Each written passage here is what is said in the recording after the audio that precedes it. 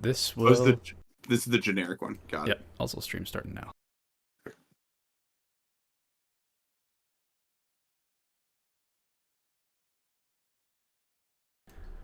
Hello, everybody, and welcome to another episode of AOS All Stars. I'm joined today by Fred Schmidt. Thank you so much for joining me. How's it going? Hello, it's going all right. How about you? I'm doing pretty good. Doing pretty good.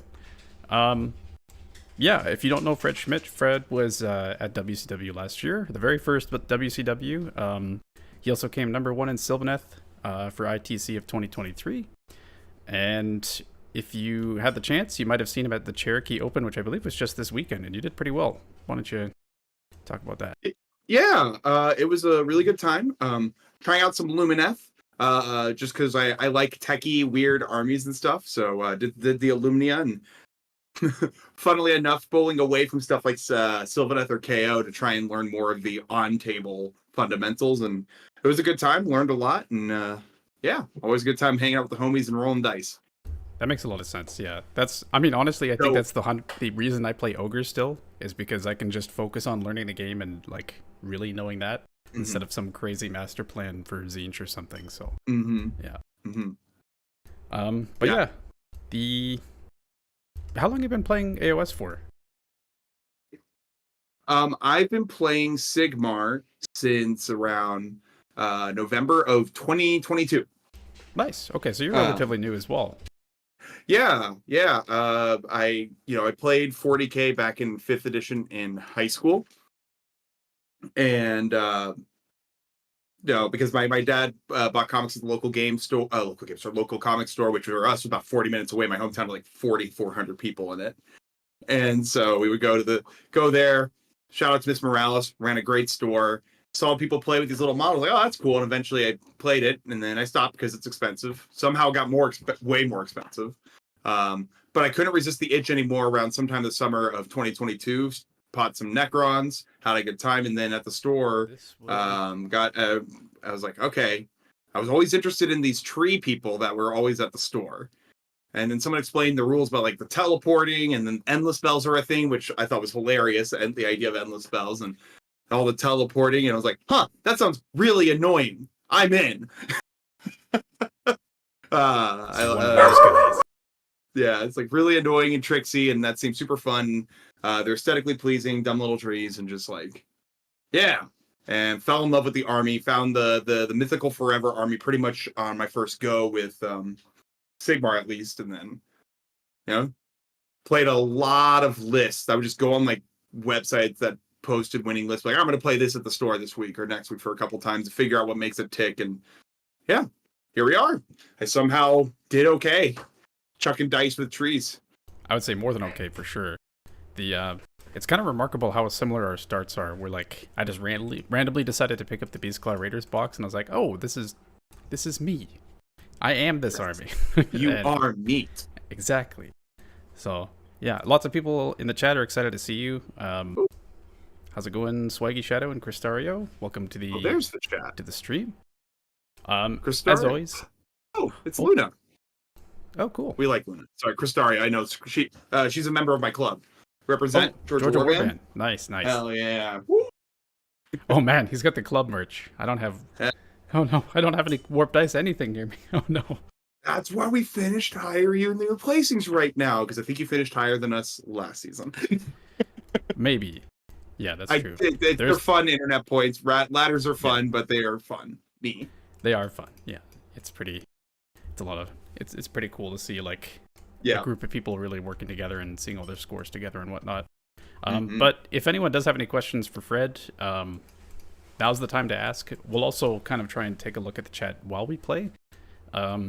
Just as an explanation for anyone that hasn't seen this kind of stream before, Fred and I are going to be playing a game against each other, in which he's going to absolutely kick the crap out of me.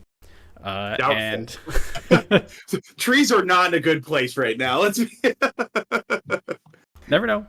I mean, when it comes to trees, you are the best. So if anyone's going to do it with trees, it's going to be you. Pretty high praise in a world where Math Mallow and Reese Frazier are running around. Well, I don't know. You never know. But I appreciate it. No problem. But yeah, normally during this like in a competitive game, you might not say literally everything that comes to your mind. A lot of people do play by intent, and they will kind of say a lot that comes to their mind. But in this stream, we do generally try to say, like, I'm going to do this because I'm thinking of this and this and this, just as a way to kind of paint a better picture for the people that are watching. So, yeah. Without further ado, why don't we switch to game view? Yeah, I mean, anyone would tell you I'm a bit of a blabbermouth at the table, so it's perfect for me. Perfect. Okay, so here we have a completely empty map. Sean, that's where the problem is. Trees are as good as their pilot. That's the problem for me.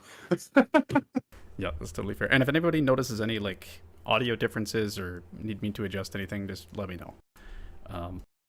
Because it changes every time because Streamlabs is great. So why don't we start with your list, and then I'll explain this awful set of drawings that I've made in a little bit here. Okay. So I've been cooking. Oh my.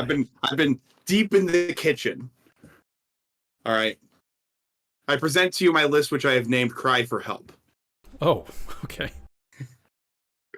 It'll load eventually.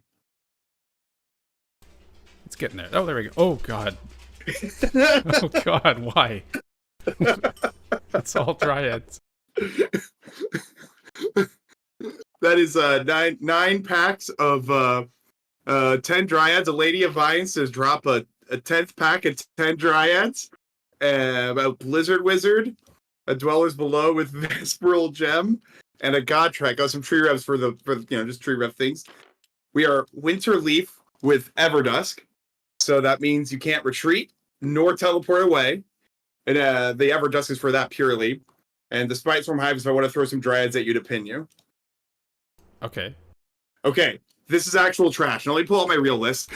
Okay. I was like, yeah, no, you're looking at it like, I asked Fred to bring a good list. Sylvaneth zombies? Okay. Yeah, it's we have, hey, don't 5-up ward if it goes off. Shoot.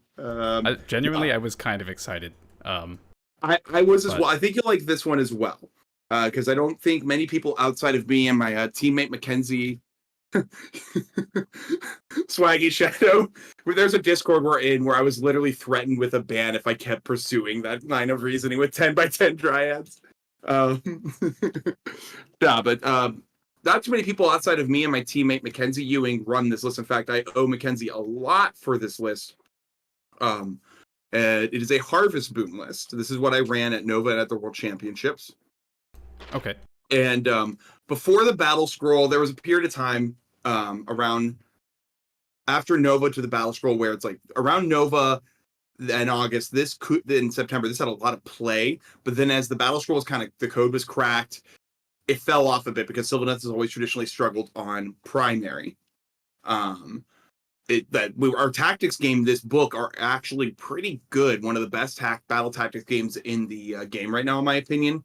But the core concept of this was like kind of play a bit of a control game, use the heart mobility and the harvest boon ability with the pregame to kind of threaten and set up board control really early and pick when you want to fight. However, it fell off against a lot of the higher tier armies, but I think there's potential for this to come back in the current meta where you see kind of like a lot of maybe more MSU, more heroes people are trying to protect. There's a bit more wiggle room as some of those stand on primary armies. Some of the more traditional ones like the zombies and Seraphon are falling out of favor. Well, Seraphon because of their ref for Sylvaneth, but in general, but yeah. So the list here is we have 2 sets of 3 Spite Rider Lancers. Do I need to explain what the units do necessarily, or just kind of how the jigsaw pieces fit? Jigsaw pieces, maybe a high level, like roughly what does it do? Yeah, these are slightly worse eels. Nice. Good start. Yeah. Like, I mean, that's a good way of thinking of it. I say slightly worse because they're 30 points more expensive. Okay. Is the right way of putting it. They have a 14-inch move. They are kind of fighty. Lots of attacks. Rend 2, 1 damage. Decent amount of attacks for the mounts. Rend 1, 1 damage. All the bugs rally on 5s. But all the bugs are going to have a pregame move of 12 inches before first turn order is determined. Then we have, these are more just kind of like they're going to go do little jobs on the maps around destroy targets, whatever I really need from them. Sometimes they'll be skirmishers because they fight first on the charge. Then we have the 6-pack of Rev Seekers, 30 wounds on a 4-up save that recurs like crazy because all bugs rally on 5s. And they also have their fun little war scroll ability that a unit wholly within 12 inches of them could be themselves on a 2-up brings a model back. Okay. What's the frequency of that? Or the time? Every end of my movement phase. Got it.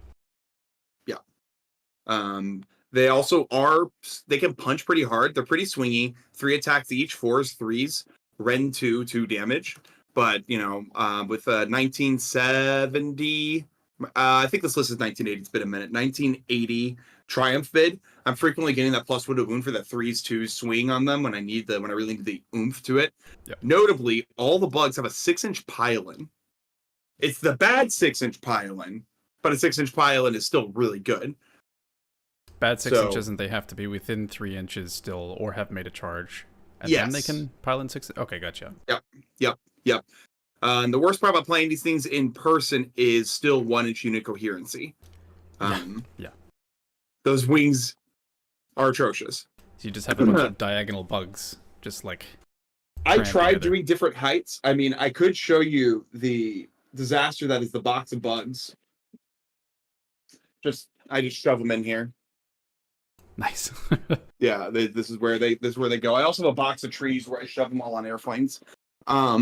So over here we have the swords. Swords became very popular because their main weakness being the 1-inch reach was kind of mitigated by this GHB, changing unit coherency, so they can kind of wiggle around, don't have to fight in ranks anymore. 4 attacks each, 3s, Rend 1, 2 damage. Extra 1 for the leader on all this, of course. However, they do 2 mortals on 6s to hit instead. Okay. And then they could be pretty spiky. Yes, and 2-inch reach on all the bugs. Gotcha. Mounts and people on top. The mounts are like 3 attacks, 4s, 3s, Rend 1, 1. Tree revs, start of the movement phase. They're just gonna, if they have their little musician person represented by Ilthari's guardian, what is the name? Onslain, because the bow looks like a harp. The leader is Galangon from Ilthari's guardian with the axe, but pretty fun. They're kind of a little bit fighter than people expect, because they get a free once per round all-out attack or all-out defense. And they have some rend. The leader can punch a little bit. But just 2 wounds, 5-up save, teleport in my movement phase to go be annoying at people. 6-inch pile-in 2, funnily enough, because of the banner. And then the hero pack, Spites from Hive is Spites from Hive.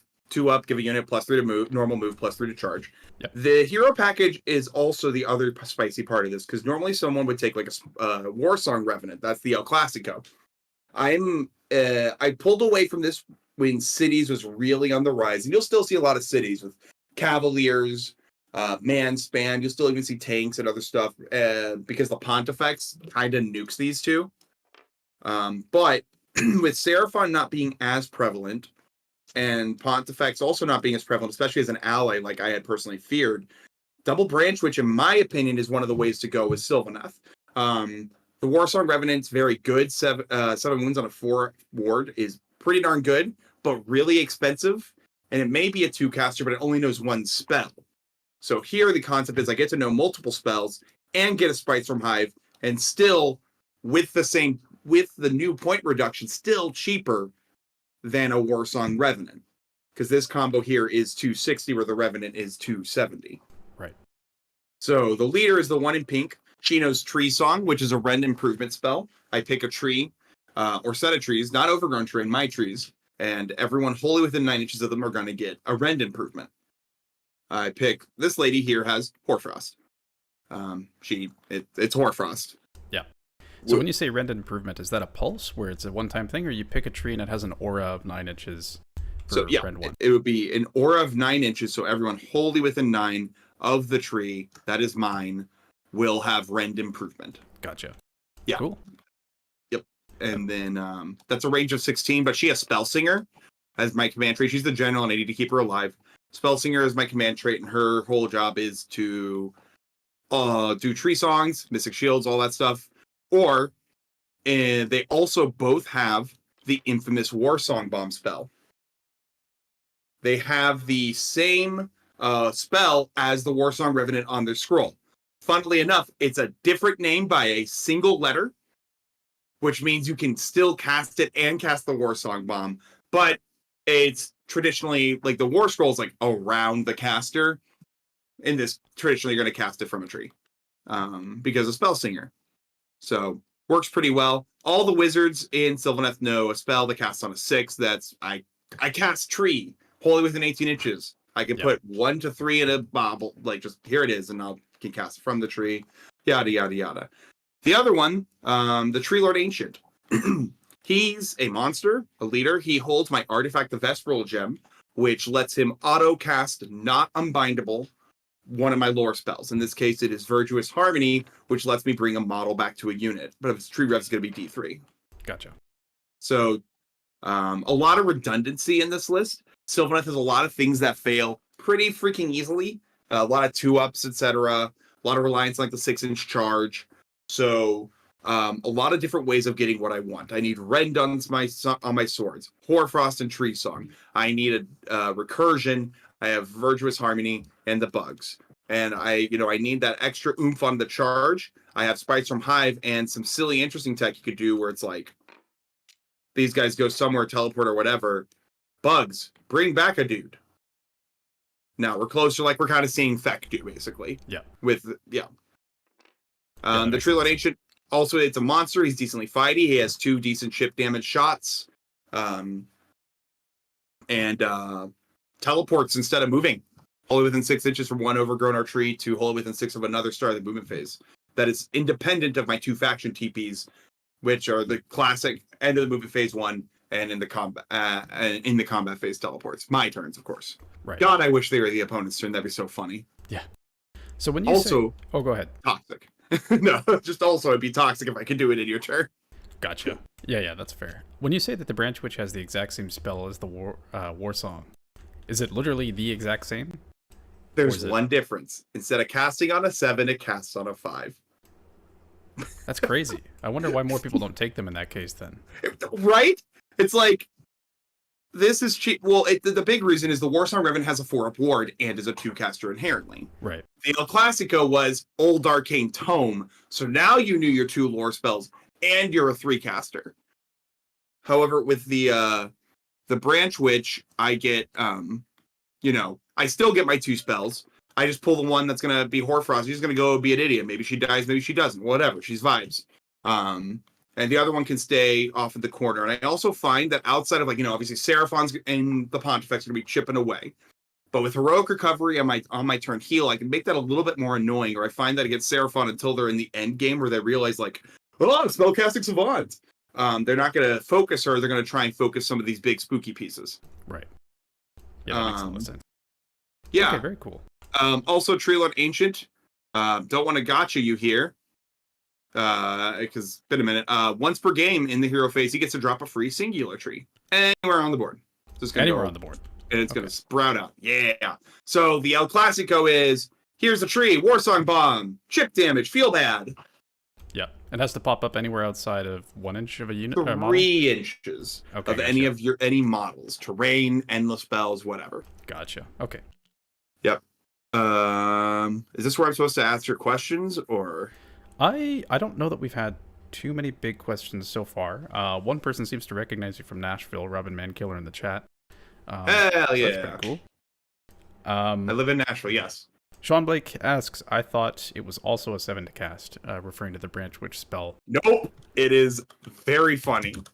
It is. I am, now that the Pontifex has been not going to ally with everyone, I can once again preach the, it's one of those where the way I built this and the way I think about list building a lot of times, especially in Sylvaneth, where we have the ability to be super strong, but our ability to play on primary means we have to kind of focus on killing with things that don't want to stay in combat too much. Even the bugs, which kind of are meant to be a bit of an anvil, they're just 30 wounds on a 4-up save. This will just melt like butter to so many things in the game in its current state. That a lot of it is kind of playing around in control. That's why Belthanos is seen a lot, because it gives us another angle of attack beyond just teleporting or having to rely on bug mobility. We can get the mobility of bugs with other units now because of Belthanos. But it's still the same game plan. I'm going to kind of score my tactics, chip away, and eventually I'm going to have to crash in. and hopefully I'm going to win off the crash in. Hopefully. I'm cheering for you. Thank you. And the other one about the branch witches, I guess it's just kind of like, the way I see it is, outside of the armies, I can chip away at them from afar. That's where the 4-up ward feels really good. But like, if that 4-up ward becomes actually relevant, that means they're already in the kind of pseudo castle's face. I'm losing by that point already. Yeah. So instead of trying to lean for these side edge cases or matchups that I already see as bad, let's lean more into what I think are the strengths. Yeah, that makes a lot of sense. Are you a 1-drop or are you?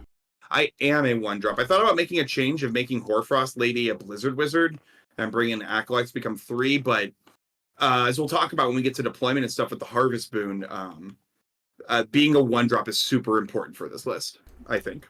That makes sense. Okay. Thank you for going over your list and explaining everything about it. That was super helpful for me and the chat, I'm sure. Let's go over to this selection that I've made for you. The diagram. One thing that I kind of realized is that if I play the exact same list every stream, and it hasn't been tired yet because we've only done one stream before this, but if I play the exact same list every stream, people are going to get really bored because they're going to be like, oh, it's Carson's Ogre list versus X, where X is the guest. So I'm going to start doing something that I didn't do for Matthias last week, which is there are 5 list archetypes that I have here, and I'm going to let you choose one of them. You're going to be able to choose with full knowledge of what your army is, and I'll go over each one here.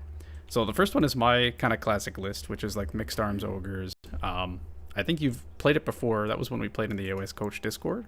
It's very similar to what I brought to WCW, except it swaps 1 unit of Gorgers, or 1 unit of Gluttons for 1 unit of Gorgers. The next list over is Monster Trucks, and it is almost a carbon copy of what you saw at LVO with Bill Hennessy. Just a whole bunch of monsters. The third one is Underguts. So a bunch of ogre cannons, lots of shooting, extra rend, exactly. Number 4 is the Kragnos Meat Fist. So the Tyrant missile list, essentially. The most based list. Anyone that tells you it's terrorism is wrong. Yep. And then the last one, which you have written over, actually, is the Mystery Box. So you have 5 choices. Which one would you like to choose? Well, I you put the question mark in front of me, and now I'm like, I want to see what spice is this. I'll let you change your answer after you see the list if you want, but you're choosing the Mystery Box? Yeah, unless is this a threat of like, oh no, Fred, this is gonna beat your list up. I don't think so. But the Mystery Box is Oh, everybody, judge's file organization of his objects is not ogres, is the Mystery Box. So remember when I said there's an 80% chance of ogres in the Discord today? It's because one of the 5 lists is not ogres. Oh, hell yeah, we're doing it. It is in fact Slaves to Darkness. What is this? Let's go. Now we're so in. Sigmar and Slaves with a War Shrine? Dude, that's based as fuck. We're in. Are we allowed to swear? Sure. No, wait, no. This is PG. Look at that mustache. That's a PG, man. Normally in the weekly podcast we don't swear, but this is my show. This is my show, and I get to decide. And I think it's fine. Yeah, it's fine. Oh, I'm so in. That looks amazing. I haven't seen an STD list like the S2D list like this. Okay, so I don't have too many reps with this list, but I have been trying it out. It's kind of neat. I'll just go through it. So it's Host of the Everchosen. I love it. Host of the Everchosen, which means that the Chosen and this giant block of warriors do in fact get to rally on 5s instead of 6s. In addition, one of them, I can have 2 banners instead of 1. So the ensorcel banner on this giant block of Nurgle warriors, I'll dye them green real quick. Yep, it's going to give me the -1 rend. That's right. So this giant block of Nurgle warriors is going to be -1 to wound and -1 rend in melee. Then the Chosen, which don't have 2 banners. Are basically going to be marked as Slanesh, and then they're going to have the Banner of Screaming Flesh, I think it's called. So basically they're +1 attack on the charge. Yep. And they get run and charge on a command. That's just if they're Slanesh, yeah. Are they not Slanesh? Oh, they're core. They are. No, they're Slaanesh. I'm just saying that the banner doesn't give them that. Just them being Slaanesh gives them that. That's right. So basically, I have a giant anvil here, a giant hammer here. I've got Be'lakor, which, if you're not familiar with, essentially shuts off one unit per game. I can just say, hey, you don't get to do anything, and every phase on a 3-up, they actually don't get to do anything, which is great for me. I've got a unit of Unmade, and this is basically within 12 inches of them, you can't redeploy or rally, which is not good for you. I like rallying. You certainly do like rallying. Then I've got just a Chaos Chariot, which is marked as Slaanesh as well. The Chaos Chariot's just an 80-point battle line unit. I pretty much use it for Surround and Destroy. It's kind of nice with the Chaos War Shrine-ish as like a one-time sort of missile, where it does impact mortals on 5s on the charge, basically. Because I had to have something Ogre in this list. I love this. So once per game, I can run and charge. Sorry. Then I've got the Chaos War Shrine, which just projects a big 18-inch bubble of a 6-up ward. In addition, it can cast prayers. The prayer that it knows is Heal, and then the other prayer that it knows is the Slaanesh prayer because it's marked as Slaanesh, which is on a 3-up. I give something 3d6 charge, and within 18 inches. And here's the combo: Sigvald has a number of attacks equal to his unmodified charge roll. Yes. So if I give him 3d6 charge, on average he's getting 11 or 12 attacks that are, I think, 2s, 3s, Ren 2 damage, where you cannot have a ward save against them. And he has strike first when he charges. So that's a fun little combo there. Sigvald, he's 6 wounds on a 3-up save, but he does have a 4-up ward. He only moves 6 inches, cannot run and charge. The Mask can run and charge. The funky thing about the Mask is that after deployment, I can decide to redeploy the Mask within 3 inches, or outside of 3 inches of any enemies, but it has to be wholly in enemy territory. And then with the Mask, I can basically choose in my hero phase either +3 attacks or just straight up heal 3 wounds. So that's kind of nice. I've got the Chaos Sorcerer Lord, who has Shaman of the Chilled Lands, so he knows all of the lore of Primal Frost, and then in addition to that, knows Chaotic Conduit just for the battle tactic. Be'lakor knows Binding Damnation, which is just a 12-inch range fight last spell. And then I have Suffocating Gravetide because I had extra points. And it's a good spell. Like, even it's just like it's a screen. It's like, bruh. Yeah, it's not bad. So that's pretty much the list. It's how many points is it? It's 1990 points, so you will get your triumph. And yeah, it's a 2-drop where there's 1 drop, which is the Mask, and then the other drop is literally everything else. So that's another key thing that I can do is I can say, hey, the Mask is going to deploy here, but because I can redeploy the Mask, it's not actually giving you information. But it is 2 drops, so you will get priority. Do you have any questions? I get priority. I guess the biggest thing is the Mask on its rule. When does it happen? The redeploy? Yes. So it's after deployment is finished, but before the first battle round begins. Gotcha. So that will be an interesting interaction with my Harvest Boon rule, which is if both players can move units before the first battle round begins, we roll off. Yep. But let's see. After deployment before the first battle. Yeah, so that'll be a very interesting roll-off right there. To see who gets to choose who's going to do their pre-game movement stuff first. That's fun. This list rules. What the heck? What made you want to explore some Slaves to Darkness? Because I'm going to be very honest. I don't have any tournaments until like May 30th or something, so I'm probably not going to be able to play this War Scroll. I already have a golden ticket, so I'm just like, you know what, I'm just going to screw around, and I came up with like the most fun slave list I could think of. You don't have to struggle in the mines, the ticket mines, like some of us. Yeah, exactly. I'm free. I can do whatever I want. But yeah, why don't do you want to roll off on a battle plan, or do you have one specifically that you want to play? I'm down to do whatever, man. All right, let's just roll off then on the battle plan. Let me get my special Slaves to Darkness die here. Yeah. Oh, yeah. Okay. Oh, I can't believe I'm being reduced to use the black hole in TTS again. You can use something else. Oh, no. I found that the other one, when it rolls hot, it doesn't feel good. I like using this every now and again. but it's because I'm completely superstitious that the black hole is evil. It is evil. It is. But who is it going to be evil to is the question. Okay, so why don't we just roll 2d6 because it's from 1 to 12. So I'll roll 1, you roll 1. Here we go. For a total of 7. Which one is number 7? Oh, baby, I'm ready. Fountains of Frost. Oh, man. Okay, so the special rule for Fountains of Frost, if people don't know, is that I think it's at the start of the Battle Shock phase. If there are 3 or more units on 1 point, on a 4-up, it explodes and hurts them. That's kind of the big thing. The other rules are essentially just 1, 2 more. So you control 1, control 2, control more than your opponent, which is a little tough just because it's like a big ol' spread of objectives. This is where I'd ask you if you want to swap it because, if you feel like you have the mobility to play this mission against the bugs. Slaves to Darkness are the most mobile army in the game, baby. It's gonna be fine. It's gonna be fine. Hell yeah. We'll roll with the punches. We'll see what we get. Roll with the punches. Hey. Okay. So that's our battle plan.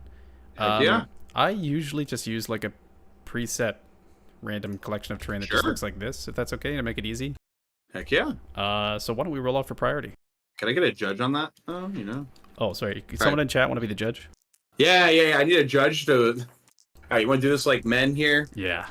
We're going to actually roll it on the table? Absolutely. All right. Good luck, sir. Okay, you got a 1, and I got a 5. 1. Heck yeah. I'll be defender. No way. Yeah. Crap. That means I got to set up terrain. Okay. Dude, it's the best part. I don't have to think. Okay, so I know that I don't want to put anything just slightly outside of my territory because you can make it overgrown and teleport to it. I want it to be just inside my territory. That's a big thing. Is this LVO rules or? LVO rules, how so? No, I was just curious, what are the terrain placement rules that we're running by? I think there's like a general standard of tournament terrain where like garrisons can't be on objectives at all. There's 2 garrisons, 2 impassable, 2 woods, 2 cover. What else? Oh no, like what I mean is like this is my first time having player place terrain because in the southeast we tend to have terrain maps. Oh, we can use a terrain map if you like. Oh no, I'm down. Yeah. I was curious what's going on. I want to learn. Oh, I was just gonna place it relatively sparsely and equally ish. Done. Convinced me. You've convinced me. This is the future. Okay. So it does make sense to have something in the center. So why don't we just put these forests in there? Like so. It'll definitely block the line of sight for our list with so much shooting. Yeah, it's going to be big. Okay, so we can put one like here. Another one roughly here. You mind making these wildwoods without the trunks? So it's less confusing with mine. Yeah. As a common rule is that the trunk on Sylvaneth trees does in fact exist, and they are impassable. Yeah, whereas the trunks on these ones, you can just pass through them as if they're not there. Yep. Very important distinction. Okay, so let's do one big impassable thing right here. And then I was. How dare you cover your flank?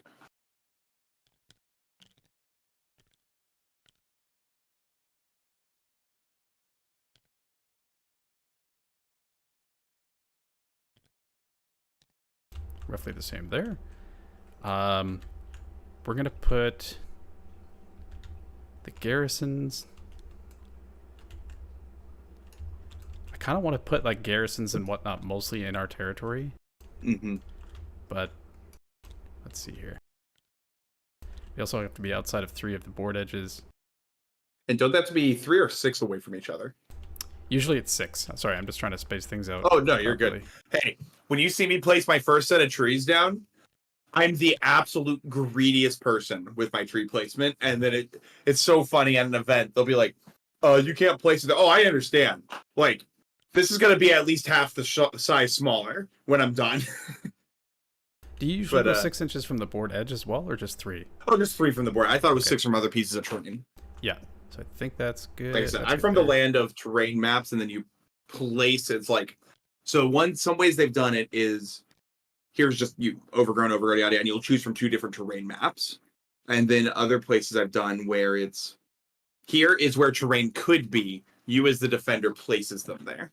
Which terrain piece goes where. I probably should make terrain maps for the stream. It would make things a lot faster. But or even just use like the common ones. I know Old Town Throwdown just publishes theirs online. Yeah. So that would be shout out to Gareth. Is it physically possible to? I think it is. Oh my god. Oh my god. But I don't think that's the leaning garrison of deployment zone. Because I always think it's funny how like the little deployments are actually elevated just a little bit. Yeah. Okay, that's good like that. We'll mirror it on the other side here.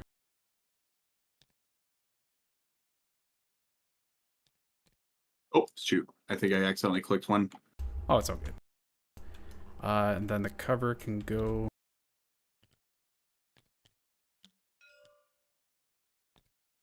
Generally in this area, you can put the other one over here too, as long as it lines up properly. Absolutely. Trying to figure out how I can mirror this with the asymmetrical piece.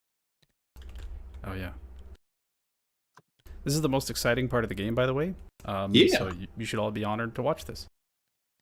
I mean, to be fair, deployment and terrain have huge effects on the state of a game. Now, that's something I'm personally working on improving on a lot because I usually I play my 2 best armies are KO and Sylvaneth armies that traditionally like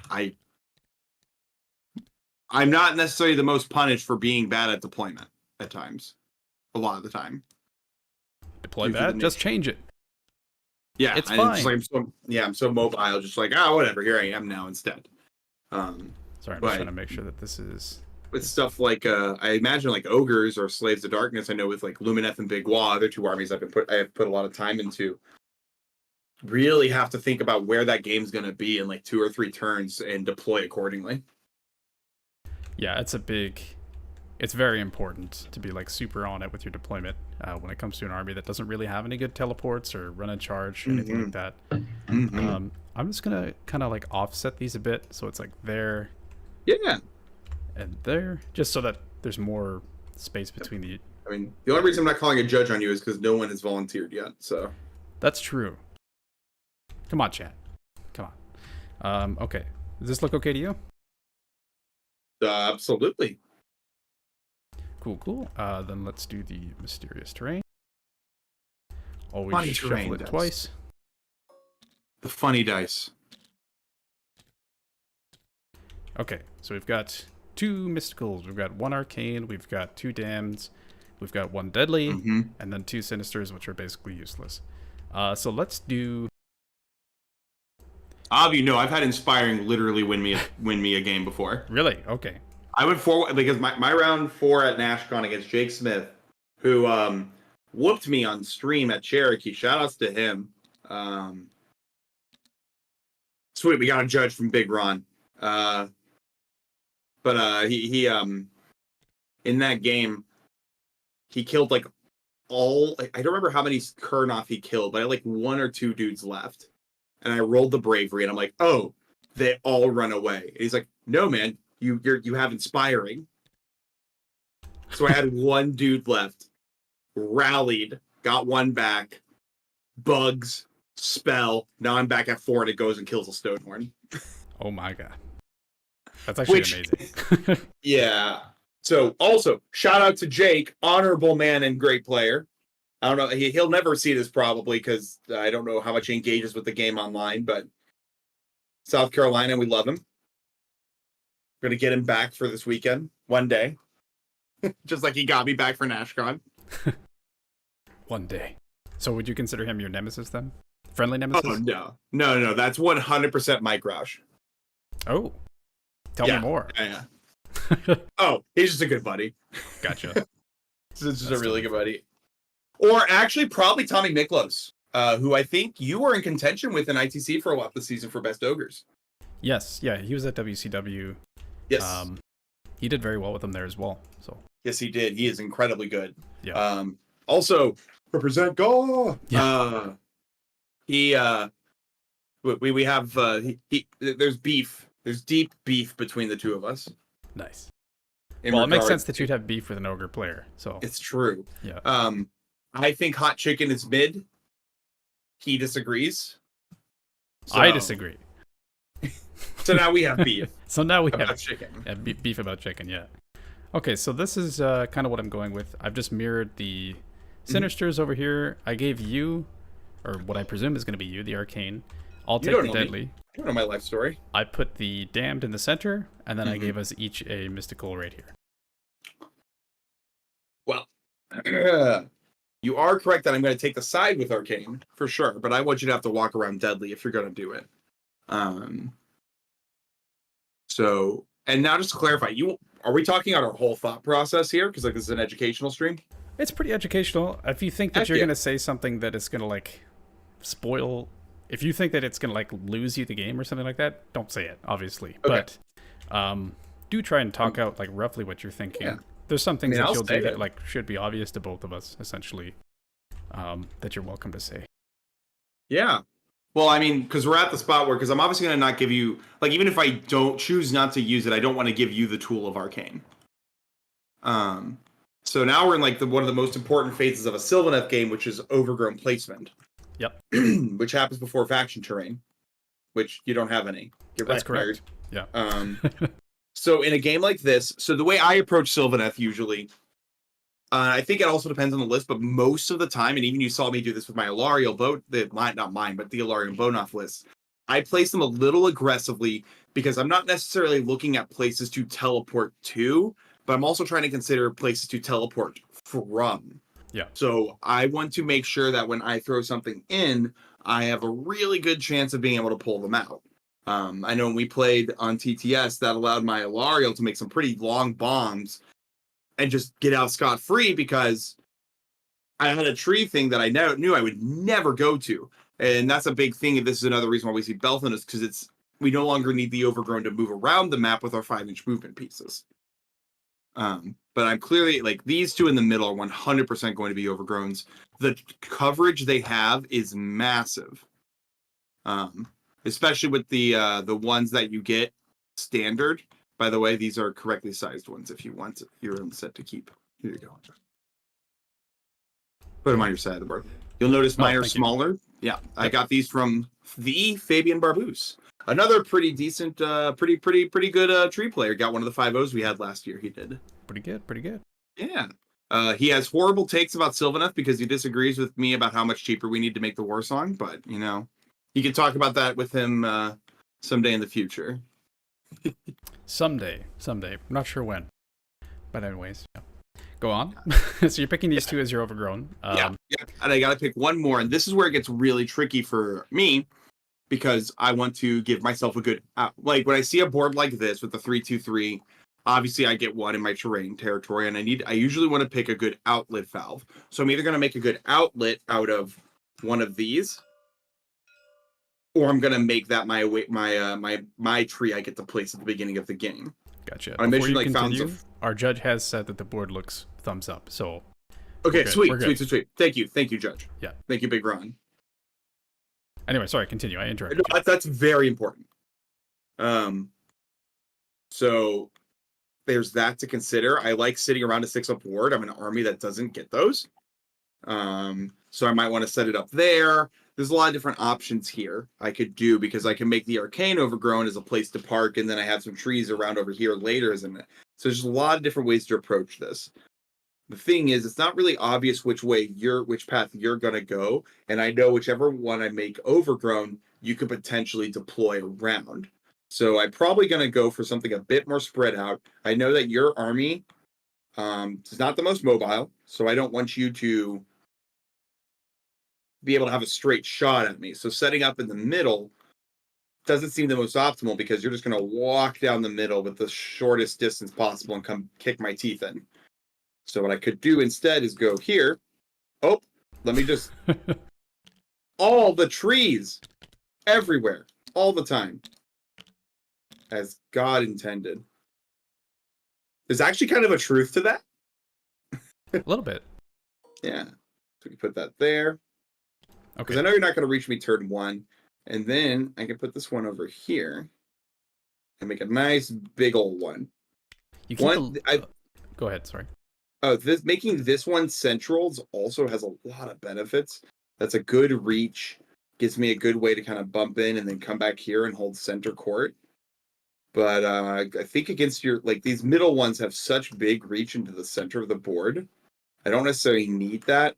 And I think there's a bit more advantage to putting my outlet valves, my stuff elsewhere, which lets me kind of just move a little differently here.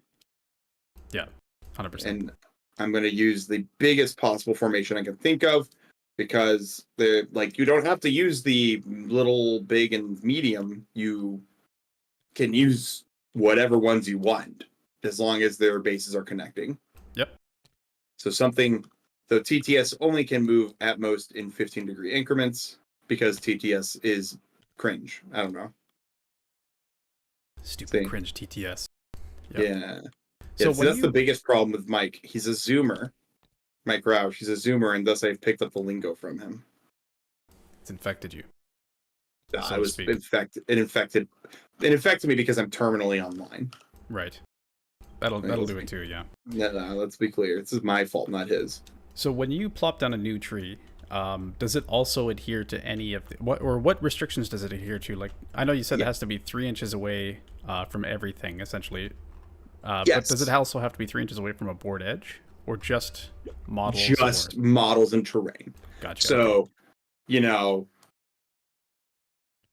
my opinion, this is a top 3 model in the entire Sylvaneth book. Is the tree that is is this tree right here? Yeah.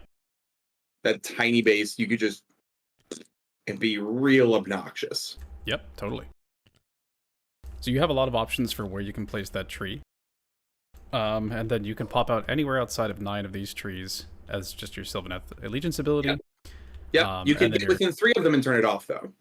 Yep, that's correct. Not the picking myself up, but the going to. Yeah. Okay, cool. So, I mean, that's your terrain. You also do have the first drop, so I'm just going to want you to play. Oh, man, you got to let me think and talk again. Gosh darn it. Ugh. All right. So there's a trick I'm going to do, and I think I should talk about it later, because I think we might be able to see the effects of it. So this is where I make sure everything, they're going to move either 12 inches for the Rev Seekers or 24 or 14 inches for the Spite Riders. So you're looking at 24 inches or 26 inches on if I choose to take first. You said the Spite Riders are 14 inches or 13 inches? 14, but the pregame move is 12 inches on all bugs. I see, okay. So yeah, you can be going 26 inches, which is a little ways, that's yeah, it's fine. Don't worry about it. Ways. Don't worry about it.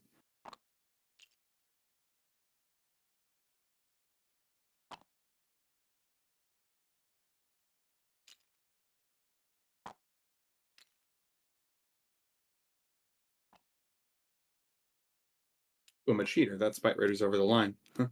You ever see The Big Lebowski? I did. I have. Many times. On the line! I think I still have what is their bowling team called? I think I have a bowling shirt of theirs. I've only seen it once or twice with my wife.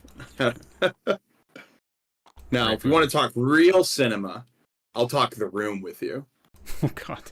I'm more of a House That Drips Blood on Alex kind of guy, to be honest. But The Room's okay. Okay. I have seen The Room over 30 times in theaters in the past. I guess not 12 years, but there's a 2-year gap in there for COVID. It's a disgraceful amount of times I have seen that film. When the guy who hosts it knows both me and my wife by name and refers to us as "don't be these people," when he introduces the show, you've done something amazing with your life in general. It's truly what we all aspire to be. Aspire to do. Truly.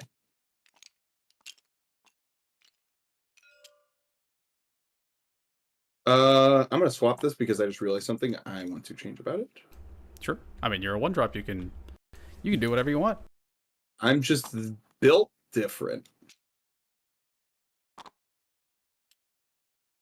Put Miss Hoarfrost right here.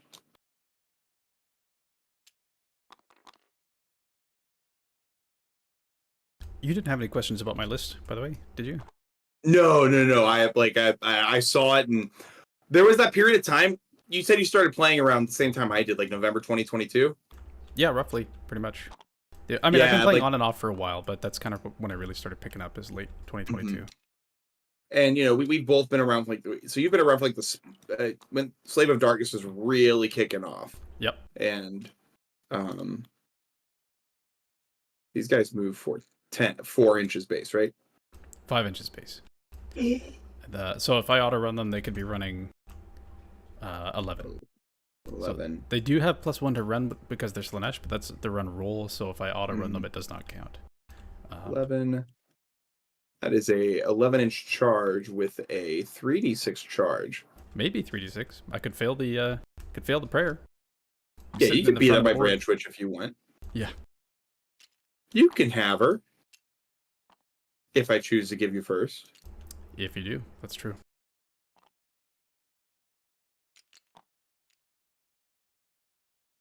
Put them there. We'll put us over here. Make sure we're within 12 of Miss Hoarfrost. That did not seem like 12. No way that's 12. Yep, that's not 12 because it's giving me... Yep, you're good. There we go. Aha. See, I want her there so I can threaten, just keep that Sorcerer Lord all the way in the back. Keep him back there. Come on.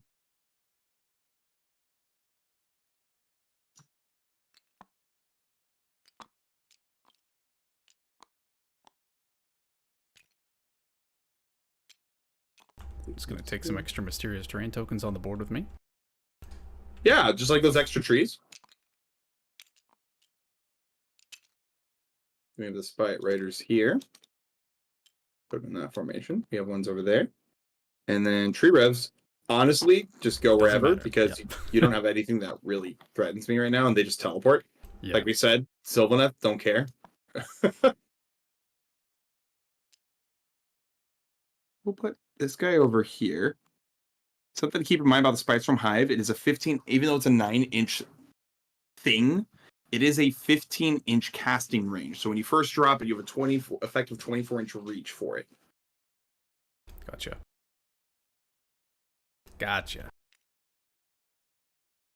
Which is pretty big. And we can keep him over here. I want to keep him within an inch. We'll use this big old booty. Stay within an inch of this and have extra reach on that. So then these guys get that 24-inch if I decide to not move them.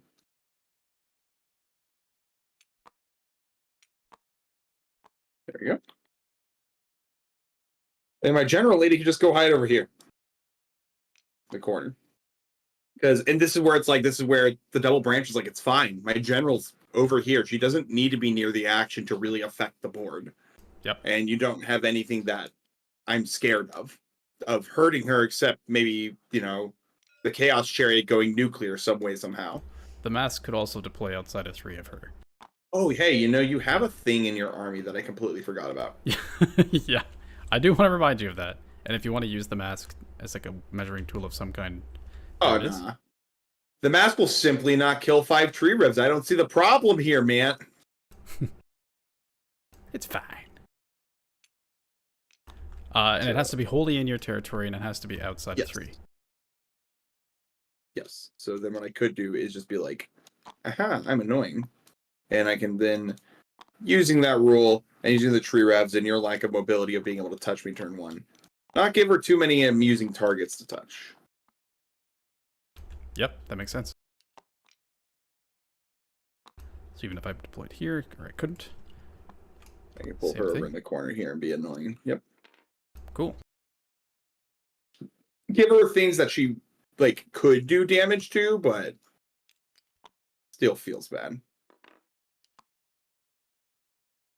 Okay, cool. And if you want to win that's a 9-inch charge. Well, no. Go up here. Be a little bit annoying. Close off this avenue for a 9-inch charge to end the game turn 1. Do you want the mask again? See if she fits through. Yes, please. Or it's a 32 here. Yeah. Uh, Okay, so you've created a big wall around your branch witch. Get millimeter hammered, Carson. You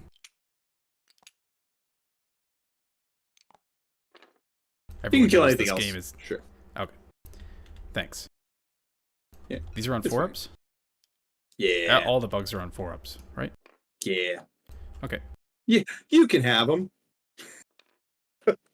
Okay, is that your deployment? Yeah, I mean, I could deploy my spies from high if you want me to. I prefer if you didn't start with a free endless spell, but, I guess I can't stop you.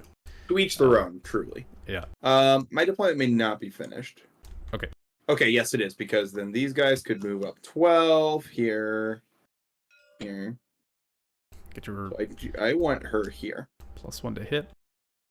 Yeah, if I really... Because the pregame move will happen, so I could go super spicy and get that +1 to hit, and then take the damned and hit me with the Hoarfrost and get real cute. Real cute. Because Hoarfrost ignores Nurgle rule. Because its Ren cannot be adjusted, as far as I understand. Because I know it ignores Ymetrica's rule. Does that sound right to you? That's interesting. Let me read the definition of that real quick. But from quick recollection, I guess so. Yeah. I've just not seen Nurgle Warriors with a banner in this GHB, really.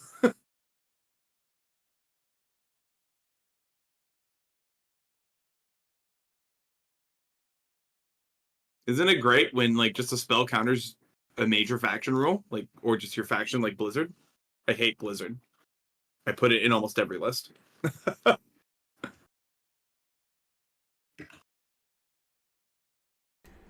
Yeah, while a characteristic has been changed by the effects of this spell, that characteristic cannot be further changed or modified. That's interesting. Does that mean that... Freesong does not stack with Hoarfrost. Sure, yeah. And then just quickly reading the Slaves to Darkness rule.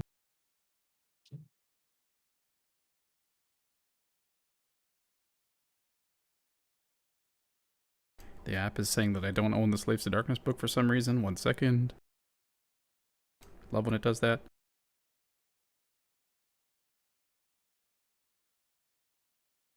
Worsen the Ren characteristic of melee weapons that target this unit by 1 to a minimum of dash. So, yeah, I guess so. I didn't realize it until deploying. It's hey, wait a minute. Yeah. So the one that has Hoarfrost is this one? Yeah. Okay. Kill her, for sure. Yeah. Okay. Which means that you could jump up here 12 inches, get your +1 to hit, go over here, another 12 inches. And be real annoying. And be real annoying. That's true. That does require you to get Hoarfrost off in the first place. It does. Which, you are a 1-drop, so it's essentially a roll-off. Because I don't think you have any pluses to cast with her. Nope. Yep, that's totally fair. Okay, you have your branch witch back there. I hear that a lot with my army. Okay, so I know that if you take first turn, you could do a pretty hefty alpha strike into me. You probably only want to do that with 1 unit because you can only strike and fade with 1 unit, I believe, right? Yes, but 2 of them will fight first on the charge. Correct. So you... Kiki says, wait, can you not all-out attack on a Hoarfrost? So it's different there because you're adding 1 to the roll and not 1 to the characteristic with all-out attack. Mm-hmm. The reason why Hoarfrost is interacting with the eroding icon is because I'm saying worsen the characteristic instead of worsen or add 1 to the save roll or something like that. So that's an interesting thing to note. So why don't we start off by... We kind of want to center everything around this Chaos War Shrine, and I definitely want to give him +1 to chant next to this big piece of terrain here. You could pop up a tree literally anywhere outside of 3. So you could pop up here if you wanted to. still have to be outside of 9, so I probably want to screen the war shrine in some way. And I think, actually, why don't I place down the mask first? The first place I'm going to place the mask is actually right here. And we'll see if I want to take her away later.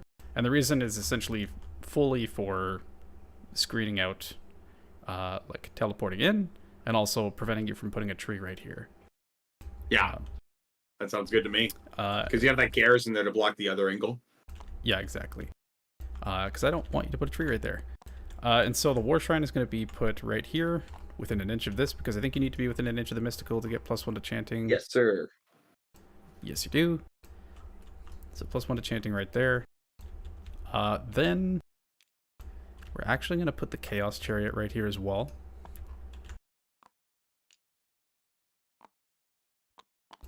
And the Chaos Chariot can once per battle run and charge. And then I could potentially get a 3d6 charge with that if I wanted to. I'm kind of putting this over here for a potential surround and destroy too, which could be kind of nice. Then our Chaos Sorcerer Lord wants to be quite central. When you I assume you want to stay outside of 30? Ideally, yeah. Is doing the silly TTS. Are you good? Okay. Branch Witch 30.7. Totally good there. Okay. I'm actually going to put the Chaos Chariot slightly further forward. There's not a whole lot I can do to prevent you from alpha striking. So if you're going to alpha strike anything, I would prefer it to be Chaos Warriors, for sure. Because that's what they're there for. But because you can fly, you can end up kind of behind here. So I got to make sure that this area is covered for screening too. And 6-inch pylon means I can go over your screens if I get a good enough charge. Yeah. So I've really got to gum up this area to prevent you from like... Well, I guess I only have to... I can make room for like 1 because you still have to adhere to coherency. Yeah. I have had games where I repeatedly said that, and the dude's like, yeah, that's fine. So I hopped over his screens when I charged and killed a slam. Oh god, this is going to be awful. There's this ledge here. Yeah. Oh, yeah. Oh, let's go. Are these not impassable?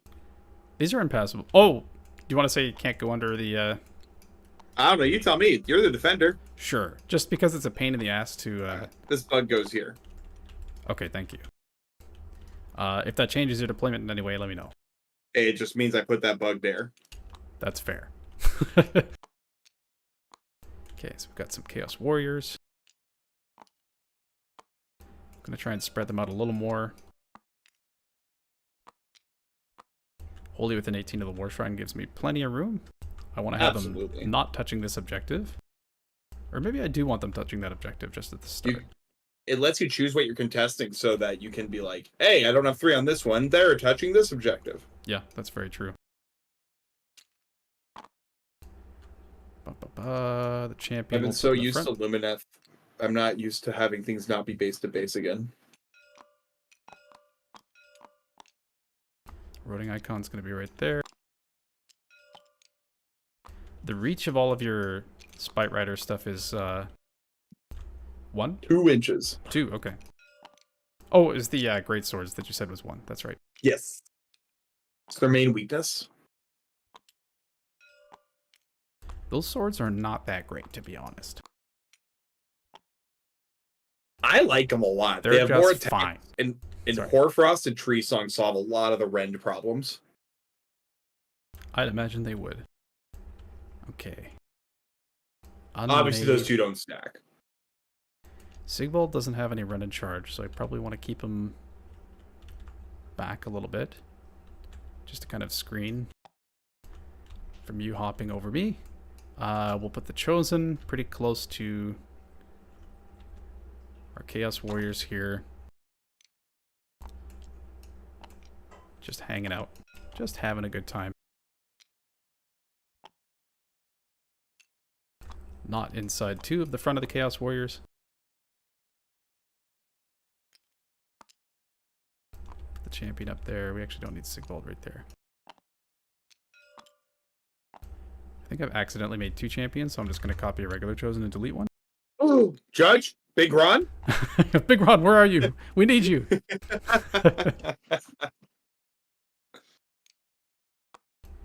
Okay. So this is certainly going to be an uphill battle for me, because I do not have nearly the same mobility that you do. But I am arguably much tougher and have more Once bodies. You touch me, I stay touched. Like, once you punch me. Yeah. Like, you feel it and it stays felt. I have to be very careful about what I'm going to let those chosen hit. Right. Very, very, very. I have to be very careful about it. Could put Bellicor right here within Mystic Shield range of most of the stuff in my army. I said that the Unmade are particularly useful against you, but you are very much so dictating, you know, you're dictating, what's it called? Where you're engaging. Yes. So, yeah. I usually have to sprint after you in order for it to matter. And you can just teleport away. Like, you're not getting counterpunched, I guess is the big thing that I'm trying to say. Mm-hmm. And, like, that's the point of this list is I choose where fights are happening. Yeah, definitely. So, honestly, using them as a screen isn't a terrible idea. And if you want to kind of teleport into them, that's not a big deal. I kind of want to just, like, spread them out a little bit so that you can't put a tree. I really don't want you to put a tree, like, in my back lines here. Yeah. And I'm actually going to put the chariot a little closer like that. And it's something to keep in mind is 6 inches is how far behind your screen you want to be to not get punched by the Warsong Bomb. Yeah. Which is plenty. All of the squishy heroes are definitely more than 6 inches away from the front of the lines. Bum, bum, bum, bum.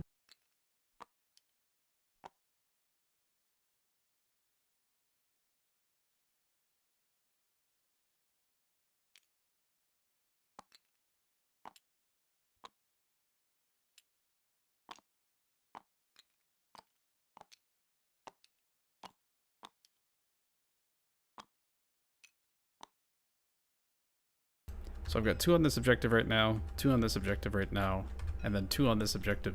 Or it depends on which one I decide to contest. But I do have everything deployed on those objectives, so I think that's how I'm going to stay. And then let's roll off for our pregame move. I'm charging up the power of this roll. You got a 5, and mine went into my bugs and gave me a 4. Okay. Does that mean I get to choose, or does that mean I have to use mine first? Mine says the winner chooses. Okay. So I'll let you do yours first. Yeah, I would have let you do yours first because I want to see where that mask is going. Yeah. What I can do. Big Ron says it's cool he'll allow it this one time regarding I don't remember what that was about, but thank you, Big Ron. But it's cool. It's cool. Yeah. We're cool. We're gonna come up here. How dare you?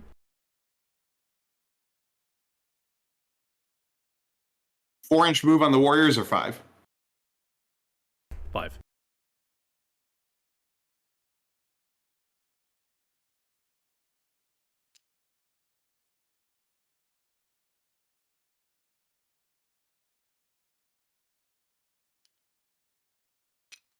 Okay. So you're coming a little closer. You're hanging out. We're just having a good time, dude.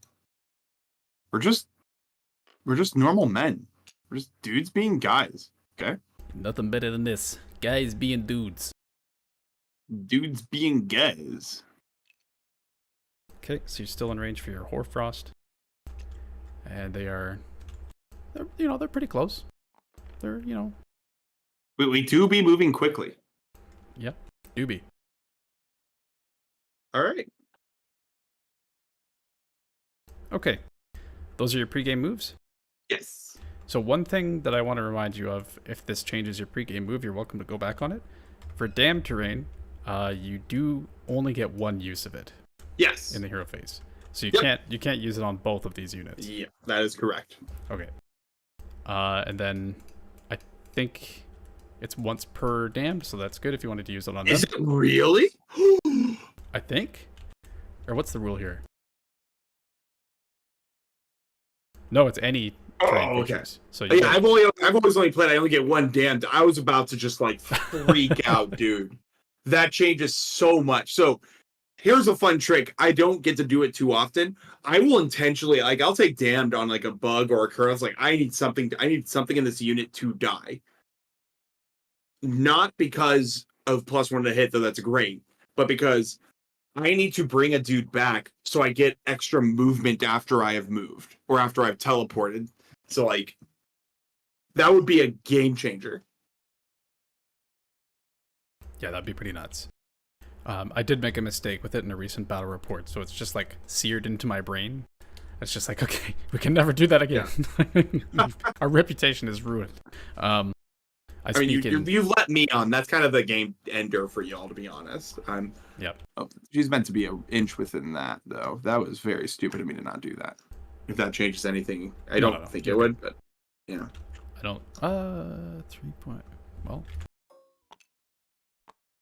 No, okay, I still wouldn't be able to. Okay, so you've done that movement. So the choice I have here is basically I can leave the mask here, which these guys move 14. Yeah. So you can get a hot. It's a party time. 4 inch charge on them, unless they're +1 to charge, then it's a 3 inch charge. They are not. The Spite Rider Lancers. The banner's what gives them 6 inch pylon. Spite Rider Lancers are strike first when they charge, correct? Yep, there'll be 4 attacks each, 3s, rend 2, 1 damage. 3 attacks on the mounts, 4s, 3s, rend 1 damage. Okay, so it's mostly 1 damage. The mask does have a 4-up ward. Yep. Can you talk to me about your battle tactics for Sylvaneth real quick? Yeah. So I don't mind talking about this because this is educational here. There are what I consider 4 guaranteed tactics with this list in particular, but with Sylvaneth in general. Surround and Destroy is pretty fucking free when you have tree revs and a Spite Rider contingent, or just trees in general. Like, that's a good reason. Like, these two, just like, I'm going to teleport over here. I did it. I surrounded and destroyed. Wow. And then you have the Intimidate the Invader is also incredibly easy for us. We have Magical Dominance when we take the Vesperal Gem. If we've set it up for a turn where we don't need any other casts, it's like, yeah, Magical Dominance, done. You can't stop it. And then Harness the Spirit Pass is our play the game battle tactic. Teleport and then charge, or charge and then teleport. Though notably, it is the the battle trait teleport. So the War Scroll teleports in my Tree Revs and Tree Lord do not count for it. Right. And then there are what I call we need a little bit more setup ones. Eradicate Trespassers. I need to kill a unit of yours that's within 6 inches of one of my faction terrains. Not Overgrowns, but the Wildwoods. That's usually the El Clasico, but I have access to Lead the Maelstrom. That's another reason why I like the Tree Lord Ancient. Just like, here's my hero that can go and charge in. Yep. And Reprisal, if things are very sad for me. But as far as book tactics go, I have another version of Magical Mayhem. Okay, gotcha.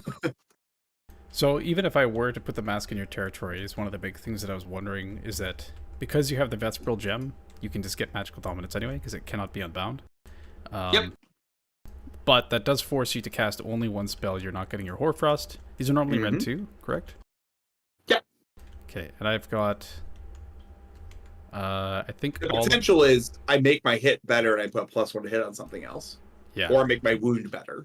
If you go first, I could give Sigvald an Unbind to try and get rid of the Hoarfrost. Otherwise, I don't have any heroes in range.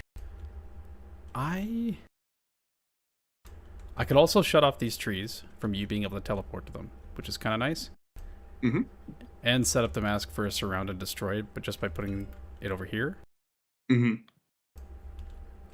You could put your Spite Rider Lancers into it. This is a tough choice. Also have these guys make an objective Overgrown for anyone that's wholly within 6 of it while they're on it. So they could just go onto a point and take it out. They just take it as their trip out. The big thing, and the way that I kind of need to approach this game is that I need to keep you in one spot. if you're teleporting into all different corners of the board, Mm-hmm. it's extremely difficult for me to try and catch up with you and kill you. Whereas if I'm standing near the overgrown objectives, I know that I can turn them off so you can't teleport to them. And if I can prevent you from going into like one corner, that's kind of nice too.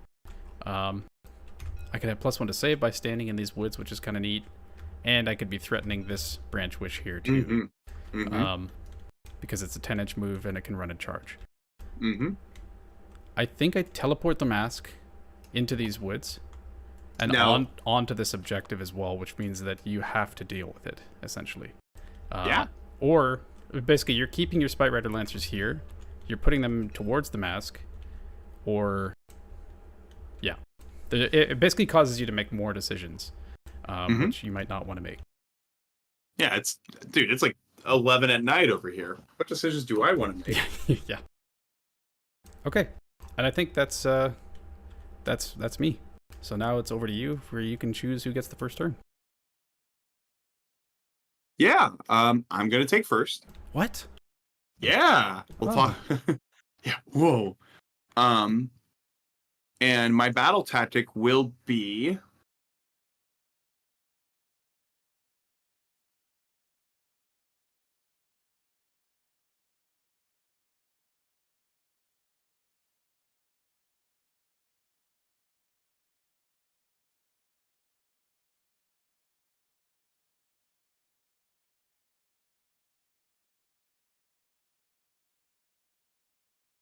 You need me to measure something for you? Yeah, believe it or not, it's gonna be magical dominance.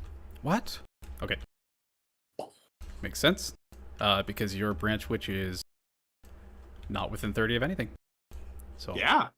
So I can just 2 cast this turn. Yep. Because she's a 1 caster. You're going second. Anything you want to put something on? I'll give an additional cast to the Chaos Sorcerer Lord. Alrighty. My heroic action. Primals. We do this like men in the middle of the board here. I tap R. Hi-yah! Ooh, I did not get this one. I am not primal enough. It's the R key. Oh, yeah, that's right. Yay! You're so primal. I'll get 3 CP. You've got 2 CP. Got 1 primal die. Oh, we didn't shake each other's hands. Let's have a good game. Oh, sorry. Yep, good game. Good game. Have a good game. Okay. Command. We're gonna go for a command point on the branch witch that's right here. Okay. Yeah. Yes. I am the best. You are the best. And I'll go for an unbind with the mask just to try and prevent you from casting with that branch witch. Mm-hmm. Alrighty. Any other sort of hero face stuff for you? Nope. I thought that, or actually, I could have done Be'lakor. Okay, so you have a cast with your Tree Lord Ancient, is right? Or you can auto cast with the Tree Lord, so there's no point in me doing Be'lakor on anything right now. Unless, now that I think of it, you might not be able to teleport these guys if I freeze them in place. It's a battle trait. I do not think you stop the teleport. Never mind. Continue. Yeah. So, I'm going to tell you my line of thought here now. Yeah. Or your battle you. Go ahead, sorry. Yeah, I wanted you to Be'lakor them. Yeah. Because then I was like, nice! Dip out. I burned your biggest resource. It's not my problem. Yeah. And here is the bigger reason I love Harvest Moon and being a 1-drop. I went a little aggressive with a lot of stuff in this game because I felt like I was going to take first turn for some of the actions I'm going to take here. But I wanted to go first this game. I like Harvest Moon because I'll just put my bugs. Here we are on the line. I'll do it. Yep. I will run at you. And it forces, as you found yourself doing here, forces sketchy deployment. Like you could not, like people are not able to deploy in the way that they would like, because I'll fucking do it. I'll fucking do it. You know, the goofy meme there. Yeah. And I'll do it again. Yeah. And so like that's the big threat here. Now, the reason I'm going to take first this turn is because I think I can take off some of your mobility, which is what I want to give, because I don't want you to have the ability to reach it out and touch me. Right. So there's a world where I might like send some people to this because I don't like mortal wounds at all. Yeah. It is mortal wounds on 5s. That's one thing to consider too. But with a 3d6 charge, you ogre player, you. I know. I'm just letting you know. But I really don't like that. Yeah. And if I can like come over here and park on this point, forces you to have to do something about it. So that is the thought process. So everything was, and then the added going first, because like usually in Harvest Moon, I go on the line. I will then, like these Spite Riders would have gone over to here. These would have gone to here, and these would have maybe moved over back over to here, or more of a defensive screen position, just kind of wherever I need that big block of 6 to be, and then I give my opponent the turn. Yeah. Because you're stuck in your deployment zone because you're rightfully scared of a potentially gnarly alpha strike. This is your problem, not mine, basically, is the line of thought there. Yeah. And so, yeah. So that was the thought process there, but it's one of those where you said not to tell you any potential like decisions. Makes sense. Yeah. So like the mind game that Harvest Moon allows you to play is pretty big. Granted, bugs don't hit as hard compared to the field as they used to, but is what it is. Oh, and my season's dwindling. I'm going to reroll a cast or unbind once per turn. Okay. Or dispel even, if I'm wholly within 9 inches of an overgrown. So, first cast we're going to do is going to be... Also, Romulan Dog says, Carson, where are the stone horns? The maw is not satisfied. I'm sorry, he picked the mystery box. No one can resist the mystery box. I couldn't. I saw the question marks. I'm like, oh, it's got to be that one. This is kind of like a Thunder Tusk, almost, right here. You know? The war Look at him. I'm just a happy little guy. Look at him. Just little guys. All right. We're going to drop the tree. Now, one of the thought process I have here is I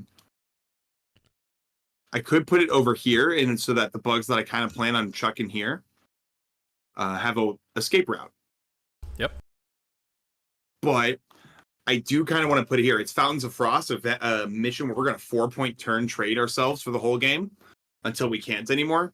So this feels like I'm just going to, I can take care of this, get myself my 5-point turn early, and make you have to do something about 3 stupid bugs. That's a win in my book. Because this thing's what, 5 wounds on a 5-up? The Chariot is 7 wounds on a 4-up. Yeah, like I'm fairly confident these bugs can do something about that. So yeah, good chance. One other thing I forgot to mention, my grand strat is don't kill my Sorcerer Lord, please. Please don't do it. Same. Please don't. Big same, brother. Okay. With your branch witch, yeah. Yeah. So we're gonna drop a tree here, and I'm gonna put it in a way that's gonna kind of threaten the middle of this board. And as you move up the board, I want the ability to get and eradicate trespassers. The only good eradicate trespassers targets you really have are the Unmade and the Chaos Chariot. So I'm really trying to figure out what that last battle tactic would be into your army without me being able to just kind of chip them down. But I'm hoping in the first few turns, if I can set up enough trees, I'm going to find an angle eventually. Makes sense. So with your Warsong Bomb or your Branch Witch Bomb, that has to be through an actual tree, right? Not just an overgrown terrain? Yes. Okay. God, I wish it was through overgrown. Holy. But yeah, I'm absolutely placing this in the most annoying place possible. Okay. And just which is the one where I get the chip at.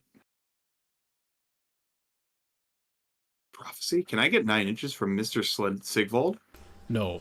All of the heroes should be outside of 9 of the... outside of 6 of the front of the warriors. That was the intention.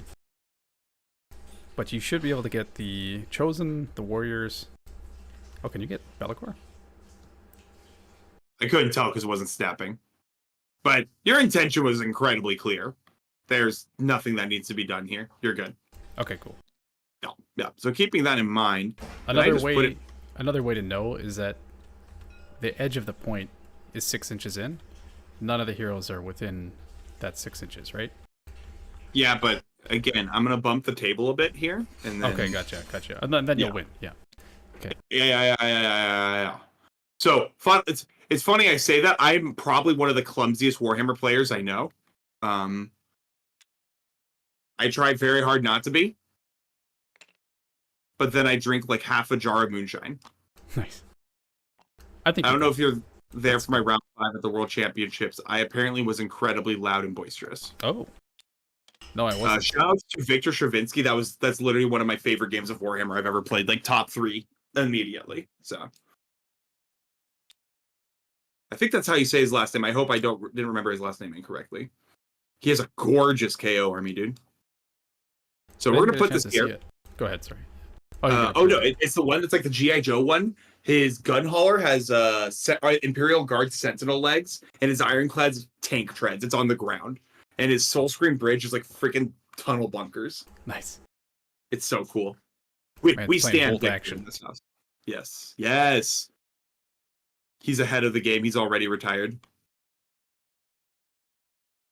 Alrighty, so that's there. I'm just gonna start peppering you with this. I know you have like mortal wound wards, but just chip away at you is kind of the main goal of this. So we're going to do a war song bomb. Yep. Branch witch bomb. That goes off on a 7. I'm going to use dwindling to go for that again because I'm a greedy motherfucker. And I got rewarded with another 7. And so we're just going to do it. I only have, I think, 2 units that are in range. Chaos Warriors and Chosen. Yep. Warriors, every 5 up. Ooh. They take 4. They've got a 5 up mortal wound ward. They take 2. So you lose 1. And again, it's just chipping him away. Yep. Chaos Chosen, take 1. 6 up ward, they do take 1. Yep. And it also is a threat. Like, you're going to have to move your heroes up the board eventually. Additionally, when, like, you're at the end of the charge phase, if you're within an inch of this thing, and might change this here now that I think about it. On a 6 up, you're going to take D3 mortal wounds at the end of the charge phase. It becomes a 4 up if it's a wizard within 6 inches of it. Okay. Any wizard. So basically, this was done to me by Jake Smith. I freaking should have just put an endless spell out, take first, put an endless spell out. My friends had to hear me talk about that until 11 that night. But like being able to do this, and that's the other reason I didn't want to give him first turn, because I didn't want him to put the grave tide somewhere where he can screen out where I'm going to be able to drop this or put bodies. So now I can you have to walk through this. Every turn I'm going to try and cast the spell. You're going to want to avoid sitting around it. It's just super annoying. I have a bubble where I can put my tree song down when I need it. Yeah. And that is a battle tactic. And since I got the spell off, that means I can gamble and go for the Spitestorm Hive from Mr. Treelord Ancient. Gambling, yay.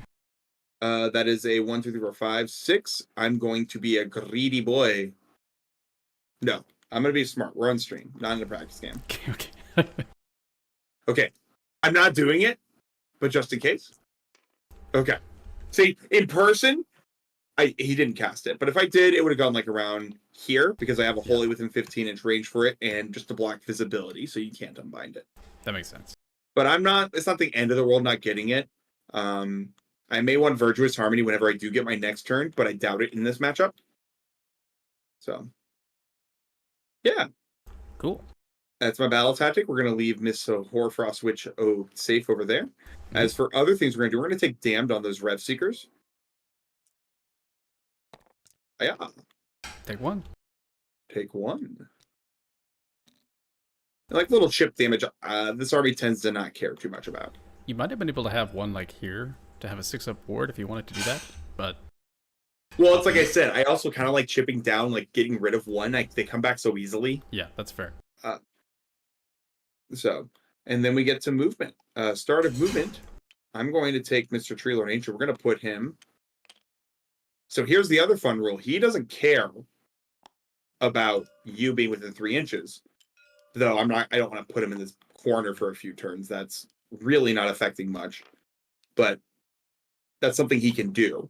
Yeah. So he'll fly over here, and we're just going to put him in a location where like his talents can be useful.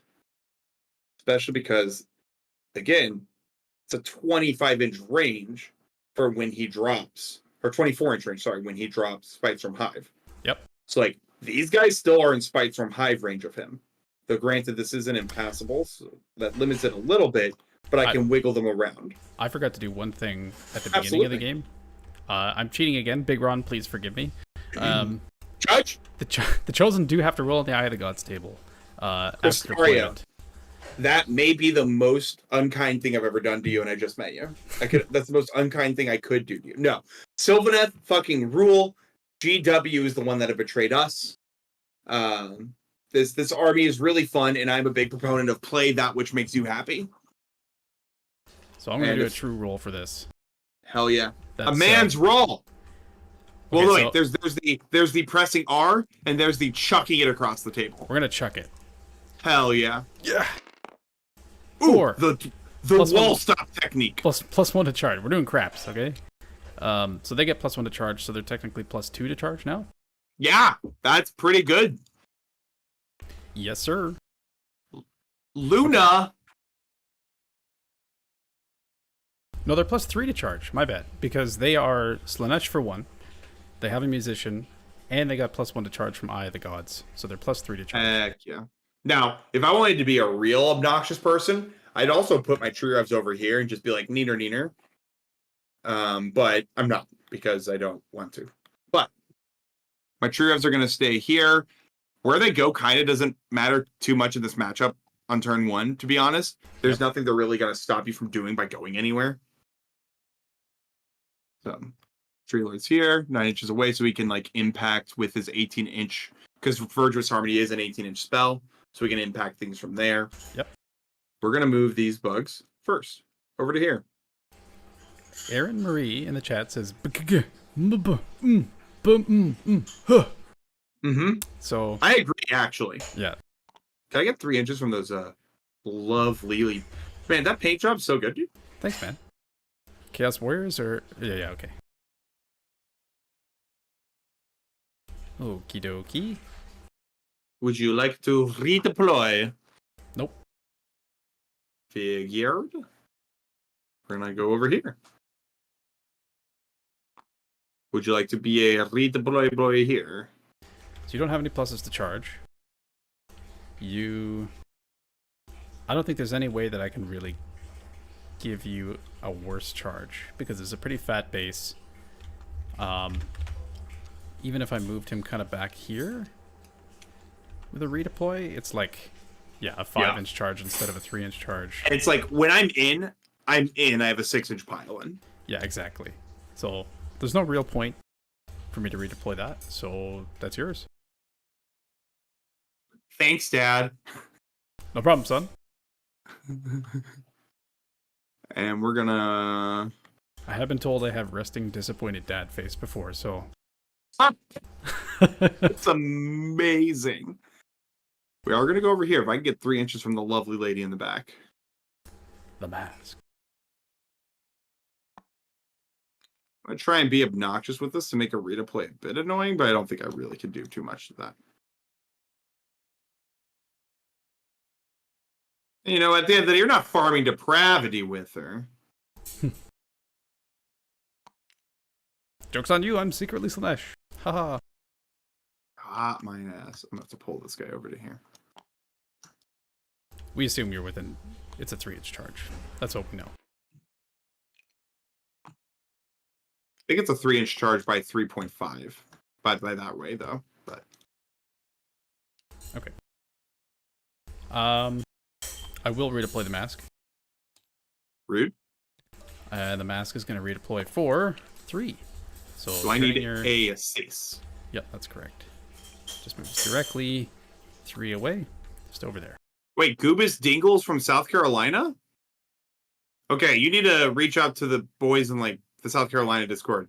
Good people, the Dojo boys. We love the Dojo boys in this house. And then my branch witch, because this is so weird. Like you don't really have ways to touch my branch witch turn 1. This one, and she does count as 10 on an objective. Yep. So we're just gonna run her. Putting a CP. Usually I'm putting the CP on the True Lord Ancient, but like I was just trying to further bait here, to be completely honest. I'm gonna be within 30 of this guy here. Can you give me 30 from the silly man? As well as 30 from the other silly man. Bellicor? Yeah. Otherwise known as Silly Man? Yeah. You're well within 30 of both, yeah. Yes. Okay. And now, here's where I get to think about some of my favorite tricks, which is I bait a redeploy and then I teleport someone else somewhere else because I'm annoying. Which is an option that I was hoping if you took the redeploy somewhere here or here, I could just be like, neener, neener, boo boo, I'm gone. But you can't do that. No neener, neener for you. No. But the thought occurs to me, these guys could chip away at them and leave, but I really want a strike and fade here. So I can get rid of the immediate problem, leave, and then just like get rid of this, deny surround and destroy for you. And I've denied magical dominance here for you with my Branch Witch and my Tree Lord Ancient. Yep. Can you give me 30 from Be'lakor over towards my other Branch Witch? What's his movement? 14. So this is where like that +1 to cast is nice and all, but I want to be in the corner. I don't know if I can, but then you're really exposing Be'lakor. If you, oh, let's go! So if I maintain Prio, it's even better for me. Yeah. So now the thinking here is I'm going to kill the Cherry because he's the thing I don't want you to touch me out with. Like, Unmade are annoying, but they also make great Eradicate Trespass targets. You're trying to farm my units? How dare you? Yeah! Points, baby! So I'm probably going to teleport them out once I get a better feel for how this is going to go. Then we're going to go here. Make sure we have that 12-inch range right here. So we're going to scooch up here. Usually I want these guys parked on cover to make their 3-up save actually worthwhile.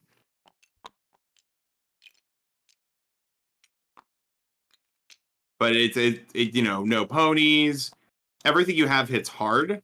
But you're not like the most mobile, though these Chosen are freaking terrifying. They can hurt pretty bad. Yeah.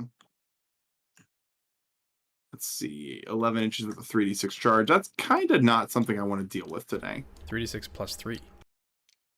Yeah. So my Tree Lord Ancient would probably want to go. Is he with the 30 of Be'lakor? Yep. Yeah, so the Branch Witch is actually going to use that 3-inch run to go and be a coward. Okay. I'm still denying magical dominance with the Tree Lord Ancient, which is also why I love him. Because he just goes and denies things. So the Branch Witch can come back here and be a coward, and also allowing my Kurnoth to come back here and be a coward. With the free auto CP run, because that's what it's going to be used for. Makes sense. With these guys being little cowards back here. Also able to pull them over here into Spite Swarm Hive range. All I have to do then is make sure they're around roughly within 5 inches of being wholly within that territory, that objective. I can take it to get out of dodge and use the objective being made overgrown to leave. So all I have to do is make sure everyone's in a 5-inch move. And what I really wanted to gamble would be if so let's pull him a little closer. Everyone within an 8-inch move, hold within an 8-inch move, because that 8-inch move allows them to because the Spite Swarm Hive would give them the extra movement. And then so he would be able to place it 15 inches would be about here. Hold within 9. So we're just gonna then instead position them, assuming that it goes off. Odds are I wouldn't want them to leave here anyways if it didn't. Totally fair. That's just nice and easy there. I don't like this because I like them sitting on a point and being annoying, but your Slaanesh Chosen are the only things, and the Chariot are the things that can reach out and hurt me. But if I can kind of avoid them successfully enough, I should be fine. So they can't come and make this guy's life very miserable.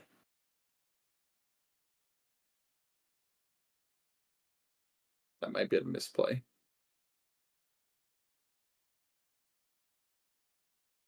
If you don't mind. No, I need to be within 30 inches. Those Chosen are scary, dude. They're pretty scary. It's a surprisingly large threat projection. Yeah. If I can roll a 2 up. If not, you're good. Yeah, but we both know it's coming.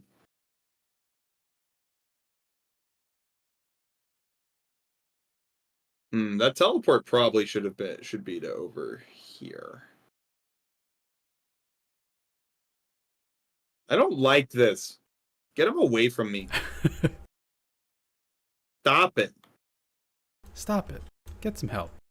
That said, if you do charge my Tree Lord Ancient, I can make him fight last on a 3-up.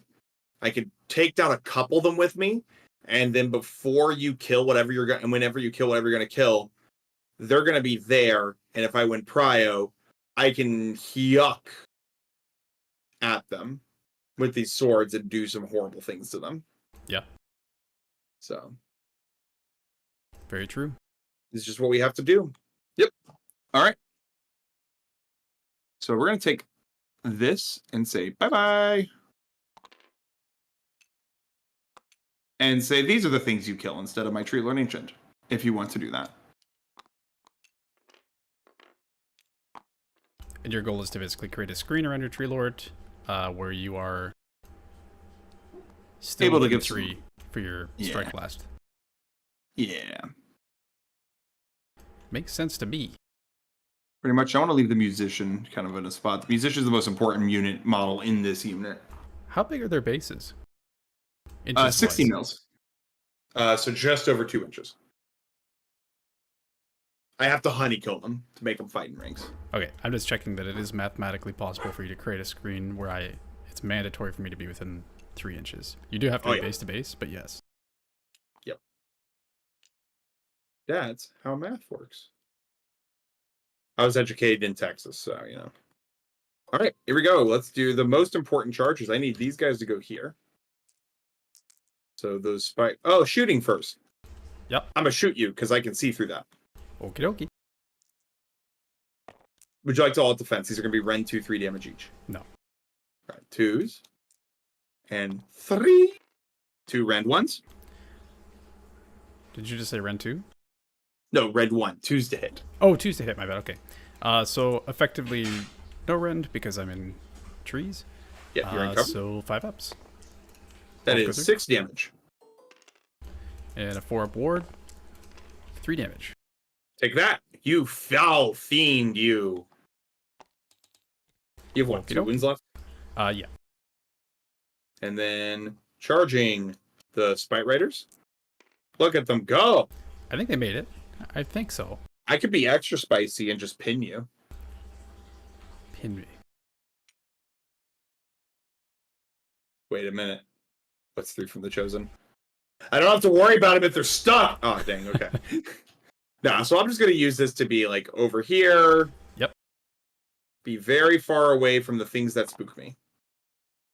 Makes sense. Make you, and basically, I'm saying if you want this point, you got to commit resources to this.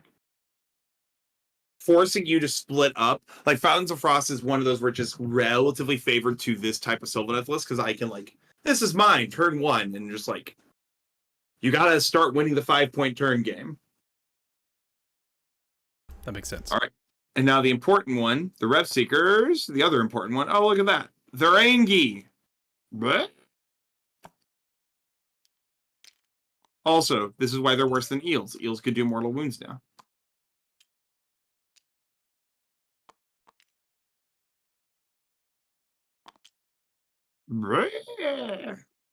The official sound of bugs everywhere. The funny part is, I can't stand bugs in real life. Oh, yeah? They freak me the fuck out. But if you're painting them, it's okay. No. So the first bugs I used were painted by my friend Hunter. Beautiful, beautiful. They looked like real bugs, and my brain hated holding them. Freaked me out. All right, we're going to do our fight first over here. Yes, sir. We're just going to get in range here. Because even the mounts have 2-inch reach. Which is something that people tend to... When you get... There's a certain point in the game where like things are kind of starting to snowball in certain ways every now and again. And people are like... They exasperated. Even the mounts? All right, they're going to all attack themselves. Boop. If you would like to all at defense. Just taking a quick look. So they're all damage 1. It's going to be 12 attacks on 2s and 3s, Ren 2 damage 1. 13, sorry. 13 attacks on 2s and 3s, Ren 2 damage 1. And then 9 attacks, unless there's +1 for the mount as well? No. 9 attacks, 3s, Ren 1/1. If I can survive this, that's kind of nice. And the mask is definitely dead. So I am actually going to all-out defense here. Mm-hmm. So I do have a 6-up board.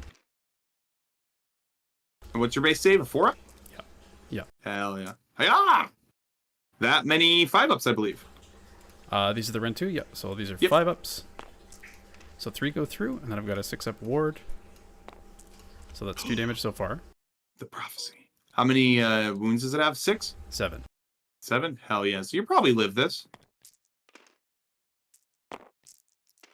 So that many Ren 1. 4-ups. Ooh. Well, it does live still. 6-ups. Barely lives. 1 wound.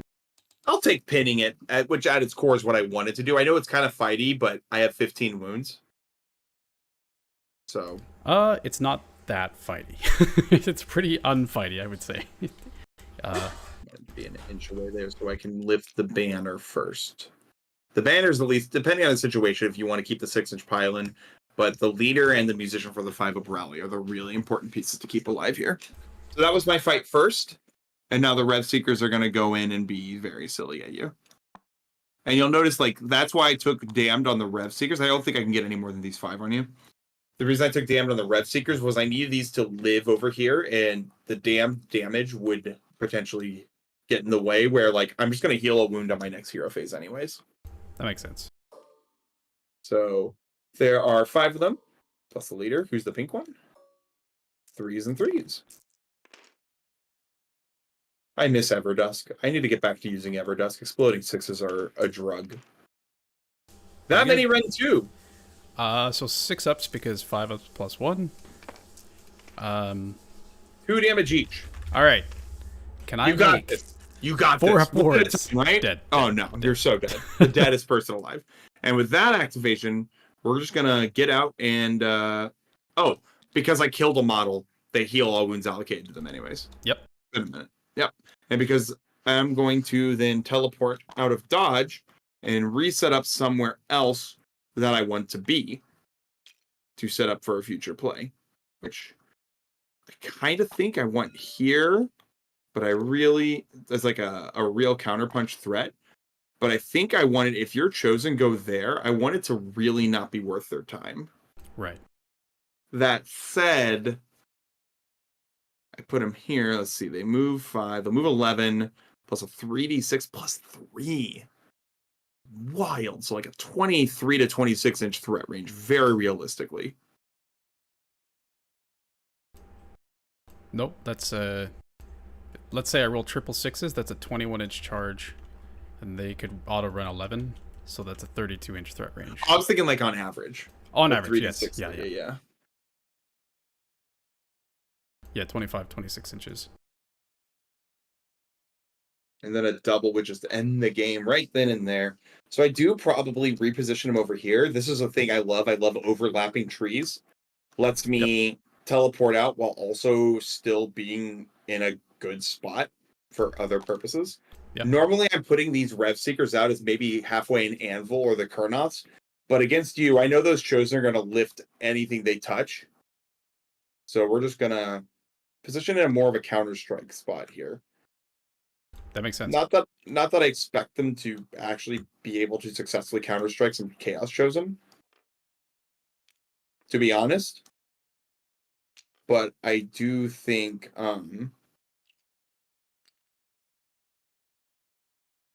there's a world where I want them here, and then like I can move them over here. Biggest thing is also I want them to be able to. Oh, you have the fight twice with the Chosen. I do. Ew. Treelord Ancient is valuable, but he ain't that valuable to lose 2 sets of bugs over.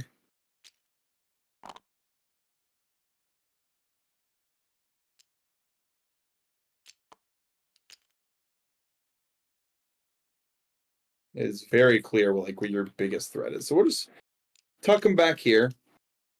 They're not in the best position to like impact most of the board, but they're in a position where they're going to be able to. Actually, I'll tuck them more a bit here. Position to where like I can wiggle them out, go over here, bring a model back if I need to.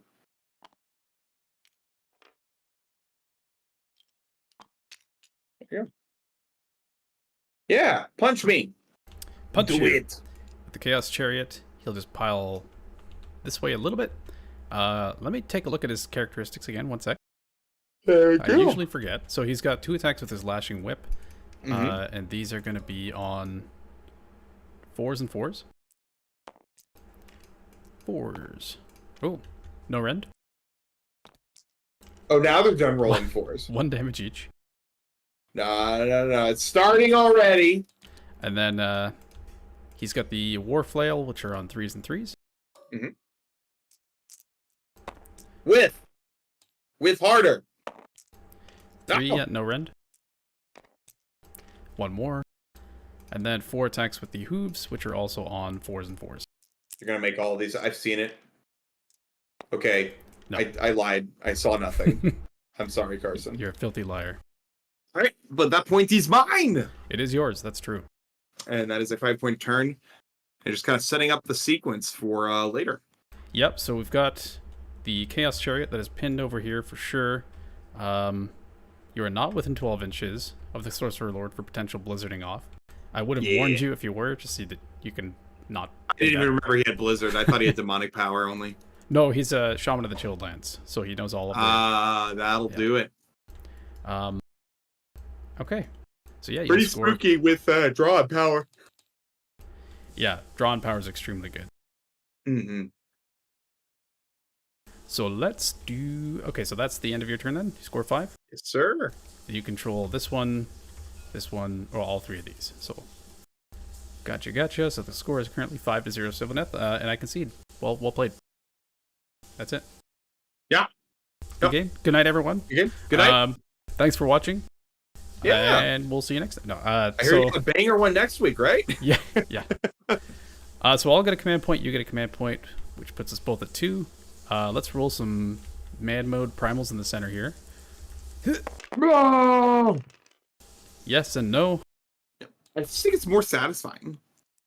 It is pretty satisfying. TBH, it is pretty satisfying. Okay, I am going to use the heroic action to 3d6 cast with the Chaos Sorcerer Lord. And my battle tactic is going to be... Let's see, I can easily get 1, 2, 3, 4... How many units do I have here? 1, 2... Where is your battle shock chest? You check you lost I'm so sorry. Well, actually, they're fine. They're 5 plus 1 is definitely less than 10, so you did a good job, or whatever the bravery is. Thank you. That's very kind. Okay, so just to kind of clarify some things here, if the chosen auto run, they're going to be going 11 inches, so they could go. Front guy could go 7 to there, another 4 to about right there, which basically means a 10-inch charge. Yeah. It gets pretty brutal, yeah. Which is pretty dang good. I could do Led into the Maelstrom, gambling on that charge, which is not a horrible thing to gamble on. The only problem is that if they don't get the 2 up, the 4 inches that puts them here still, I guess it's only a 7-inch charge. They're plus 3, so that's not bad at all.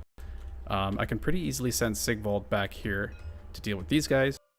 Actually, he's got 6-inch move, but he does have plus 3 to charge, so he's ending up at roughly like a 5 or 6-inch charge, or rolling a 5 or a 6 for it to matter. Led into the Maelstrom is definitely possible, because the Chosener battle line. You getting that extra plus 1 to charge is brutal. It's pretty good. It's quite good, in fact. I could just do Intimidate the Invaders, because definitely the Chosen are getting out. Definitely the Warriors are getting out. Definitely the Unmade can get out. He can get out. So that's 4, and then I've only got 1, 2, 3, 4 left here, where the Chariot is probably going to die. Gamble on the Chariot. But I don't. Scare. Yeah. I don't really want to gamble on that. I think I will do Led into the Maelstrom. I think that makes the most sense here. Oh baby, here we go. the deletion completion here. So we're doing Led into the Maelstrom. Your heroic action. I'm gonna best day ever my Tree Lord Ancient and cry. That's fair. That's a reasonable Keep thing it to do. real 100 with you, man. I don't think he lives. Okay. So now we've got some. Let's just see if this happens. The War Shrine. Thank God. Thank God. Thank God. Yeah, that would have been rough. He gives it to the Chosen. So they've got a 3d6 charge. I'm just going to put a +3 to charge. Oh my God, they're +6 to charge now. Yeah. So that's what they've got there. Then that's it for prayers. So we can do some spell casting. You have 1 unbind and one singular unbind. Any pluses? No. Okay. So probably what I'm going to do, and if you hear a goblin in the back, it's actually my dog. It's not a goblin. Oh yeah. We are going to start by casting with the Chaos Sorcerer Lord on 3d6, and the first thing he's going to do is Hoarfrost. And that'll go off with a 14. And I'll just leave it at that.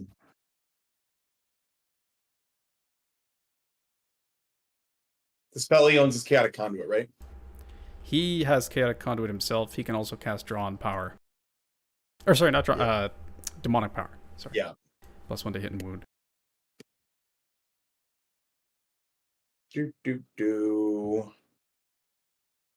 I'll let that one through. Okay, I will put that on the Chosen.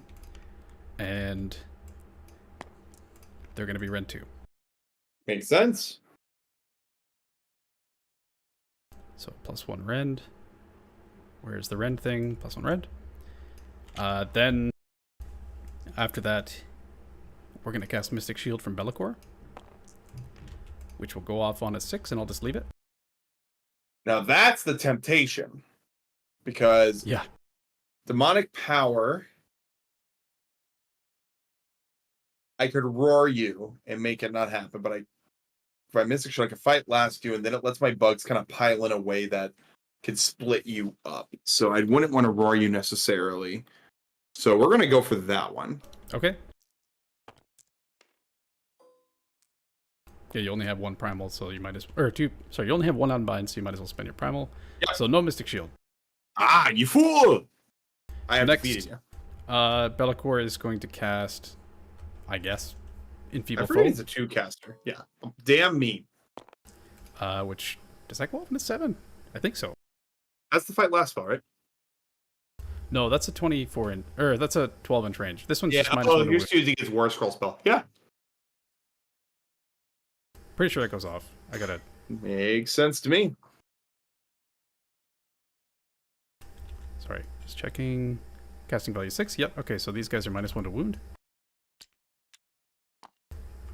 Then we're gonna do the second cast for the Chaos Sorcerer Lord, and that'll be the obligatory. Double ones. Oh yeah. Yeah, it goes off. Okay. So now they're +1 to hit and wound. Mm-hmm. +1 to wound. +1 to hit. Yeah. Heck yeah. Yeah. Then I'll give them their 6-up ward with Oracular Visions from the Chaos Sorcerer Lord. Hooray, happy fun times. Okay. That is pretty much my hero phase. So now I think we can move on to the movement phase. The Chaos Warriors are going to run. Oof. They're going to move 6 inches. Yeah. That saves me a little bit. Sorry? It saves me a little bit from you getting a nice free opening for those Chosen to walk through. Yeah, I just need to move out of this guy's way, which I can do easily still.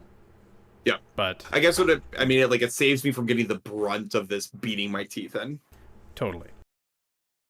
Okay, so these warriors are going to move their 6 just over to here, just to get within 3 inches of this thing. Mm-hmm. And 1 warrior to there.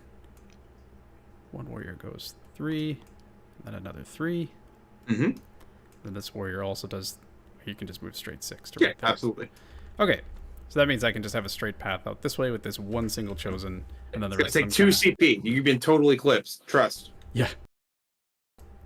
So the only thing is that they have to stay wholly within 12 of this Chaos Lord, because he does. Oh no, he's the general. What am I saying?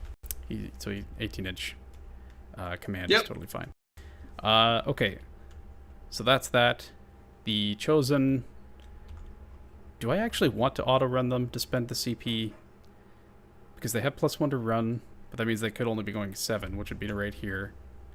And that's a 14-inch charge, or realistically 11 on the dice. I think I do need to make sure that this happens, so they are going to auto run. I agree. So this Chosen goes 7 to here, and then he goes another 4 to right there. That's just math. That's 10 inches right there, and then basically these guys are going to Congo line behind him. Just make sure you maintain that coherence eye. Yep. I'll move them slightly back if I need to, which it looks like I probably will. So this guy's going to go 3 to there, 7 up to here. Look at this guy doing math on the fly. And then I bet he's going to add 1, and it makes it work as an 11-inch. Dude, you moved only 10. You could have moved up more. Oh, you should, no, I think I moved. It doesn't matter. It's a 10-inch charge. No, I meant because this guy could get more in if your charge isn't phenomenal. I see. It's okay. It's okay. How dare you? There. Okay. Then I'm just gonna kind of cram these guys back here in a straight line, if that's cool with you, just to save time. No, I told you I'm here to be millimeter hammer. Oh, sorry. That's my bad. Come on, man. I forgot a Chosen. I thought you were about to say I forgot I had chosen that setting, and I'm like, come on, what? Really quick, how are we defining the impassable in this building? Oh, that's right. Yeah, it literally doesn't matter. I was just more like, I'm an army of movement tricks. Any little edge I can find. Yeah, that's totally fair. Then just a fucking mountain of buffs. Yeah. They have 3d6 charge. They have +3 to charge. They're +1 to hit and wound, and they're Ren 2. And a 6-up ward. Forgot about that one. Someone asked a question for you. Someone asked a question. Yeah. Did you say goblin? I did say goblin. Yeah. Goblin, these nuts! God damn it. I got it, Ludovicus. I hope I guessed correctly. Otherwise, that was an embarrassingly childish moment. Something I've never had before. So, the Sorcerer Lord to stay within 18. I mean, he's already within 18 there, so that's fine. The Sorcerer Lord is just going to run. For a total, so he's +1, so that's a total of 10-inch run. And he just wants to hang out with his buddies over here, so 3. That's 7. Explicitly not being on the point, but still within 3 of them. Bellicor is going to run. He's got 14-inch move. He's going to run for a total of 18. He just wants to stand right there. And the reason for that is because I'm going to try and stomp your tree in the combat phase, or at the end of the charge phase. You're going to try and remove my War Scroll rule, I see. Oh, you can still cast through it? If that's the case? Cast. Oh, yeah. I thought I'm so sorry. No, stomping, it's Smashing to Rebel denies the War Scroll rule and the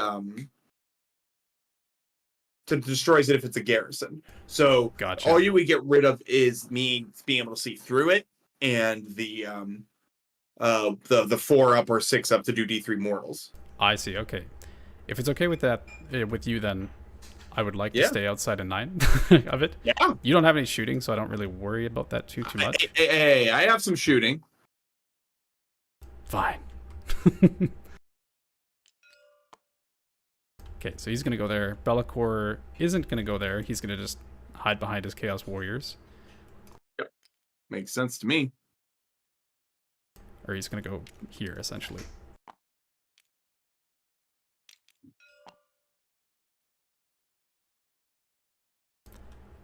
Within 30 of your Branch Witch, but not that one because you said that I couldn't.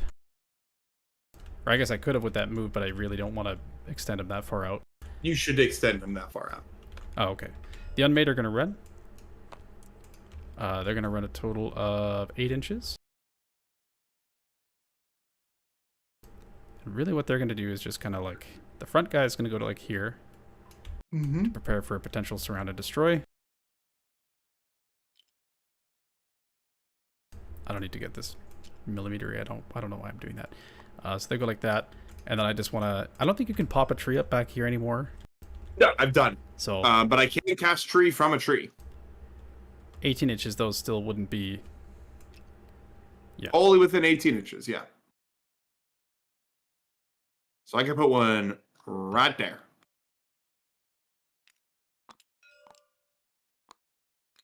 Be real nice and annoying, like. Isn't it so annoying? It would still be pretty tough for you to do that. It would be. I would have to get real tricky and probably use the smallest tree possible. I don't think it's the most possible with how you're strung out now. Okay. Cool. Well, I'd have to do it over here now, actually.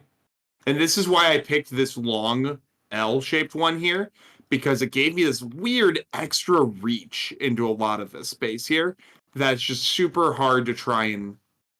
Because, like, as it is right now, if for whatever reason I'm not scared of you doubling me, I could take the 2 cast on my branch witch, chuck a tree here, and try to just pop. Yep. 100%. Yep, that makes sense. Always, yeah, the threat of trees is always present. You can never run away from it. The War Shrine is going to run, even though... Okay, so it basically just wants to pop up like here. Yeah. So who's the... Oh, it's Siggy. Bring him to me. It's Siggy indeed. Who is this one wound on? Oh, this is on the Chosen. Yeah, that's right. Yeah, I dealt damage to the Chosen. That's right. Sigvald is going... And these guys are still wholly within 18. Is he count as Slaanesh marked? Yep. Hey, yo! Oh, Slaanesh marked? Yeah. No. Sorry, he doesn't have a mark of Slaanesh. He just has the Slaanesh keyword. Giving Sigvald running charge is hype. Okay, he does have +3 to charge, though, so... Hopefully? I bet you miss it, and you lose your tactic, and you feel real bad. I would feel bad about that. That's true. Okay. So that's pretty much it for moving. Some movement. So let's do... Yeah, optimal focus is on him. Let's do some spending of that CP to make it so that they can run and charge. I don't have any shooting, so there's no sense in doing anything like that. How many points are you? I'm 1990. So I do get my tribe for +1 to win. That's correct. Now I'm wishing I didn't take the Gravetide, because if I didn't, I'd be 1960. And you'd have Bloodthirsty. Yeah. So let's hope that Sigvald doesn't fail this charge. Let's try it. Wait, are we missing... What? Romulan Dog is saying something. Yo, did you only move Sigvald 6? Yes?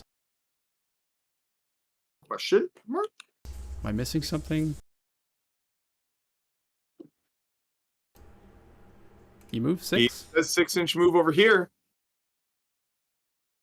I'm not sure. Maybe in Slaanesh he could run in charge or something, but not here. You're getting punked.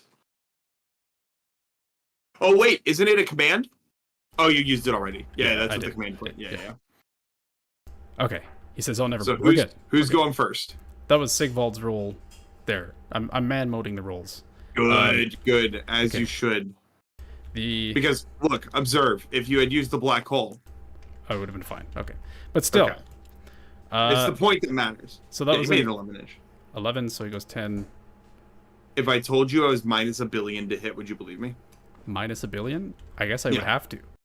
But it caps at -1, so I don't really care. Yeah. So he ends up there. Then the Chosen have their 3d6 charge. Don't bomb it. Come on, 7, boys. baby. Oh, good God. No! No way! You just failed your tactic. Yep. Yeah, that's a little rough. I shouldn't have man-moded that. That was bad. Okay, so I'll fail my tactic. Don't roll it in the black hole to see what would happen. Don't do yourself like that, Carson. I'm not going to. It's okay. Ouch. But that's okay. It happens sometimes. It happens. It happens. We're calm. We're calm. It's okay. Sigvalt's gonna go and strike first. I'm gonna all out the fence and pretend that will save me. Fair enough. He rolled an 8, so he has 8 attack. So these are gonna be on 2s and 3s. 2s. Oh. 3s. God, this is last stream all over again. Except no. Okay, go ahead. 2 at -2. All right, 5 up. Just take 2.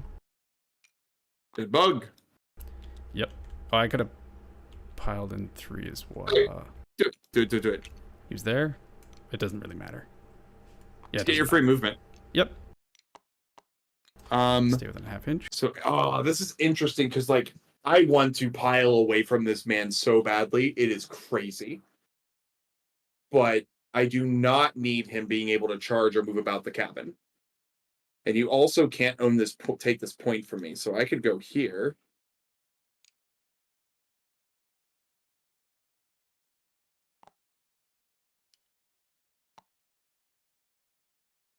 Tag the point because you're not on it. Yep.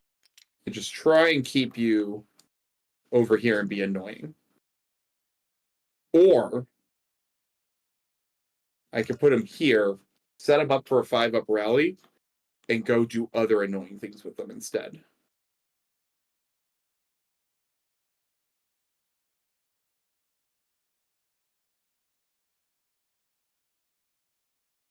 It's interesting now, because like you're not getting your tactic.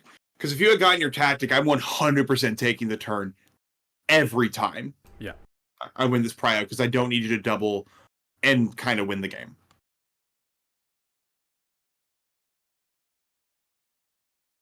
So now I'm like thinking, well, I kind of want to give you the turn now. Potentially. Because Bellacord, the last thing I want to do is go second and then get Bellacord for 2 turns in a row. That's the other reason why I wanted to go first, because this asshole. I only want to deal with that shit for 1 turn. Yeah.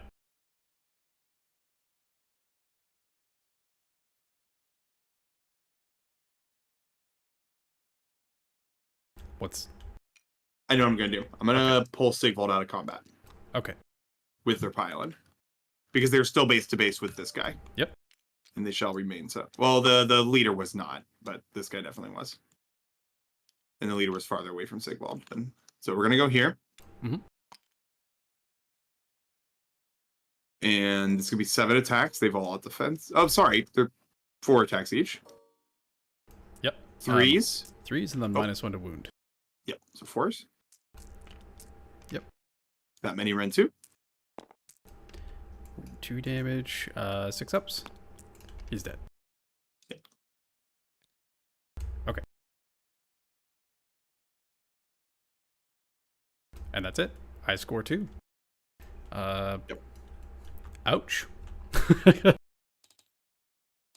Yeah, the roll on the dice that I needed was a 7 on 3d6. Rough. Yeah. I think you might want to get rid of the Gravetide. I think so. Yeah, it was super important to be able to have that. Yeah. It's because I didn't even think about that combination with the you need a command to do the run and charge. So being able to have that reroll is so freaking key. What I also shouldn't have done. Also, my ruler's. We can rewind. That should reset it, no? I think Matthias kept saying. There we go. It's fixed. Okay. I shouldn't have redeployed with the mask when you were going for them, because that would have been an extra CP to have as well. Yeah. So that was definitely a mistake. But anyway, I'll score 2. We live with our mistakes. It's okay. And let's roll for prio.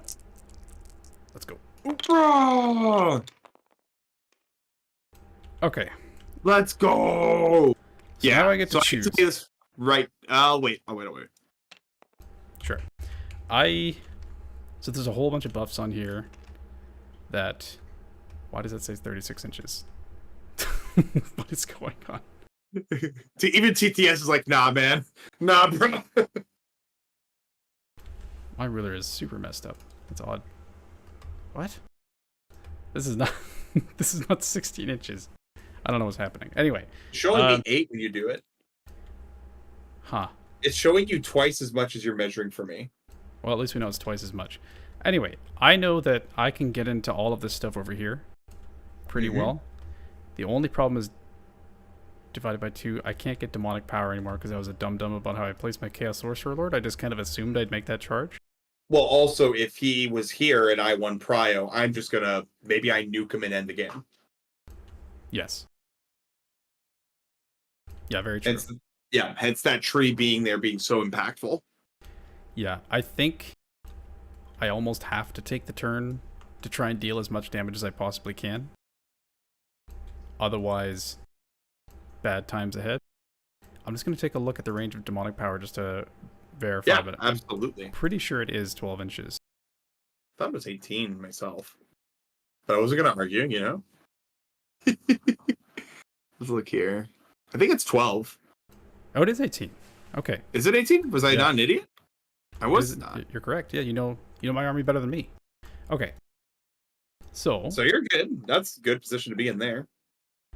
So let's do... So you're going first? Yes, I am going first. So all of these buffs go away. Put it on her. Or sorry, they always have the +1 to charge. That's just what they have. The 3d6 charge does go away.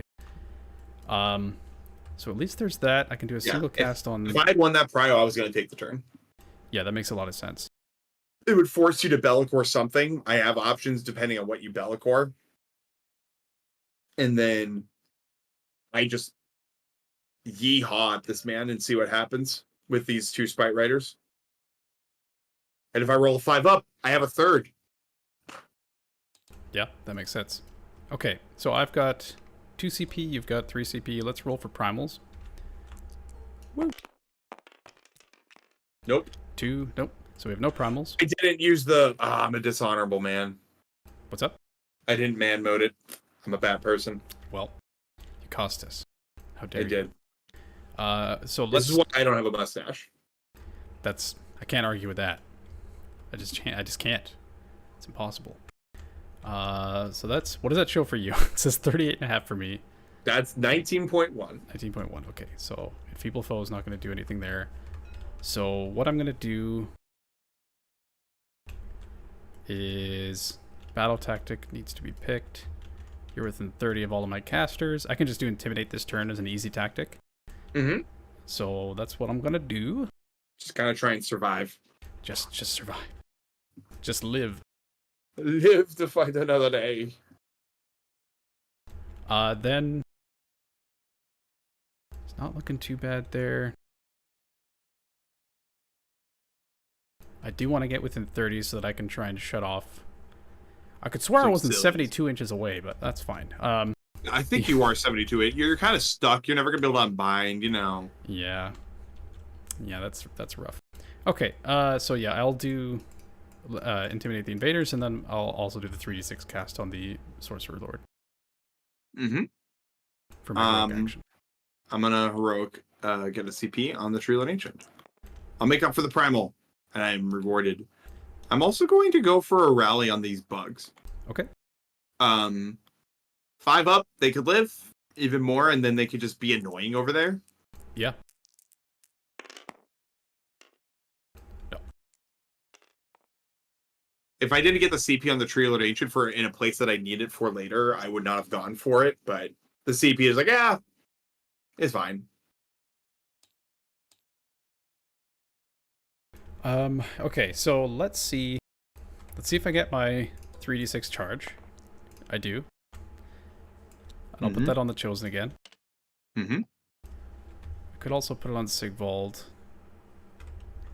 Really show those bugs what for. Doesn't matter. So yeah, 3d6 charge on the Chosen, which is pretty good.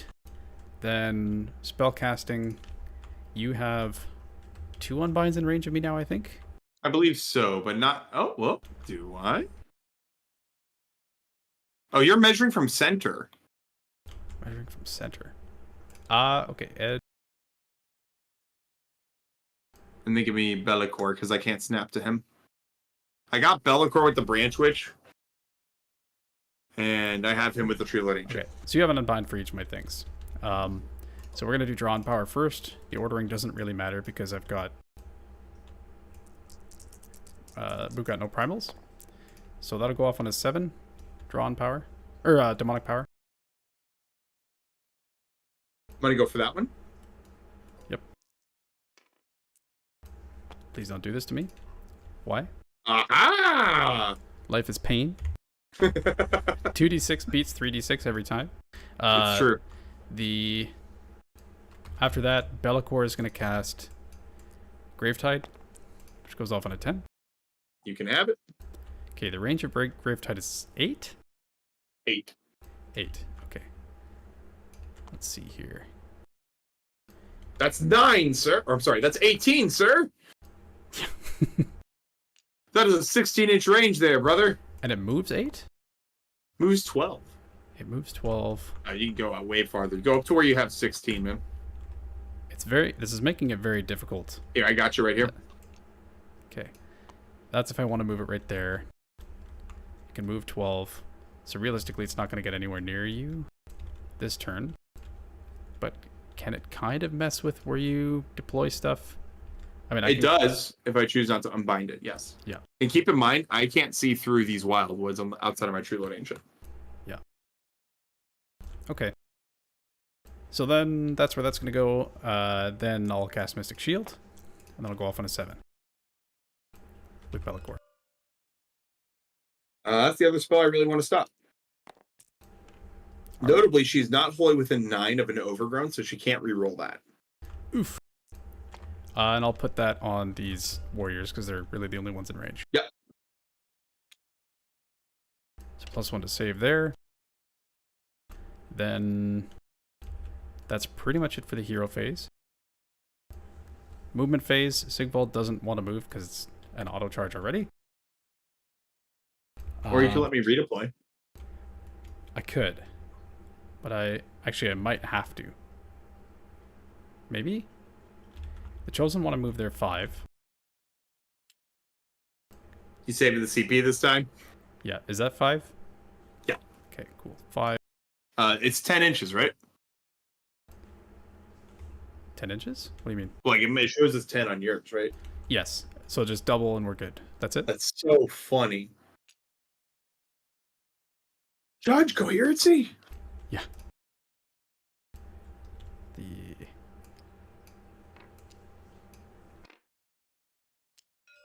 Yeah, you got it. The 1.1 inches, what does it freaking matter, dude? The 1.7 there. Let's go to here. Hello, is that Andreas? We wanna stay outside of 9 of these guys, which is pretty easy. I just need to stay outside of that point right there. Yeah. So these guys just go to there. Actually, if you redeploy with them now, that's fine. So I don't even need to be careful. Yeah, like you don't need to worry about me boxing you in or whatever. Yeah. What I will do is redeploy these Spike Riders. Yeah, that makes sense.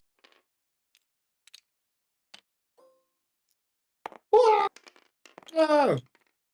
For 2. Where are they going? 2 inches closer. Okay.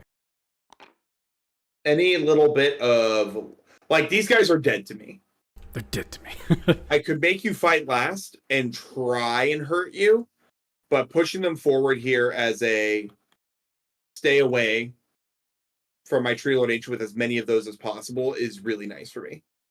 That makes sense. Also, we forgot an important rule on a 6 up. Oh yeah. Chaos Warriors. Nope. You're chosen.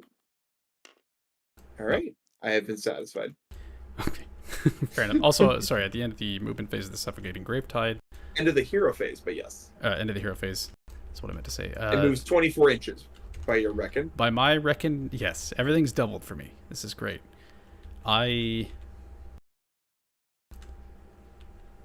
There's not really... Like, it's not really going to prevent you from going anywhere specific. I think. Nope. I just realized my camera wasn't catching me because I was so slouched. Oh, freaking lounge moding it. Nope. Yeah. It doesn't prevent me from dropping into a spot. No. Yeah. Unless I completely misunderstand my army, which is very fair. I've had that before. I used to reread this book like once every other month or so. I think to make sure I got it right. My ruler is just like completely not showing anymore from there. Like when I'm picking stuff up. Oh, here. You gotta toggle it to be measure movement. There you go. Okay. So we've got to go 24.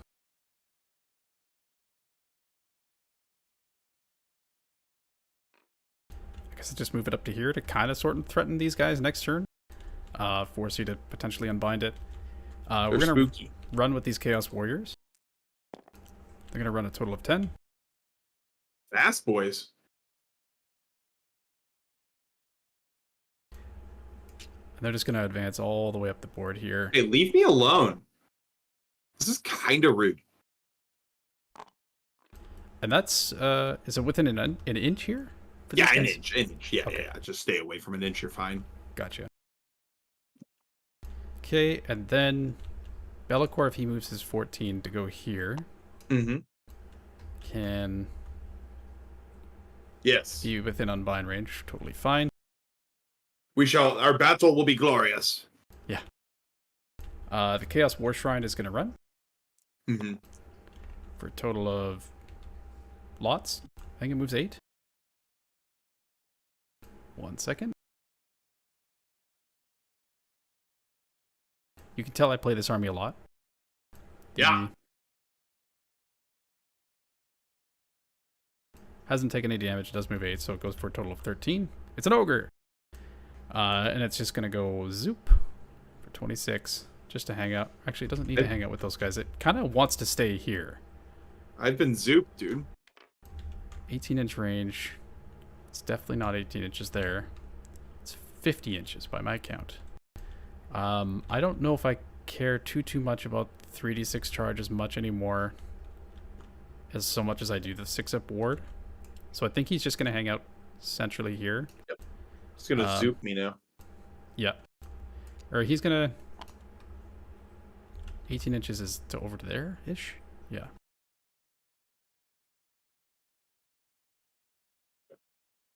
There's no way I can get both of those there. What is this on yours? That's a little over 18. That's 18.8. So I think you have it because that was a bit far away. Okay. Oh, I pressed a Q instead of tab. Okay. You got it. Cool. So he's going to stay there. The unmade are going to run. Hell yeah, they run. Or sorry, too bad it's ice fields. Sorcerer Lord is going to run first. For a total of 9. He's just going to hang out. Come closer. Right. Yes. Not closer to the tree, but... Let's make sure you're outside of 9. Is that? Yeah, that looks right. Because there's a little bit of tree width there, so... Yeah, okay. It looks right. Cool. The unmade are going to run. For a total of 12. And the unmade are basically just going to run all the way this way. A screen? How dare you? Yeah. In this day and age.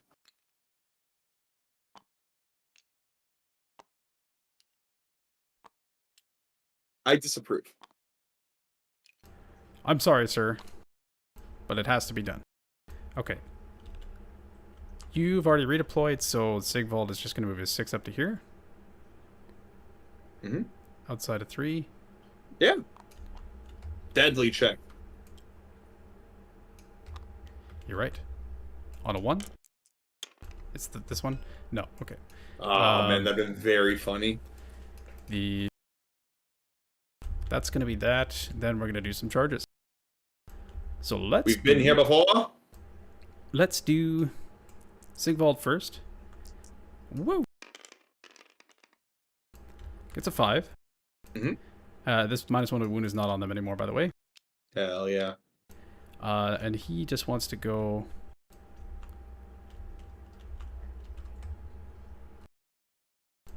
out to here. 5 plus 3 is 8. So he's got a 16, so he can just go to here. Or sorry, he's got an 8. He's starting to see the Matrix. Yeah, exactly. Starting to understand.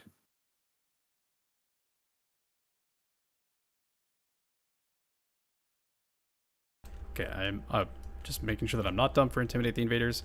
The Chosen are going to charge. Here it is. With a 3d6. I don't know why I use this. That's going to be a 14. Yeah. Big charge. Which is pretty big. I can get into them if I want to. If I move directly straight. But kind of what I want to do... These guys are better on the charge, right? They just get fight first. They just get fight first. Okay. These guys are the damage 2 ones. I don't really want you to smack me yet. If I come around this way... So this guy can move his... So that's 7 to there. Then another 7 to there. Basically what I want to do is I want to stay outside of the Tree Lord by 3. Just so you don't get your... Thank you so much. And then outside of 3 of these guys as well. And then what I want to do is basically just... Oh, I actually have one of those? When did I do this? Oh my god. So the first guy is going to go and complete the charge. So he's going to go right there. Because I have to do that. This guy is going to go his 7 to here. And then another 7 to here. And these are all moving simultaneously. The charge had to be completed first. Then I'll move this guy back if coherency ends up being an issue. And then another 7. They're 1 inch reach, right? 2 inch reach. So that's why I want to try and... Ugh. It's the aura. Is he within 5 inches here? Yeah, okay. Basically, I want to be able to step in and smack your Tree Lord. Yep. He's a nice young man. You leave him alone, sir. So then that's 12. And then that'll be coherency there. And then I'm just going to continue doing this because we know they have the movement to just stay like that.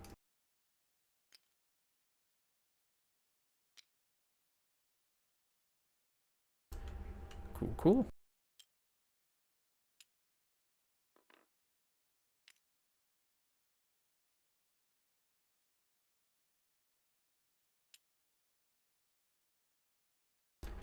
That's what we do. That was on him. All right, Siggy fights first. Yes, he does. So Siggy got a 5, so he's got 5 attack. These are going to be on 2s and 3s. 2s. And 3s. 4 at Ren 2. Ayah! So 6 damage.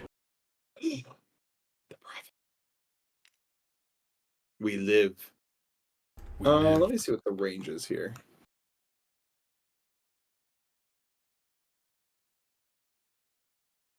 Keep the musician alive.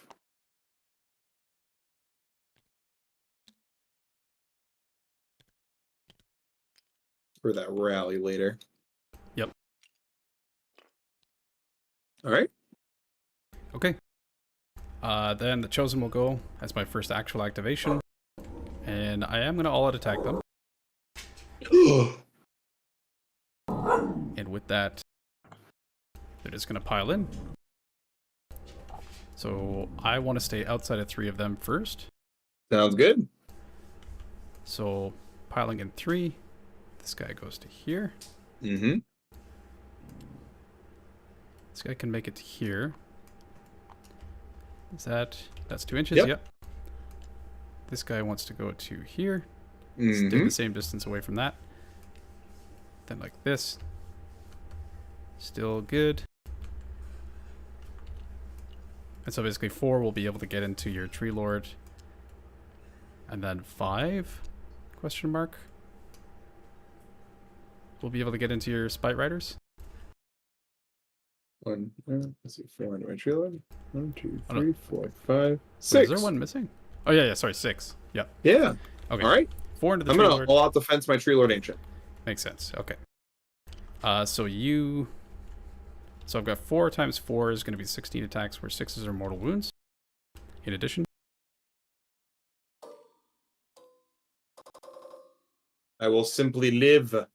I'm going to use the black hole for this one just because it's Oh yeah, I much do cleaner. as well. Yeah, I'm just being silly. So 2s and 3s. 2s and then 2 mortal wounds. I will take those now. 3s.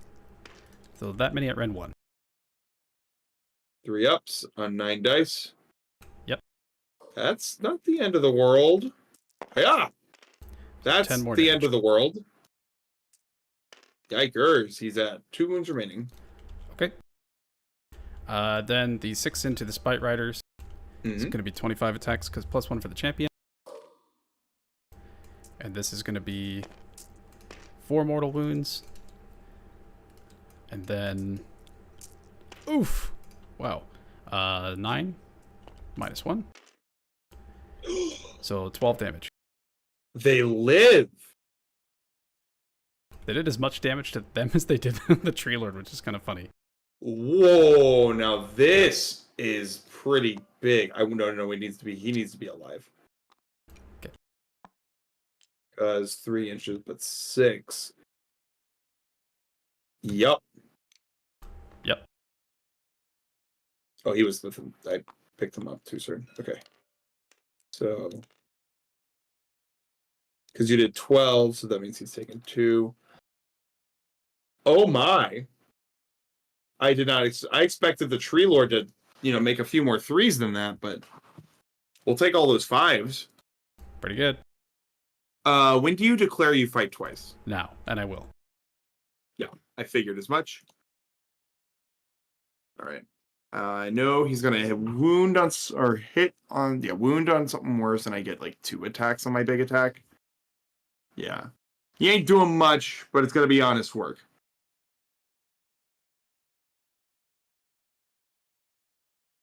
All right, so my activations will go 6 inches here. Yep.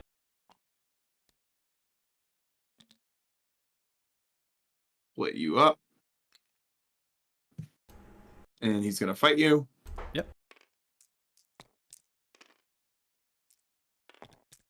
That's Ren 2. Save. 1 Ren 1. Save. Aha. Oh, this is for your War Shrine. No. Okay. Okay. It lives another day. And then now the Tree Lord. He's going to be a little tricksy guy right here. He's going to say if let's see how much you want to play in 3 inches, bub. 2 sweeping blows. 2 massive impaling talons. 5's a wound at this bracket. Nope. Do you wust? All right. So I fight again. I know that these guys have 6-inch pylon, which makes it very scary for me to try and do you have fight last when you fight again? Yeah. So I don't think I get to fight because I do not have fight last right now. Oh, that's... Are you sure? I've had Madigan rule it that way, so... Okay. I am a simple man. I listen to Madigan when it comes to rules. That's fair. So let's see who's closer to who. So he is closer to the Tree Lord. That's the chosen banner right there. Mm-hmm. And then undoubtedly it's also closer to the Tree Lord. So we know that these 6 here are closer to the Tree Lord. And then these 4 are going to be closer to the Spite Rider. So then what I want to do is basically go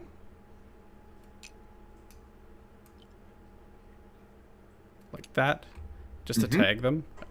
Then do the same thing here. Mm-hmm. He can move his 3.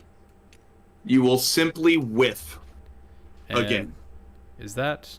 It's because my ruler's being weird. That's 3. You're within 3. Not within 2. That's fine. Yeah, they're just going to go like that. There. There. You got to maintain that one, though. Oh, sorry, he's got to stay closer. Yep. So what we're going to do is just... I got to keep at least one... I guess he stays on the point. That's fine. They're just going to orbit. Go slightly closer. Mm-hmm. I think that's good. Like that? Yep. Okay. You got 5 into the Tree Lord Ancient. 5 into the Tree Lord Ancient. Okay. This is it. 3 into the Spite Rider. So I'll do the 3 into the Spite Rider first, which is going to be 12 attacks. Big survival moment. 2s, 1 mortal wound. 3s, 6. Dead. Not this time. And then 16 Or no.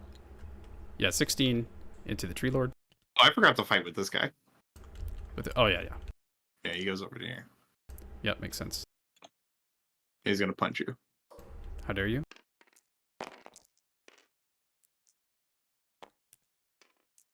Hiya! That many run 2 into Siggy. 5 ups. 1 damage. 4 up. Yeah. He's good. Okay. I got the mounts. The mount's about to do 2 damage. Oh, right. Nope, mount's doing shit. Okay. Then the Chosen are going to go into the Tree Lord. Mm-hmm. I believe that's 20 attacks. You're not going to roll single 6 to hit. Correct.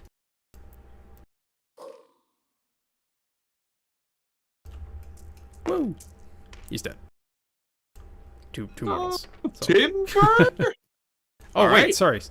One of them was supposed to be into... That's okay. That's fine. That's fine. Reroll it. Reroll it. No, I think it would be a waste of time to put it into the bugs. Yeah, because you're just going to bring it back. That's true. I'm just going to bring it back, yeah. Okay. Then, so I'll capture this point. I have this point still. This 2-point turn because I'm tied on that point with you. 4-point turn, but yes. Yeah. Yeah. So I'll go up to 6. Ouch. That first turn. Then it's over to you. Mm-hmm. So I'll get a CP. You get a CP. Gonna do Surround and Destroy. This lone spite rider here, and my tree revs, and this branch witch with Hoarfrost. Makes sense.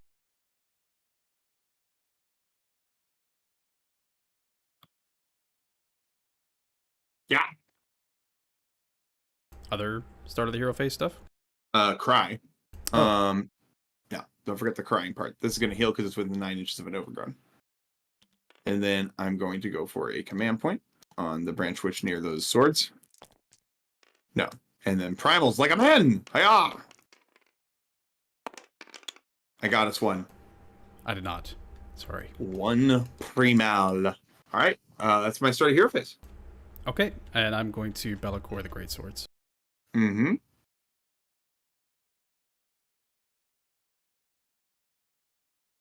Makes sense. All right. First spell, it's going to be Mystic Shield from the Branch Witch. That's a 7. Okay, I've got... How many spells do you have on the Branch Witch? 2, 2, right? because I went second. Yeah. I've got 2 unbinds on you, so let's see what I get.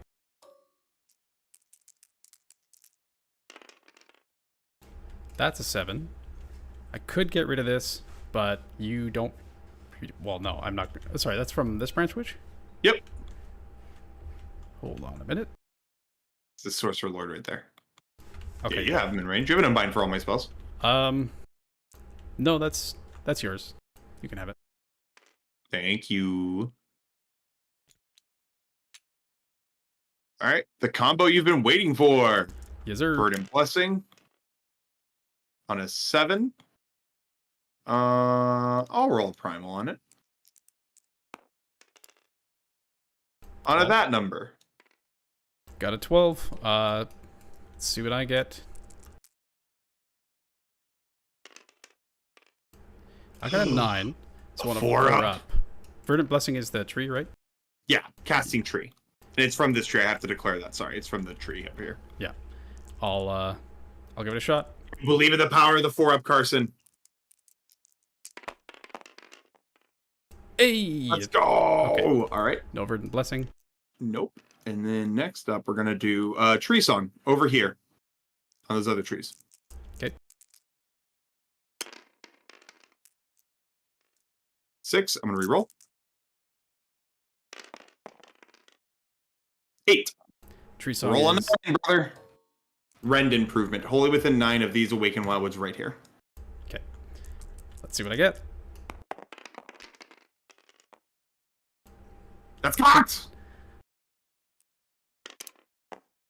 Okay, but this one's not going to be cocked. You got a 9? Okay. God damn. If I had gotten that, I actually could probably melt these Chosen. Yeah, that would hurt. Yep. They are going to take damp, though. I forgot to do a heroic action. Go for it. It actually doesn't really matter. I guess I'll go for a CP on the Sorcerer Lord. Pretty funny. Yes. All right. End of hero phase. Okay.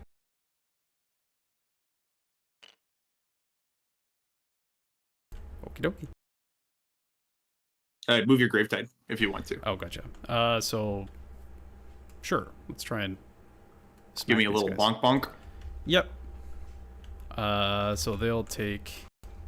Let's see. There's 5 of them. So on 5-ups. 1. Hell yeah. Take that.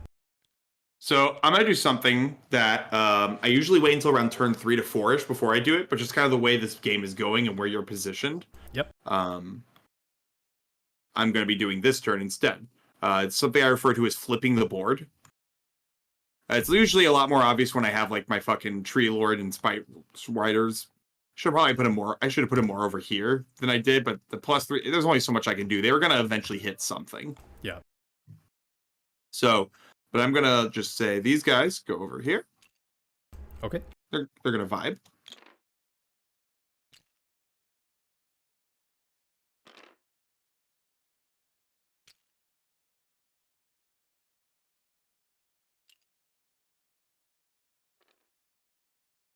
And then we're going to retreat. To still be within 6 of the point. Yep. Yep. Or sorry, still be within. Yeah. Yeah. Like my Spy Riders have done their job at this 100%. point of the game. Like they didn't get to kill the Unmade, which sucked. That's also kind of their job here, but like everything else they've done A+ job. Yeah. Do my Chronons get to move? Let's see. No. Exactly as expected. We will toe tap here because I count as 10 on this point due to the mission rules. Yep. We're not going to move here. I really wanted Tree Song to go off. God damn, that'd have been hype. That'd have been so good if I got it off. Branchwitch is going to take this to dip out over to here. See, 9 plus the 24 is 32, so they are in range. So I'm just going to pull her over to here.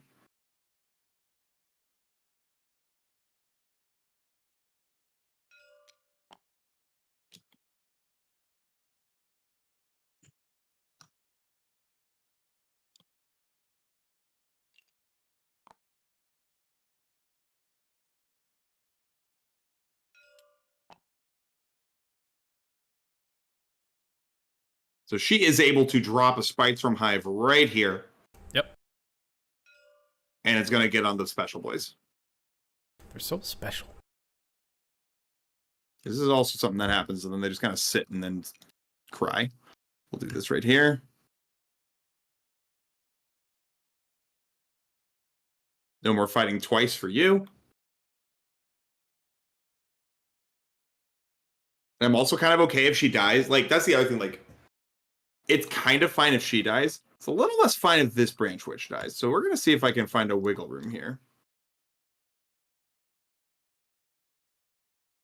Magic number is 23.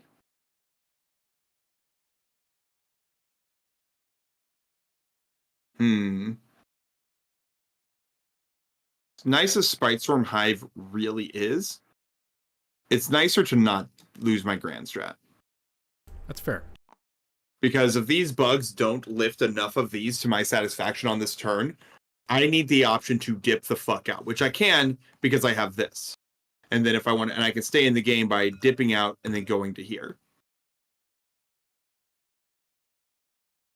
Which means she can actually just go over to here. No, because that'll make it easier for you to ping pong off her to charge them. She gets to be more of a screen and in the way if she's up here. They have a 7-inch move, for context. Gotcha. But I also don't want to be in range of that guy being silly at me. He's pretty good at being silly. Yeah, he's a silly boy. We'll just leave him there. All right. For the lulz, do these greatswords get to charge? Yes. Sick. Hell yeah. Hell yeah, dude. That's the game plan. Alrighty. So I still get another 5-point turn here, which is really freaking good. That's the thing, is that I feel like I'm getting pretty good board presence. I've killed some good stuff, but I'm just so slow. And yeah. you're definitely getting these turns pretty easily. So yep. And the other crazy part is all these bugs are going to get to fight you. Yep. 6-inch pile in. Yeah. It's a hell, dude. It's a hell of a drug.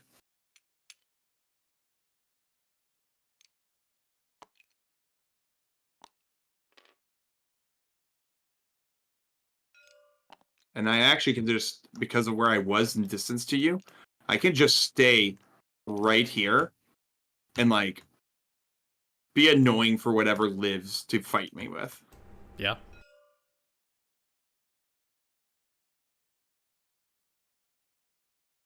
Makes a lot of sense.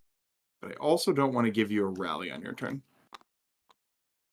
So you want to try and get within 3 of these guys at the back? Yeah.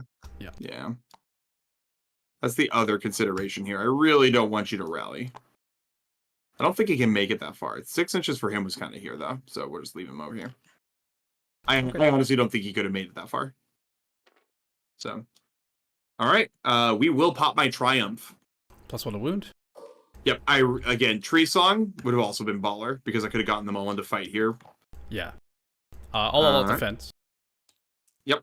So you'll be saving on 4s. We're gonna see whose dice are better here. Yeah. So you got 3s and 2s. 19 attacks. Not a bad start. All right. Roll your 4-ups. So 5 go through. 10. 10. 3 plus 1 because he had 1 wound on him. So that's 4 dead. That is very much not nothing. All right, you have more attacks after this, right? Or they're just 1 damage? I have the mounts. I have the mounts, yep. Okay. Yep. And often I find the mounts do a lot of work. So just like a little bit of extra Actually, oomph. I don't have to allocate these yet, but we No, know you do not. We know that 4 guys are dead. Yeah. That many rend 1. 3s. So 5 more. Yeah. So that was a total of 15 damage. Then we had 2 here. So that would have been 1, 4. That was a total of 14 damage, man, I think. Was it? Right? No. You did 10 before. 5 went through. 10? And then... Yeah. Okay. So 1 damage here. And then 2, 4. 7, 10. What's it called? 13. 13. And then 15. Do I want to keep those ones there? To be outside of 3. I mean, I think I do still want to fight you. So that's the split that I'm going to do. And these are going to go over here. And then I'll hit you back. Well, I get to dip out before you hit back. Right. Okay. Dip out. Well, so like, are these the people who are dead? Yeah. Okay. So now I have a decision to make myself because this is a thinking army. Yep. Because I've got 3 on this point. I'll be able to dip out from this overgrown to this tree, so the point is mine. Yeah. The question is,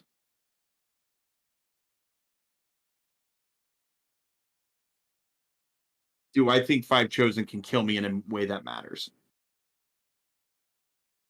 They're not +1 attack each anymore. They are... So that'll be 16 attacks because the champion's there. Yeah. That's the main concern. Sigvald? Yeah. Yeah. Potentially on a 3d6 charge as well because the shrine can give it to him. Yeah. That's the real main concern here is I would much rather just hide myself in cover when that happens. That's fair.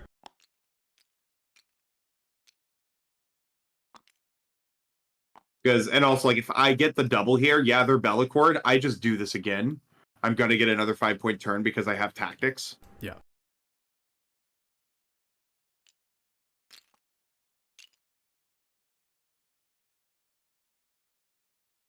And you have only 2 on the point. No, 3 on the point. I can easily have 2 on the point and stay in cover. Yep. And that's what we're going to do. Cool.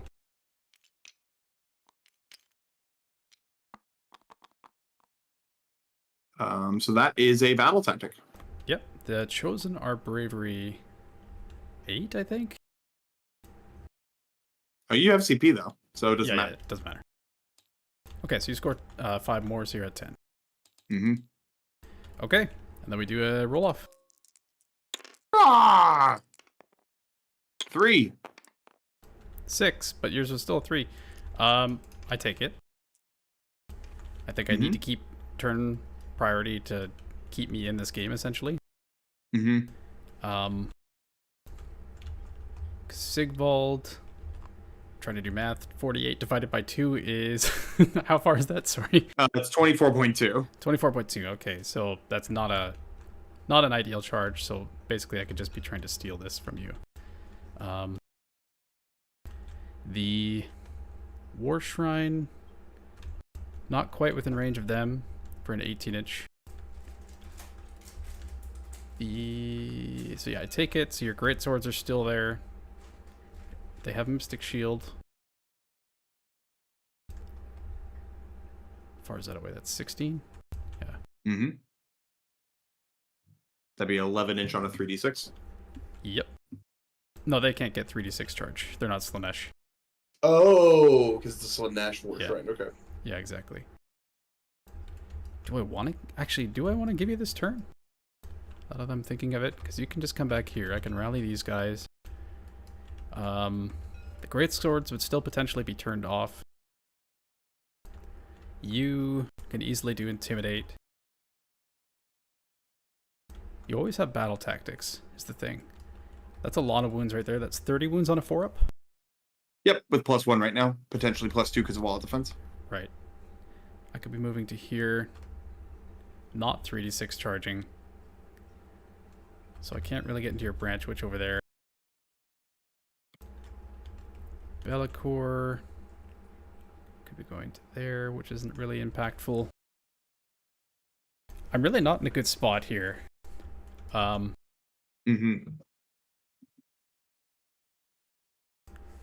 it's not super great.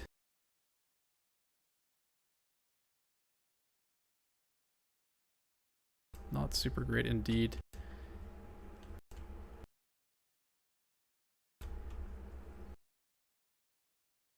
We're on turn 3. I don't think there's really a way I can catch up. It's just too much jumping around the board. Maybe if I took you up on your changing the battle plan, it might be a little okay, but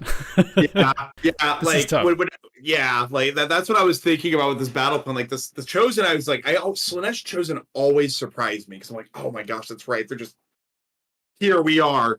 Yeah. And then, but then when I realized like I'm trading out a very important piece, which is that Tree Lord Ancient. He was a misposition for sure. It's been a minute since I played this list. But like it did pull those Chosen in. I did get to then punch them. If I had gotten Tree Song off, that's probably 2 more dead. Yeah. If he gets and I just kind of stay in combat to force not being able to rally. How close do you have to be to an overgrown in order to teleport through it? Wholly within 9. Wholly within 9. But you gotta keep in mind the Kernauts aren't teleporting here now. But the Kernauts, if they did get to move, I could just run them onto that point and teleport them out. Yeah. But I'm saying if they got to move. If I took the turn, I'm wondering if there's any way I could prevent them from... Yeah, if they got the move is the thing. I could also just charge those warriors and do it in the combat phase and not care. Yeah. Yeah, very true. Bellicor's already spent. There's no way I can really get to these guys unless I roll boxcars. Which would be funny. It would be funny. They move 5. Can they just step onto this point? No, they can't. Bellicor can get onto that point, and his use is significantly less now. Sigvald can go over here. I think I still take the turn. I think I do the March of Ursa. Oh, they have to be within 3 inches of a friendly unit. That's the problem. Trying to think of a tactic here for Slaves to Darkness. Let me just take a quick look. Apologies if this is taking longer than normal. Oh, no, you're good. Apologies, I haven't been as wound up as I normally am. I have been surprisingly dozing off. Ooh. No, dozing off is the wrong word. That's not the right word. I've been yawning and like... Gotcha. Just like... Ooh. This room gets a little warm in the new apartment, so I'm just like getting nice and cozy, and our jerseys are bowling shirts, which rule, but are also too big, so it's like I'm in a nice blanket. Just like nice and cozy. That does sound cozy. Yeah. I like that. Playing some Warhammer with a nice mustachioed gentleman. So kind. So He kind. is so kind. Okay. I could try to go for... whatchamacallit? There's a Slaves to Darkness one where you're within 12 inches of an objective, and then you're not, but these guys are within 12 here. Oh, you can just try and nuke them. There's no way I can try and nuke those guys. That's not going to be possible there. The magical dominance isn't really possible. I could try and do roll on the Eye of the Gods table, which isn't great. And is my branch switch in range still? I might have been an idiot and pulled her out. Aha, I'm a genius! I did it. Yep. I'm smart. Yeah, you're good there. Charge with 3 Slaves to Darkness units isn't good right now. I've already done Intimidate. I've already done Load into the Maelstrom. Magical Dominance is not a great idea right now. Surround Destroy is not really a great idea right now. Can't really kill something with magic. You didn't kill my general. I think what I'm going to do... Let's roll for primals first. Yeah. So no from me. No from me. Okay. So what I'm going to do is I'm going to do... or actually, do you have any totems? No, you don't. I'm going to do roll on the Eye of the Gods for a hero. And I'm going to do it on the Sorcerer Lord. Yep. Draw on power, just go for it. Yeah, exactly. So we're going to draw on power there. As my heroic action. And then... that's it for the start of the hero phase. Mine will be a command point for this branch switch here. Okay. Ah! Take that, sir. How dare you? Oh, sorry. I'm leading at you heroically. I did also want to spend one of my CP to rally these guys. Absolutely. I figured you would. No fives, no fives, no fives. So 3 come back. Oh, changing a lot now. Oh, that's scary. I don't like that. So 3 come back. They have to be within an inch of the original unit. Before they made the rally change, I saw 8 come back once, and I hated it. Oh, God. I'm just trying to give myself extra movement this way, essentially. Yep. I hate it. Okay. Leave them alone. They're nice little bug boys. No. That's already a 4-inch chart, or showing a 4 on the dice. Yeah, it's a 7-inch move, so you're gonna have you got a 3-inch charge there. Yeah. I am gonna try and use these tree trunks to be annoying, though. That makes sense. Bring this counter away. Hey, get this thing out of here. Get that thing out of here. I'm tired of this thing. I could try and kill a Chosen to try and give them +1 to hit. That way they can be +1 to hit and save, which is kind of nice, but I don't know that that's worth 4 attacks. I only have 1 CP, though. Yeesh. Okay, so we've done our start of the hero phase stuff. I'm doing... Let's just go for the big show. Let's go for the 3d6 cast on the Chaos Lord. Aye.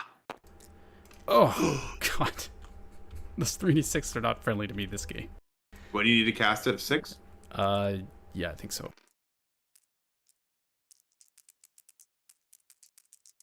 I don't have a reroll. No, it's a 7. I just failed. Okay, doesn't matter.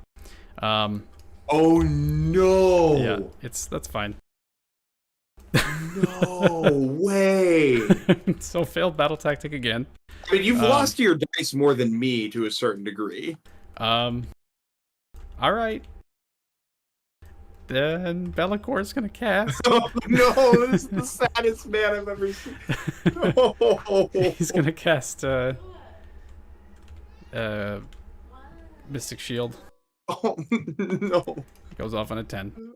Alright, that's the only other spell I kinda care about, so okay. You got it. Okay. I'm so sorry. It's okay. It's okay.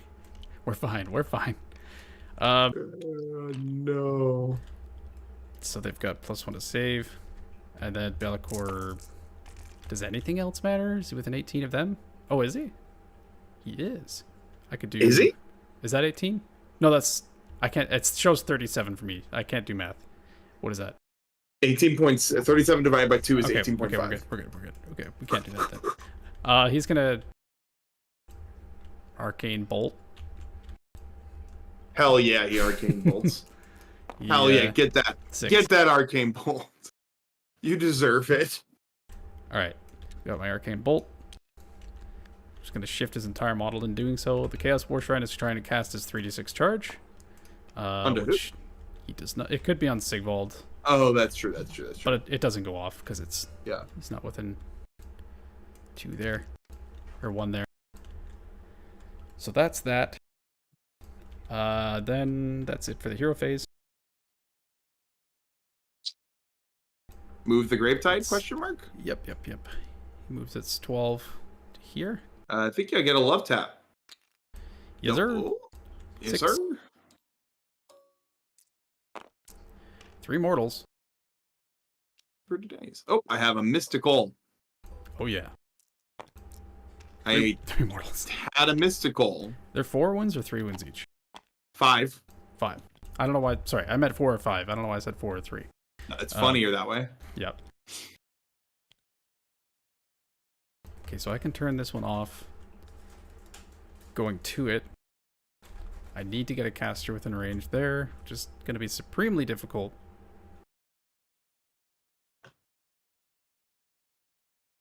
I'm just a tricksy boy. Unless Be'lakor rolls super hot on his run. But we'll do some movement. The Chosen here are going to move their 5. Mm-hmm. Now the question is, do I go this way? Because these guys are scary, but I'm actually almost more afraid of these hunters. But you do have Mystic Shield on them. No, I go this way. Okay. So they're going to move their 5. And then I'll adjust to not be cheating. What is that? You're a 3-inch charge away, man. Yeah. Unless you want to redeploy. I do. For 4, okay. It's not gonna be like what you're. I'm just pulling back, just trying to be a little annoying. I have some luxury CP here. Yep. So just making it just a little bit more annoying for you to get in there, and I can chip some mortal wounds at you with a 4-up to kill another Chosen. Yeah, totally fair. Because I have to be within an inch to even charge into you. Mm-hmm. So let's do some other movements. So you already redeployed there, so Sigvald gets just outside of 3 of this guy for that. Oh, there's something I should probably talk to the all the prospective tree players. Yep. Protect this model at all costs, the musician, always. Right. Yeah, that's so, like, if I was actually being cognizant, I would have done a formation like this, I think what you did is you just put this wound somewhere by this unit. I don't think it was necessarily on the musician. Yeah, no, I did. Yeah, just like be cognizant of that and your little formations. Like when I put him in the corner, I don't just shove him there. I'll put him in like keep the musicians as safe as possible formations, so like I can pull out of combat and then get out if I make a miracle, inspiring presence or something. Yep, coach is cheering you on. I take extreme offense to that, but that's fine. It's not fine. It makes me angry. So the War Shrine is going to run. Hey, I talked about this list on his show. So it's going to go a total of 11. Which shows as a 22 on stream, but I swear I'm not cheating. No, you're just built different, Carson. It's the ogre energy. Yeah, exactly. These warriors are going to run. Did they get onto the point? Please. Okay. All right, here we go. Here, I'll move him. I think he's good. Okay, we do. He makes it. The little man that could.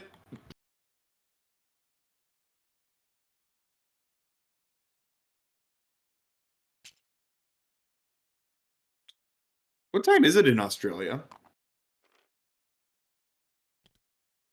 Just gonna take the damned with me. Bellicor is gonna run for a total of 16. So 16 does not get him close enough, I believe.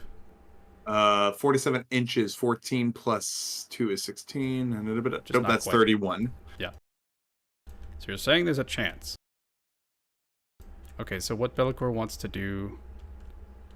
What do I want to shut off, or do I want to screen? Bellicor does want to get closer here. 17... times 2. Wait, I rolled a 2? Sorry, 16 times 2 is 32, so he can go up to here if he wants. And he'd be taking damage within 6 of this thing, right? Within 1. It's because it's a wizard within 6 that it becomes a thing. I see, okay. I could plink a mortal wound onto these guys. I could just hang out with these. Be in the forest.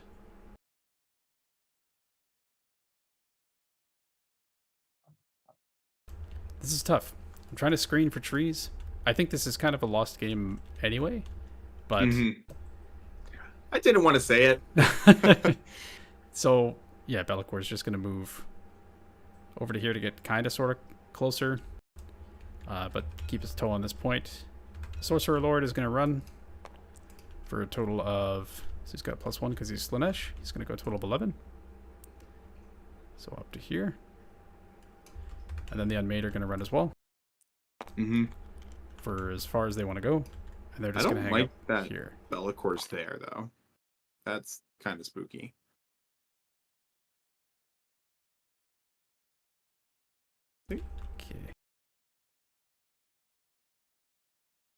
Okay. So I've still got toes on this point for now.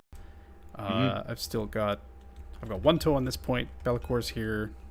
Okay. Charge phase. Sigvald. I counter charge. Oh no. Sigvald makes it.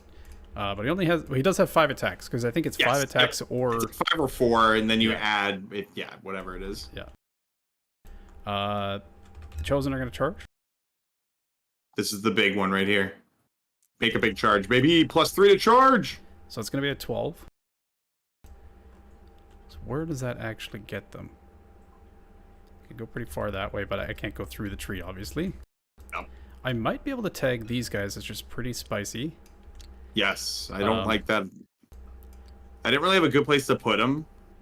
So yeah, I will tag probably them. should have put him in this back corner over here, but I didn't want Sigvald, because like if you decided to get real frisky and have Sigvald kill my tree revs, then it's like that's a big piece of mine gone. Yeah. So I didn't have the safest place to throw them for surround and destroy. That makes sense, yeah. Okay, so these guys are gonna go there. So I figured putting them near the castle and just going with it.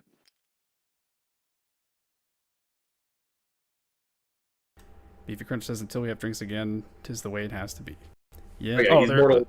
I coach see. Now. I'm catching up. Okay. So that's 6.5. I think that's good. I'm just gonna... Sure. Hey, leave them alone! What the fuck's this about? Rude. Okay. Now... that's that. So the strike first is going to be Siggy. I live. Please, Siggy. I'm going to live again. Please, for the love of... You know it's coming. 3 combat phases of Siggy into 1 unit. 2s. I'm telling you now. Oh, it begins. 3s. 3 at Ren 2. I'm going to make 3 6-ups. Ah, it's a dead. Oh wait, No, 2 damage each. Yep, he's alive. And I can't even. Oh. Yep, that's my bad. I could also have piled away potentially. Yeah, I could have done that at the start though, but sorry, that would have been retroactive. Yep. Anyway, sorry. Now the chosen go. They're gonna all out attack. You're all at the fence and cry and scared. Yes, you've got +2 to your save in here essentially. Oh, on a 4-up, you take D3 mortals. Yeah. Yep. It's 1. Kills off the one guy. Or wait. Whoever you had it on, I don't know who. Tell me who it was on.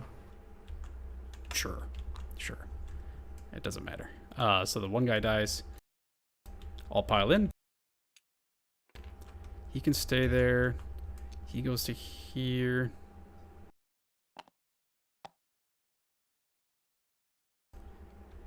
To get within 2 there, and then the rest of them are just gonna throw their stuff into them. Coherency, sir. I know, I'm shifting over. For shame, Carson.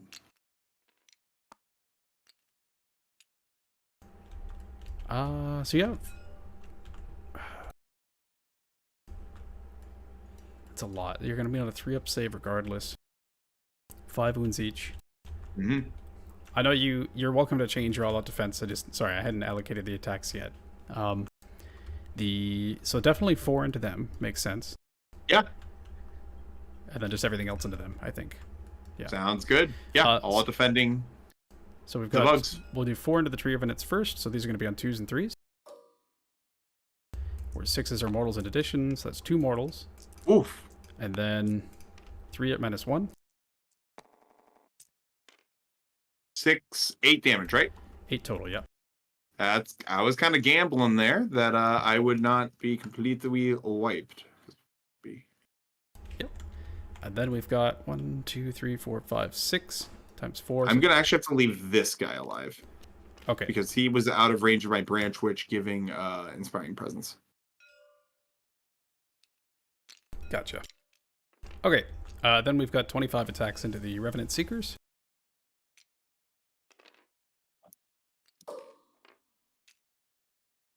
Where 6s are mortals in addition. So that's 4 mortals. Yikers. And then on 3s, that many at -1. So I think you're 3 ups because you're +2. Yes. All right. Hold strong, bugs. Wait, how many is that? That's 5, 10, 17. Plus 4 mortals that I have marked right here. Yeah. Okay, so 1, 2, 3, 4, 5, 6, 7. So 14 damage, 18 damage total. I almost panicked because I thought they were 3 wounds apiece for a second. No. It's getting late, boys. So we're just gonna leave 1 of each. So we're gonna remove basic dude, and we're gonna remove a musician, and we're gonna remove a banner. So we get the full complement still, and we're gonna go punchy punch. Yep.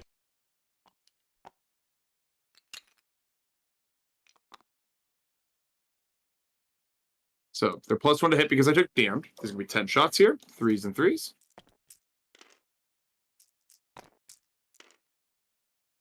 6 Ren 2.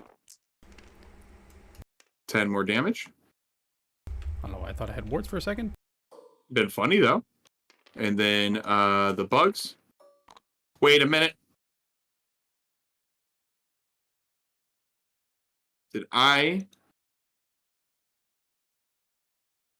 pick up any 2s?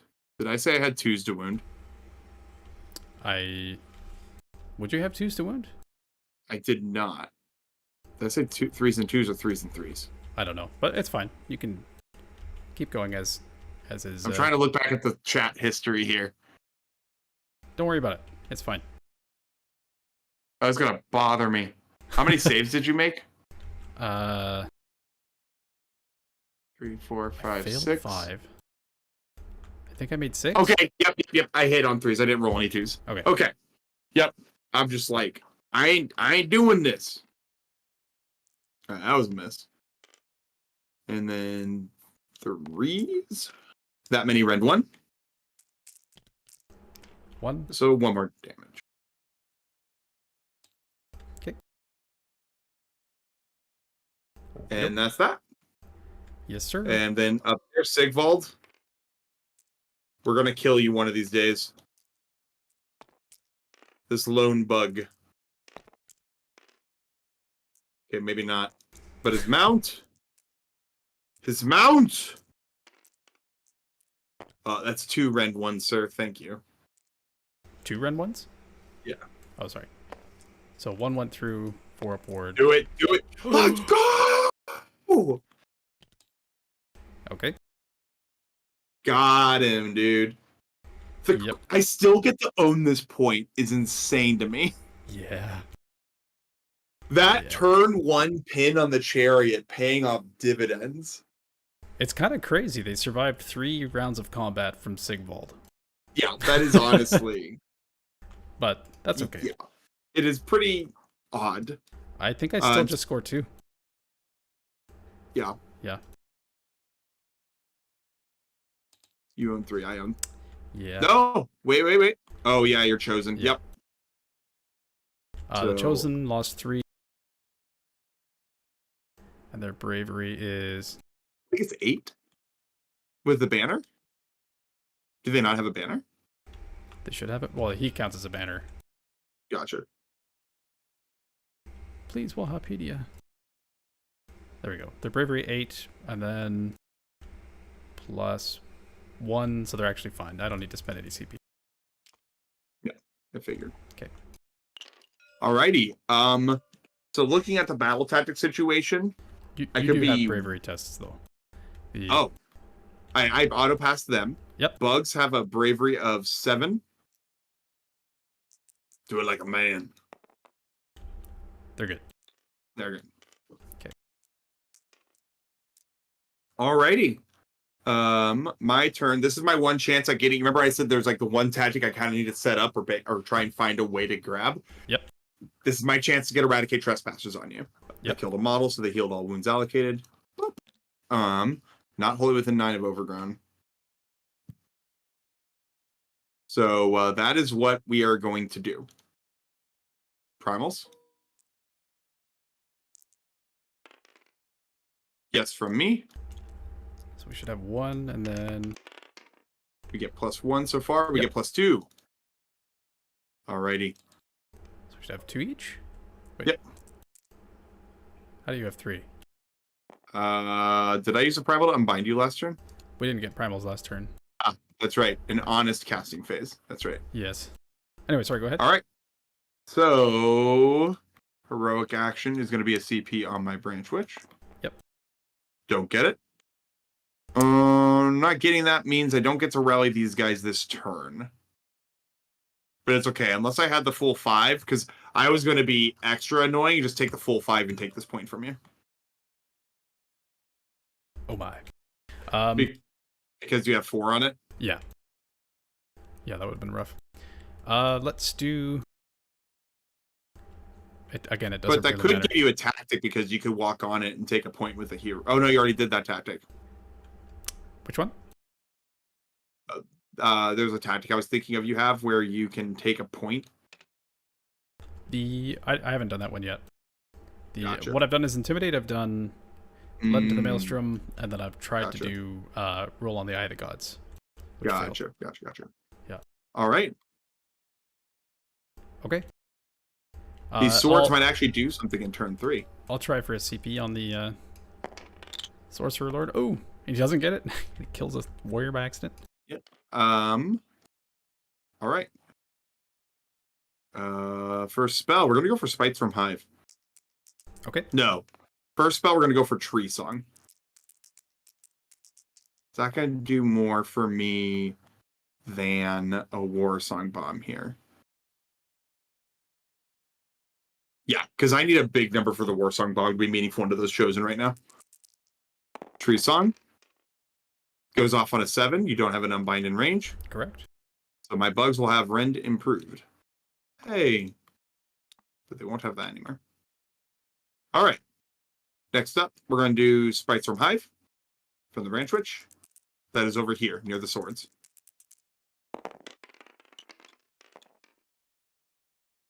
That is a 3. It does not go off. Okay. Tragic. Because that went off.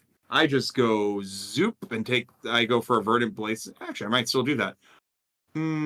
Battle tactics are important.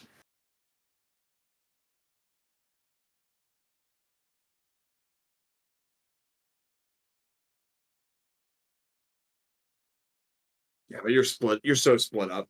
We're going to go verdant blessing. We're going to cast a tree from that tree. Yep. Yup. We're just going to grab ourselves nice big set of woods over here.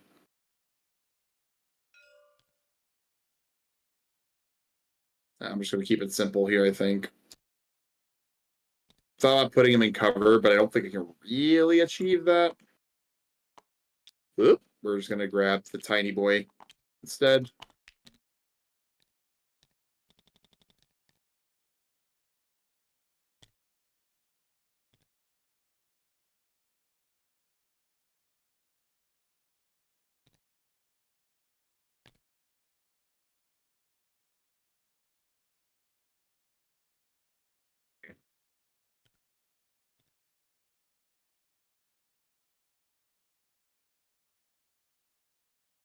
Come on, base. Right there.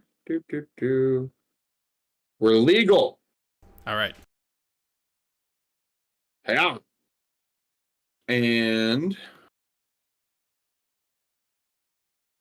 can't really teleport there this turn, but we can set up for future turns right now. I mean, I could, but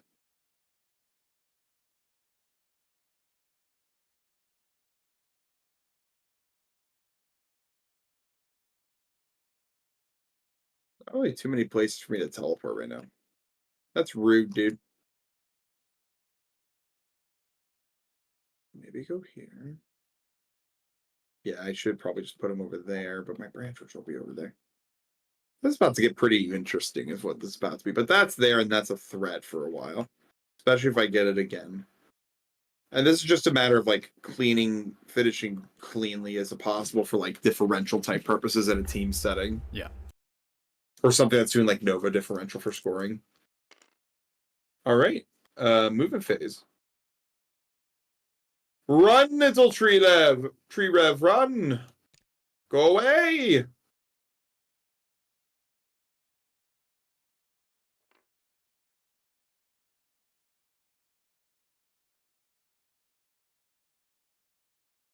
This is turn 3, right? Yes, sir. Yep, sweet. Okay. And then Branch Witch's Vibes. We're gonna run the Kurnoth.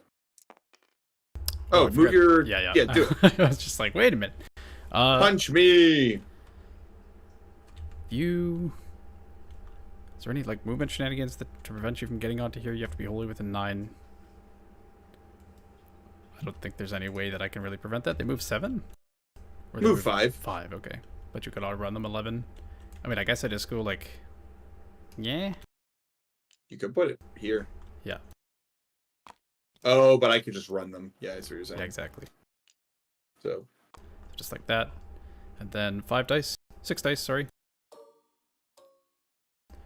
5 ups. 3 mortals.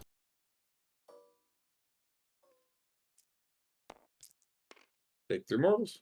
Yeah. Dead man. All right, they ran through, so they're going to move 8 inches. I just need to get 2 of them onto this point. Yep. No!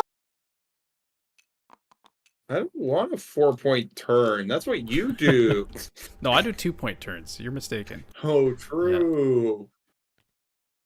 Yeah, so we're just going to go 3, 5.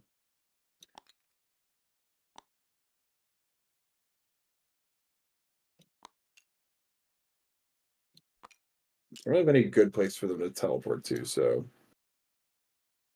we're just going to be with our good friend over here for now. And we're going to run over to here. Keep maintaining ownership of that point. I think. You're within 3 of a lot of my trees, except that one. If I teleport out to that, Sigmar can't springboard off of me. I'm going to get a 4-point turn. I stop owning this point, which hurts a lot. I want this tree rev to... No, this tree rev's going here. I know what's going on here. Okay. This tree rev's going there. Bug is going here. It has done a valiant job. It's about to just get freaking deaded. This tree rev is taking the trip out. Zoop.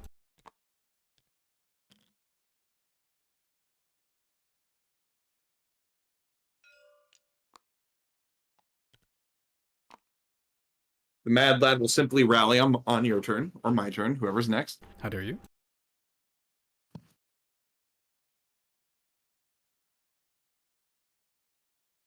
And we're going to be a nuisance there still. And then on a 2-up, I get a bug back. Always. Like clockwork. Is that the end of all your movement? Yeah. Splat. I'm going to arcane bolt. No! Got my ass, dude. Got my ass. I was also not at the end of the world of him dying. He's lived longer than he should have. He has lived quite a while. But that's okay. He did his job, yeah, and then some. Hell yeah, dude. Alright, I am going to have to all-out attack there and pray at this point. Here? Yep. Yep. But I do have Rend 3. In theory, this does it. Oh, also a 4-up, you take mortals. Aha, I knock over your warrior. Oh, baby, the ones are coming in now. That's how I know it's a Sylvaneth game.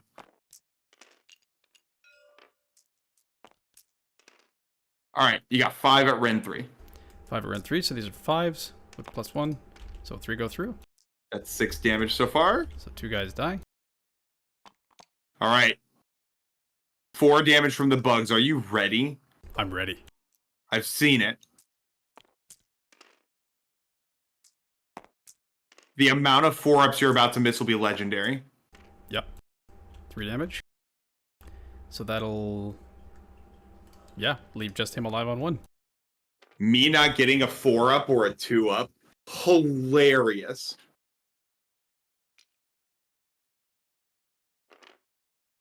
All right. But yeah, then I... or are you going to teleport away?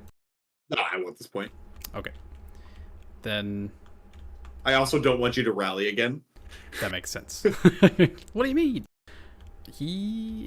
I mean, there's no real reason for me to move him at all, so he's just going to stay there. So he's got 4 attacks, or 3. 3? Yeah, 3 attacks. Oh, he has 4. He's the champion. Oh, hell yeah. Beat my ass. Okay. 2? No all attack. I do take a mortal. Yep. And then 3s. 2 at Rend 1.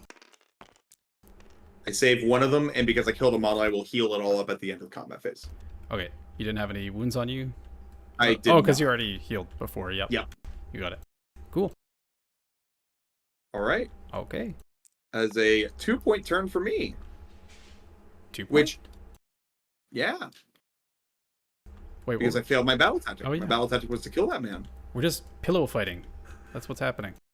Yeah. Just so like this is kind of what I was talking about, where it's like the one tactic that's like a little iffy. That one should have been a bit more guaranteed because I had a lot of contingencies in place for it, and I have a setup over here. But it is what it is. Yep, fair enough. Okay. All right, Prio. Prio indeed. I got a 3, and I went Hell first, yeah. so I get to choose. I think I have to maintain Prio here. So that's what I do. Gotta keep Prio. So what we're gonna do... Okay, so we actually have a tactic this turn. Heyo. Surprisingly. So the tactic is going to be... There's a Slaves to Darkness one where it's a unit with an ensorcelled banner, i.e. these guys, has to be wholly within enemy territory and within 3 inches of another Slaves to Darkness unit. So oh my god, you got this. So I can auto-run them into your territory, and the Chaos Sorcerer Lord can just run up behind them. No problem. Oh my gosh. Okay. I believe in them. Well, I mean, I just auto-run them. I'm not gonna risk it. I believe in them. So that's what I'll do. I get 2 CP. Let's see primals. Yes. Yes. We've got 2 primal. 2. I am just going to verify that that's what the tactic is.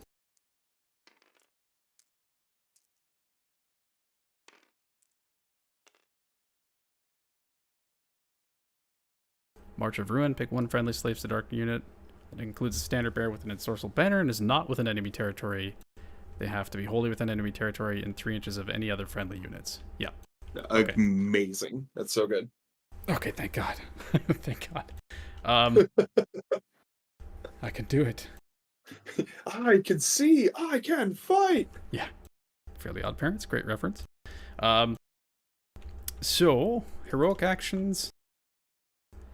Do I care about 3d6 casting? I don't really think I do. So I shan't. 3d6 cast. I think I'm just going to go for a CP on my Sorcerer Lord on a 4-up. Makes sense. Nope. All right. Fattest rally on those tree revs you've ever seen. Which tree revs? Oh, these tree. Oh, yeah. Sorry. Okay, one of them's cocked. Yep, you got it. Okay, never mind. You can roll it again. That's fine. No. That tree rev stands tall.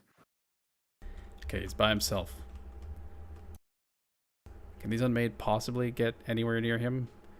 What is 34 divided by 2? That's 17. They could do an 11-inch charge on him, maybe? Hell yeah, they could do an 11-inch charge. Which would be pretty funny, but I'm not going to do that. Sigvald is... How far is that? 27... 7.2. Stay away from me! So he can't get within charge range. Bellicor could come over here and mess with you a little bit. Maybe. I could come over here. Yeah. Okay. Okay, let's do... I think that's it for the start of the hero phase. What was your heroic action? Command point. Yep. You got it. Yep, and we're just gonna plop it on the lady. Cool. Alright. Let's do some... movement, or sorry, not movement. We're gonna do some... The Chaos War Shrine. The range of heal is 12 for prayers. I almost never use priests. What is that? Think so? Not applicable, basically. Doesn't matter. Chaos Sorcerer Lord is gonna cast Mystic Shield. Yeah.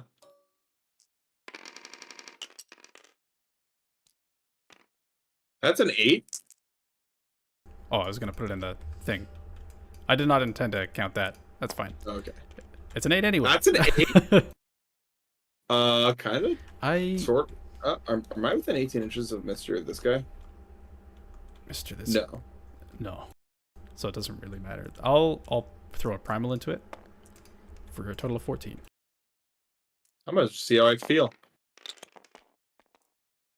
You can have it. Gets put on these warriors again. Yay. So that's that. He'll give them a 6-up ward. Heck yeah, he does. And Bellicor's got 2 casts.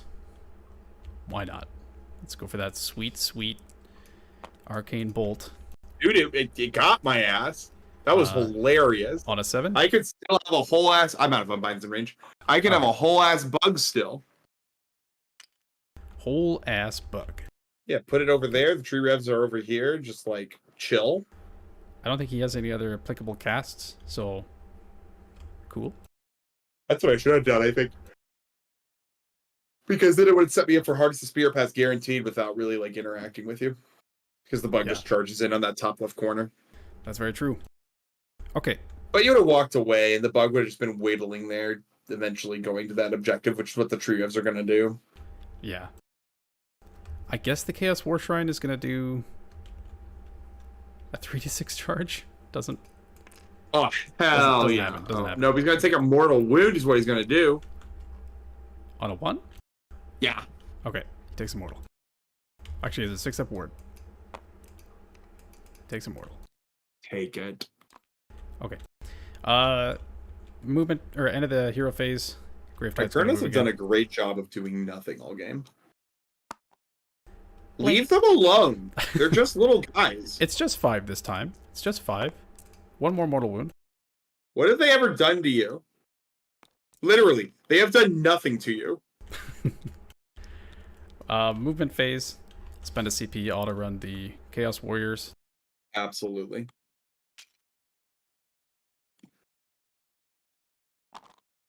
All right, no wait. What do you need to roll to be within 3? How far is that? That's 10 inches. He has +1 to run. 10.2. So a 2-up? Dude, is it your turn to be a Sylvaneth player? No, I think he just auto gets it. Because he has 5 move and he has +1 to run. Oh, okay. Yeah. Okay. So he's going to run.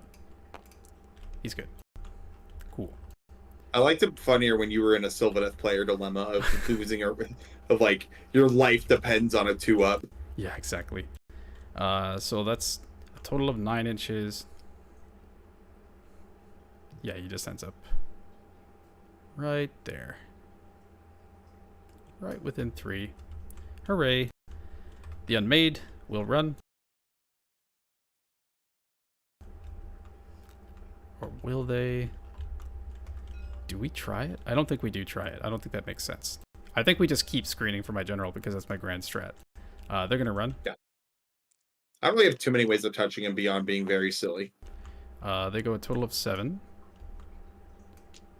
Oops.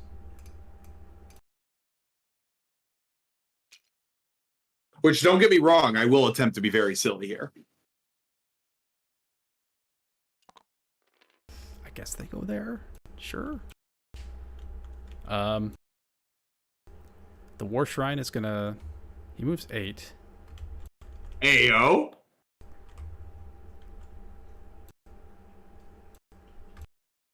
This double movement thing is really messing with me because I'm like 36 and I'm like constantly dividing by 2. 18 inches to there. Yeah. And then 15 inches 14 to there. and a half. 14 and a half. So it's actually not a bad charge, but he doesn't do anything into them. But I could kill that Branch Witch. That'd be pretty funny. Which would be pretty funny. Be'lakor is 20 inches from them, so he could be... I think I maybe try and kill some of them. I think that makes sense. Mm-hmm. Yeah. Be'lakor's is 14. To there. Mm-hmm. I'll redeploy. Yep. Protect the Branch Witch. Yep. Oh. Oh. Protector. What's his reach? 2. Don't be base to base with her, you fool.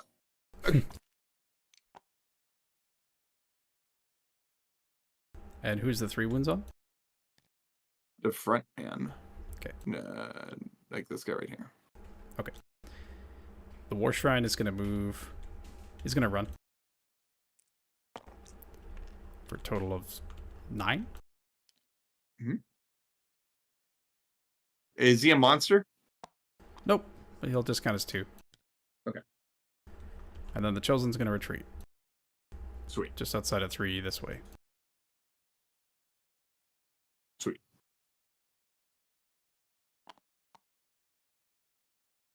Oh, that's fine. He's going to try and charge. Okay. Bum, bum, bum. Sigvald's going to run.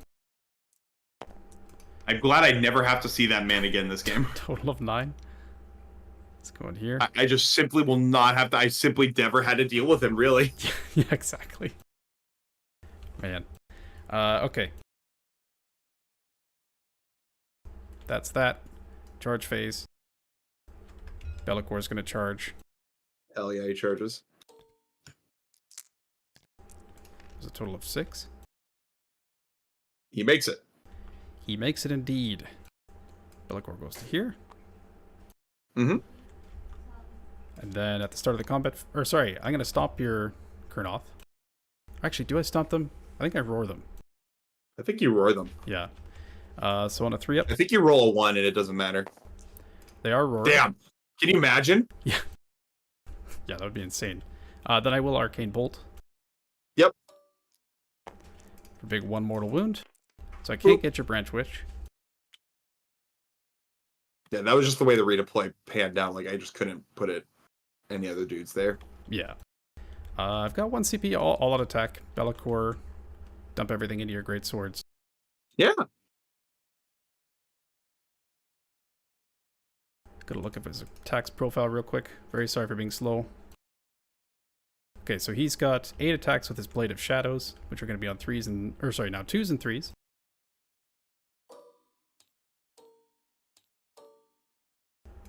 2s.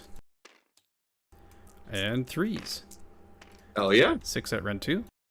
Ren 2. 5s. So that's 8 damage. Sheesh. 1, 2, 3, 4, 5, 6. 7. Okay, and then he's got his Fell Claw, which are on 3s and 3s. So it'll be 2s and 3s All these now. guys have done is die this game. It's great. 2s. 3s. 1 at Ren 1. Saved. 1 more on 2s and 2s. Spearing Tail. 2s. And 2s. Ren 3. How much damage? 2 damage. All right. And you can smack me back. I shall. See if this guy's within 4 of you. Oh, yeah.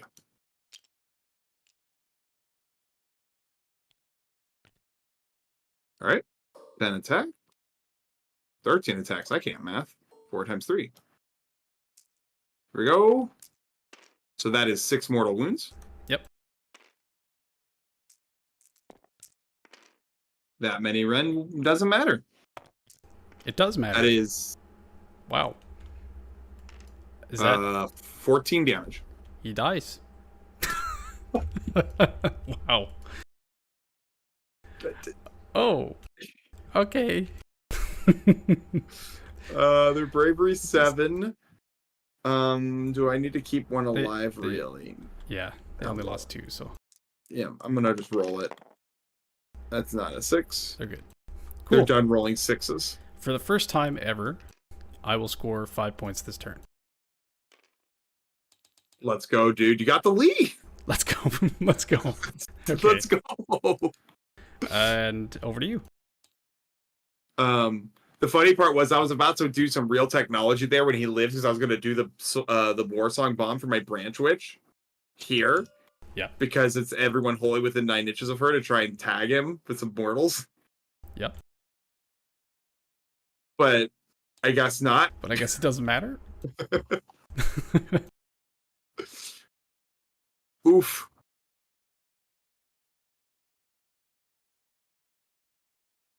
All right. Battle tactic is going to be harness the spear path. I'm going to make a charge and teleport, or teleport and then charge.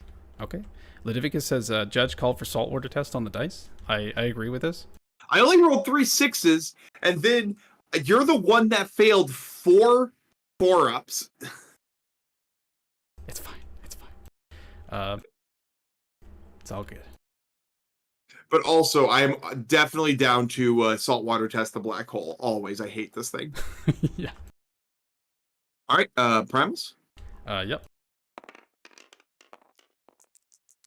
Yes. And no. So you got 3 to my 2.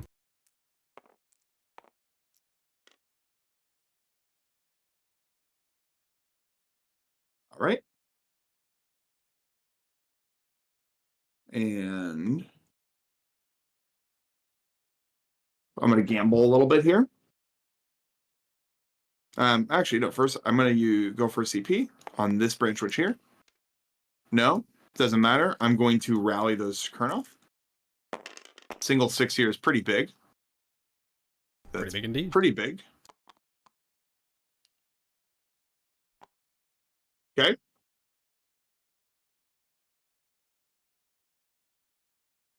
That's that. Yep. Is that the end of your start of the hero phase? Yep. Okay. I will try and go for a CP on the Chaos Sorcerer Lord. My tactic is harness the spear path, by the way. Charge? Yeah. Yeah. And then the Chosen will rally. Yup. 5 ups, One please. 2. fucking wound. Yeah, you deserve it.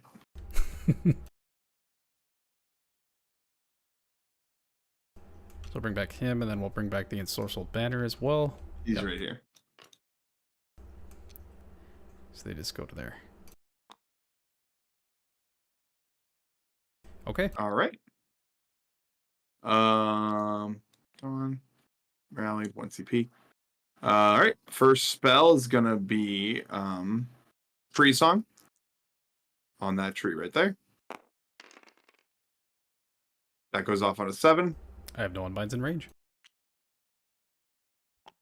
And then we're going to do Verdant Blessing from over here.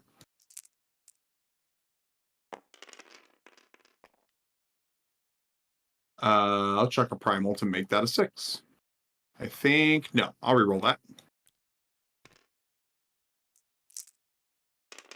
Using the Dwindling Rule. These 2. Nope, doesn't happen. Okay. Wait, did I roll a 6 on that last one? I don't even remember.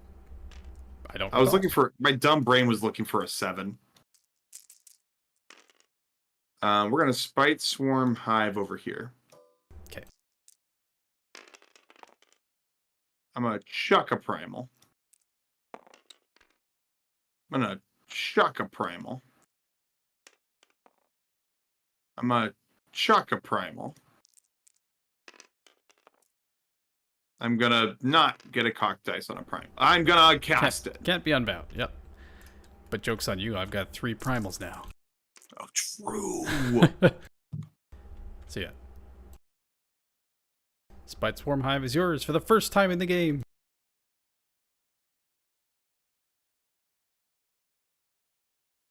See, if I got Verdant Blessing, I was going to drop a tree here and I was going to fucking go for it. But instead, I'm going to still fucking go for it. If I can roll a 2-up.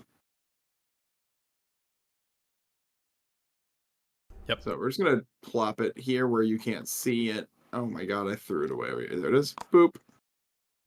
Keep it right there. 2-up. Give it to me. Yes. Oh, and healed 1 because 9 inches of overgrown. Nope, not really because he's not on the... Yep, there we go. Gravetide is going to go as well. Yep, 5 up for the Branch Witch, and then you be silly at me on the Kurnoff. Yeah. So the Branch Witch on a 5-up. Take 1. And then Rude. 4. Don't do it. Don't do it. 1. Shit. Blah. Okay. Time to move. They move 7? Or 8? They move 5 plus 3 3 because... Yeah. Yep. You got it. We're going to pull back a little bit here.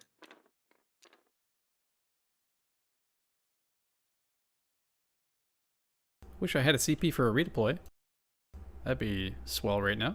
This is where I put my CP, if I had one. Okay, and we're gonna try and run that tree rev up top.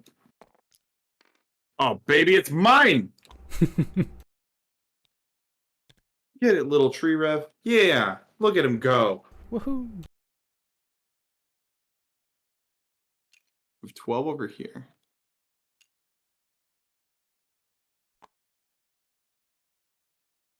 Good. No, stop it. You fiend, stop playing by the rules.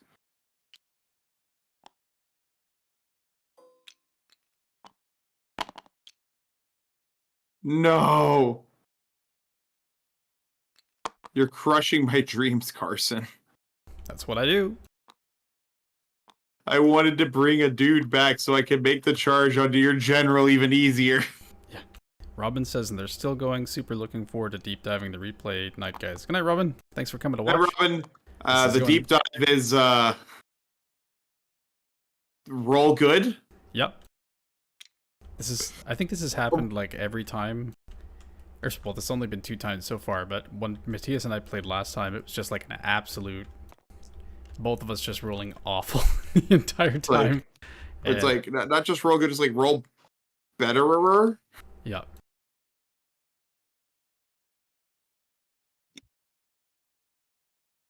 Sneeze. Sorry. All good. Alrighty. Man, it's like 2 a.m. where you are, right? If at any point you want to talk the rest of this out, I was committed to the full game. Okay. This is turn 4 or the end of turn 3? This is turn 4. End of turn 4, yeah. Yeah. So, all right, 2 up, I get a bug back. You wanted to, dude. Almost. Yeah. There's the yellow base for a musician. Boop. Charging bugs. Yay. Got it. We're just going to keep it nice and simple on these guys here. I really want them to die. I don't want to deal with that guy. And then we go for it. That is currently 10 inches. Stepping around here.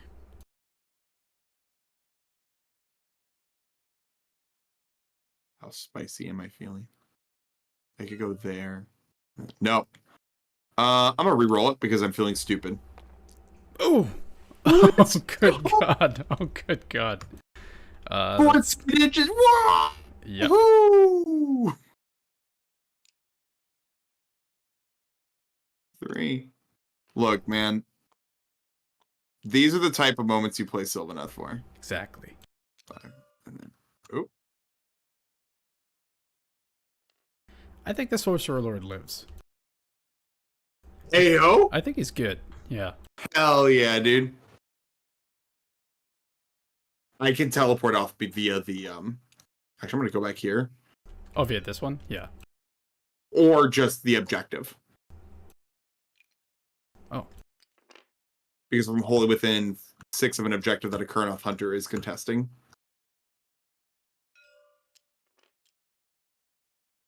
Can I get 4 inches from this guy? Yeah. Sweet.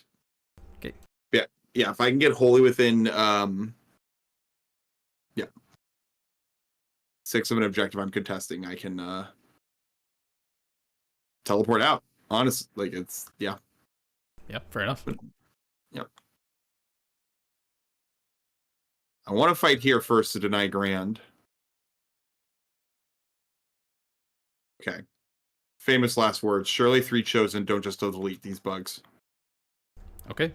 Kurnoth, go! Yep. All right. Wholly onto the objective. Whoopsie. All right, here we go. I bet he lives. He's fine. Only 2 mortals. 2 mortals? He's fine. Fine. Rend? Rend 1. Oh, what's 4 damage. He's a 4-up save. So is he a 4-up save? No he way. Lives. He lives. No oh my way. God. Oh my God. Oh wow. No way he lives. Okay, wait. Because you can stomp. I know you can do that, but you have to stay in combat is the thing. Yeah. I'm just give me a second. I'm thinking how cheesy I want to be today.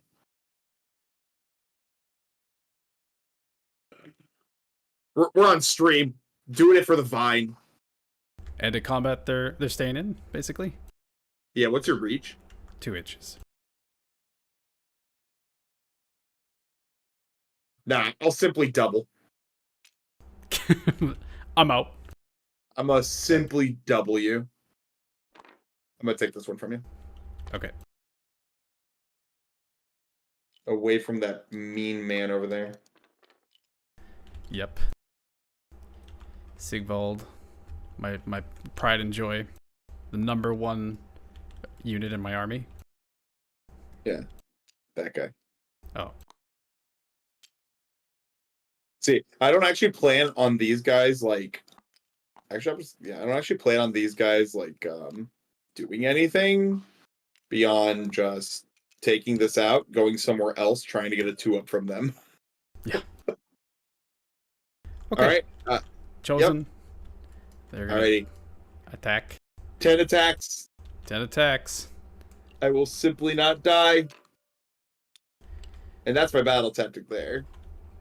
That is? Oh, wait, I thought you already fought and charged. No, right here is my battle tactic. Yeah. Yeah, you got it. The swords. Yeah. Yeah, okay. Sorry, I thought you were saying the...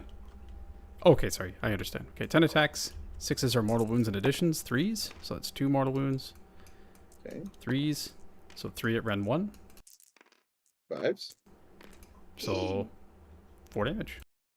And if I kill a model, it doesn't matter. Yeah.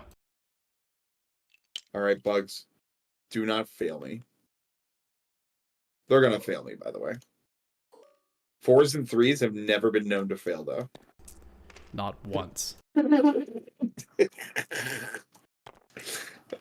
That's 3 red 3. I'll go through. 6 damage. Ren coming from Tree Song. All right. The bugs have been the real MVP of this game. They're within 18 of the War Shrine now, so I got a 6-up ward. Oh, true. Ooh. One more chosen is alive. Wow. All right, we've been here before. Bugs with 4 damage to do. Yeah.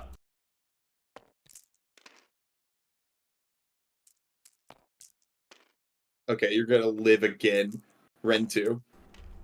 2 and then 1. So you perfectly kill this one guy, is it? Wild. I do heal up. Yep.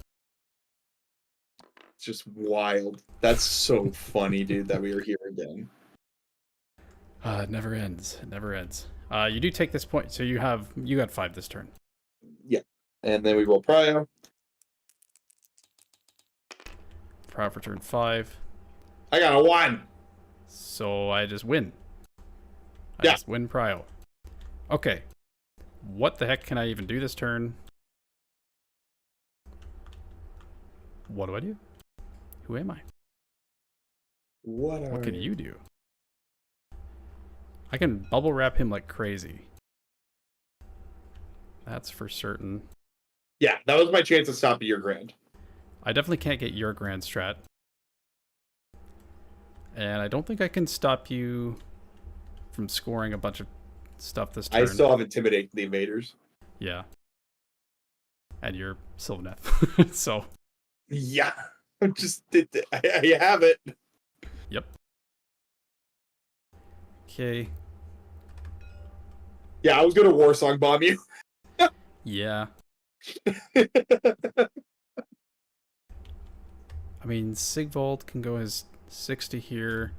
If he gets a 3d6 charge, that's not bad into them. I think he lost every prio. I think he did. Yeah. I think that's the only thing keeping me, like, maybe kind of sort of in this game. Anyway, sorry. I'll get 2 CP. You'll get 3 CP. Let's roll for primals. Mm-hmm. Nope. Yes. So, yes. Sorcerer Lord is Bravery 8. Definitely makes sense for me to Heroic Recovery him so you don't just, like, Arcane Bolt me or something. Yes. He heals for 3. Yeah, I can't. If you bubble wrap, you're gonna bubble wrap him. I can't kill him. Okay. Well, there's like a way I could kill him, but if you cover it, I'm not killing him. Yeah. Yeah, that's totally fair. I'm gonna try and unbind this thing. I'll reroll. Get it out of here. It's gone. Okay. Been replaced by a bloodthirsty triumph.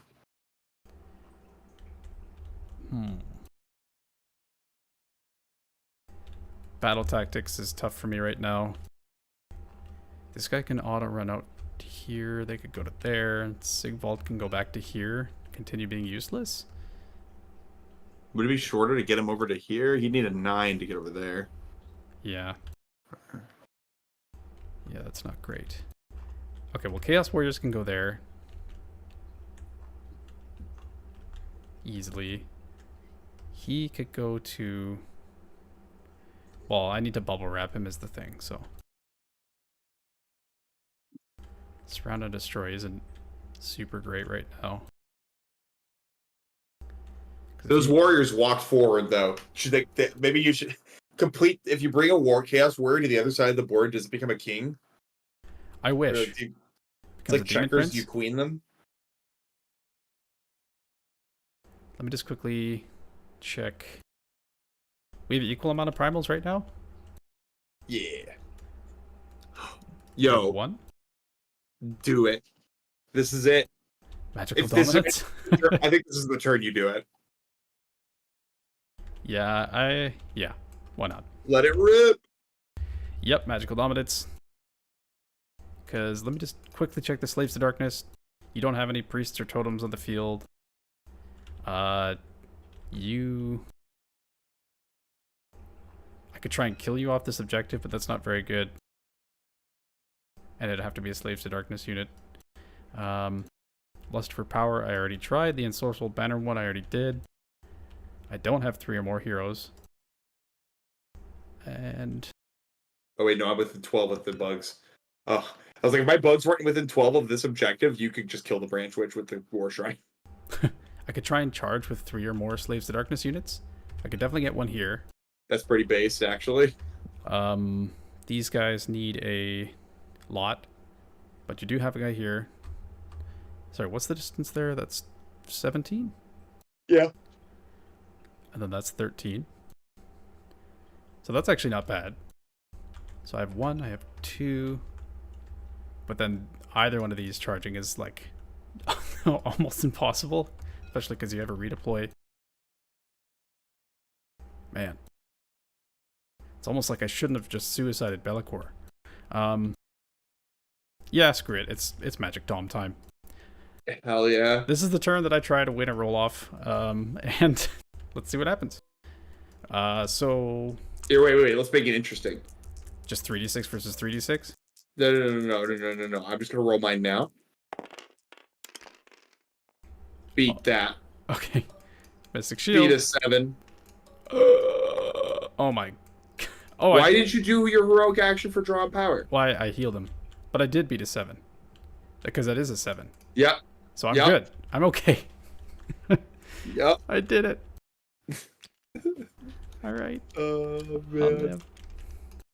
All right. Then I've got this one. Got this one. I can't really take any of these from you, so I think I just score 4 points this turn, basically. Show me the bubble wrap, because I want to see how silly I can be. Okay. Well, the Chaos Warriors are going to run. For a lot. So they're just going to go like zoop.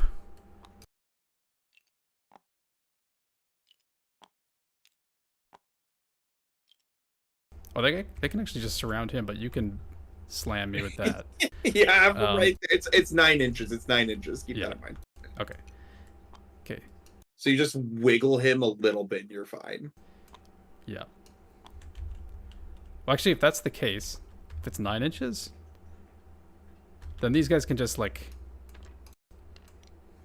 go like this. Essentially, they can make a perfect happy circle. I think. I'm so excited to see if I can crack this for just my 3-point swing. That doesn't matter. I don't even know if there's anything like to crack. Like I'm not even trying to like do anything. I think you have the solution. I'm just curious. Like, I just want to see it. You know what I mean? Yeah, totally.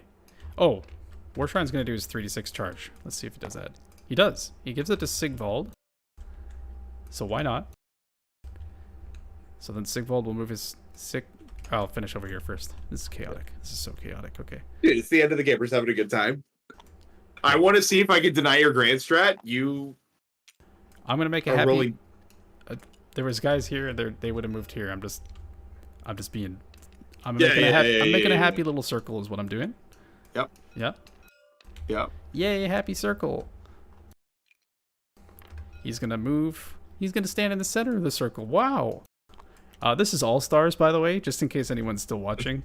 The amount of games at the World Championships that were just like this, you're fine. Yeah.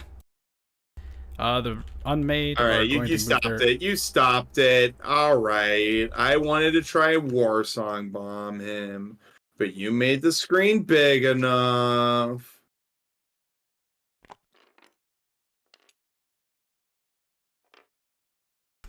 Okay, that's where they go. Wait a minute. Moves his... Huh? No, like what you really want to do is just you stay on the outside of the circle, and it's the same thing, but it's just here. Yep. Yep. Okay, I don't deny the grand strat. Okay. Sigvold moves his 6. All right. It's got to be a ways. Then the Chosen is just going to step back here. 5 inches. God, don't make me have to try and kill him again. I'm so annoyed at this man. He's there. I'm so mad. I hate him so much. Okay. Charge phase. Not gonna charge. Can't charge. Unmade on 2d6. Ayo.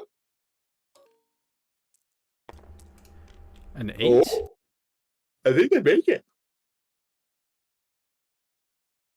I unleash hell.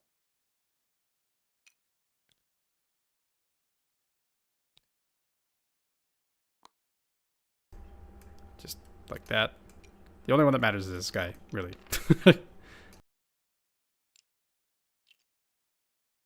I will simply live. Probably. I mean, it's an 80-point unit. They're not great. Do you know what her save is and how many wounds she has? I mean, she has 3 left? 4 left. On a 5-up. I don't have that many attacks. We'll see whose hero is better. Yeah, exactly. Sigvald's going to try and charge on 3d6 plus 3. We've been here before. Oh, I'm rerolling it. I'm rerolling it. Oh, no. I'm tired of the way that 3d6 has been treating me. Carson, no. There we go. Oh my. I'll simply live. So 13, 16 inches. I'm simply gonna live, dude. Goes into them. You ain't killing me for shit. Bada bing, bada boom. Okay, that's it for charges. He has strike first. So I'm all out defense. I'm gonna live. He has 13 attacks. I will all out attack. Doesn't he hit on he's already on 2, 2s? so he's on 2. I don't know what the hell he's talking Yeah, about. you're just gonna miss. You ready for this? Carson, are you ready to emotionally handle Sigvold not killing something again? I'm not. Honestly, I'm... Oh, okay. You're on 4s? Yeah. Wait, you said Ren 1 or Ren 2? Ren 2. He finally did it. Oh my god. Thank you, Sigvold. Happened. It's real. Sir Sigvold, thank you. Okay. Then the unmade will go... No, I want to run away. I'm sorry.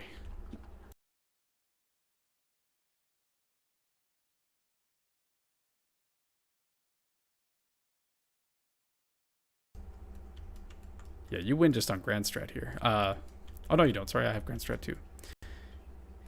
Let's see. Okay. So the unmade, the blissful one is the only one that really matters because he has Nightmare Sickles. Is your 6 attacks on 4s and 3s. Mm-hmm. And I'll attack these guys. I'm next to the mystical baby. And then the maiming weapons from the other 2 guys that are next will be another 2 attacks, I think. Is there any way I can get... Oh, yeah. I can get one more guy in, basically. Yeah. Yeah. One more guy in. So I've got 6 attacks from the maiming weapons and 6 attacks from the nightmare sickles. Let's do the maiming weapons first. So 6 attacks on 4s. And 4s. 1 at no rend. 5-up. So you take 3 wounds left. Well, you got your 6-up ward. Oh, thank you. No. Okay. And then 6 attacks with the nightmare sickles on 4s. She could still die. And 3s? No. Rend 1. She lives. Yeah, 1 damage. All right, here we go. Hit me. I think she does. I know she has D3. She has +1 hit and wound. I can't remember how many attacks and like what the necessarily the profile is. I think it's like 3. Waha. I think it's like gonna be 3s, Ren 1 damage, and then D3 attacks, 4s, 3s. No rend 1 damage, but those are all +1 to hit and wound. Because they're like, we're going to make a fighty person. Yeah, here we go. Oh, it's 3s, 3s, so 2s. Oh, God, I was right. I've played these things too many times. 2, rend 1. Wow. Oh, they just go through, sorry. D3 attacks, 2 attacks, 3s, and 2s. Was... 1, no rend. What was the... Sorry, 6 up. What was the damage of the previous one? 1. Okay, so you dealt 2 damage. Yep. Pew pew. Okay. Then they'll have bravery. The best part is I count as 10 because of the mission. Oh, I know. Oh, we also... Oh, your dude may be dead. We didn't blow up this objective last turn. Oh! You're right. Okay, here we go. Let's, 4 up? It's different. Oh, okay. My dudes, the War Shrine, my dudes take 1. War Shrine takes 3? Damn. Oh my god, that'd have been amazing, dude. War Shrine takes 3. That'd have been amazing if I killed him like that. Oh, all right. But I'll score just 4. double checking on that roll. Yeah, I count as 10, so you don't own this point. Yep. My turn is an Intimidate the Invader's turn. If you can score 1 point, you win the game. Unless you primal miscast your branch witch. You're right. Watch me. Primals. I don't know why I rolled the second die. I did not get us a primal. No. All right, here we go. I'm gonna primal miscaster still with no primals. Okay. I mean, I just waddle up the board. I intimidate the invaders. I get a 5-point turn by teleporting. There's one thing I do need to do here. I need to get Verdant Blessing off. Yes. This tree goes here. So this tree rev can go from here to own that point. Yep. Because it's not the musician, it's just the leader. And these bugs finally end this, fulfilling my revenge. Oh, I was gonna rally. Okay, do it. And I best day ever this branch witch for vibes, I think. Wait, no, she doesn't. Three chosen come Are back. you fucking kidding me? God, chosen come back. Fucking damn it! Fuck! I leave him. I respect his. I respect him in his business in this world. I'm so upset, dude. I am profoundly sad. They got down to 1 wound, and then... Oh, man. This is what I'm supposed to do with you with my bugs. We're gonna best day ever her. It's not 4 chosen beefy crunch because it caps at 10 wounds. For rally. Oh my gosh, that makes me so sad. All right, I'm a war song bomb this. Fuck them. First, we try to rally the bugs. No. All right. And then we war song bomb. I take a 9. I'm just trying to blow them up. I'm mad. Blow up? Yeah. Good. But the war shrine takes. Good. 2 mortals.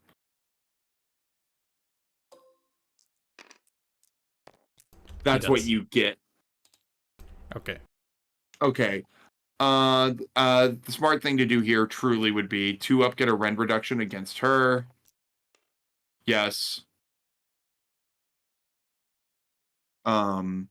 These guys will actually just kind of give me my tactic. I auto run her here because she counts as 10. So now I have 2 out, 1 back, 3 out, but if this branch witch dies, I'm still fine. Get a 4 or 5-point turn based on the combat with the unmade. Yeah. And then she can't die to the D3 mortal blow up from the objective because she has 5 wounds. Do you have more outside of your territory? 1, 2. Oh, she's up. Sorry, my bad. Okay. Yep. Mix them up. Okay, so you score 5. And then you'll score 3 for your grand strat. It might be 4 based off if you kill her. Oh, you could have just retreat. Oh, you couldn't and be outside. You're right. Well, you get to attack me first.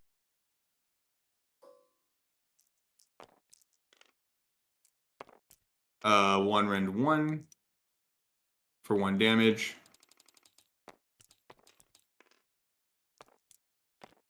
And then 2 no rend, 1 damage each. No rend.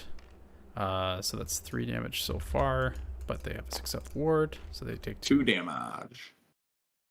All right, and then you roll against her. She is +2 to save effectively because the Spite Storm Hive. I use the other ability that reduces rend by 1. Right. Exact same thing as last time, so it's going to be 6 attacks. With the 4s and 4s crappy profile. 4s, 4s, 2. No rend. 4-ups. Got it. Lives. And then... All right, little branch witch. 4s and 3s. This is your time. Oops. Yo, hey. Calm down, Carson. No, there's still a hope. 1. She lives. Yeah. With 1 wound. Okay, yeah, so I get the 5-point turn. Okay. So then that brings you to 1, 2, 3, 4, 5, 22, 1, 2, 3 for Grand Strat, and then I'm 1, 2, 3. Final score 25 to 20. That was one of the most sloggy, weird games I've ever played, I think. Oh, I hope sloggy doesn't mean a bad thing here. No. Sloggy as in like, just like nothing of mine died. I just like tar pitted up the table at you essentially. Yeah. And the moment you committed your warriors to this side of the board, I knew eventually I was going to flip the board. Yeah. But Be'lakor coming in close, I knew he could make that charge in my soft bits. So that's why I flipped the board here, because I had a stronger presence here. The Kurnoths were fine. Like, I knew whichever one you did in Be'lakor was going to be the one that I just did things with. Yeah. Yeah, that makes a lot of sense. I was more afraid of the Kurnoths because of the mortal wound output. Yeah. They're the big hammer. The bugs are swingy. Yeah. I need a little bit more support. Was there anything I could have done better that you saw?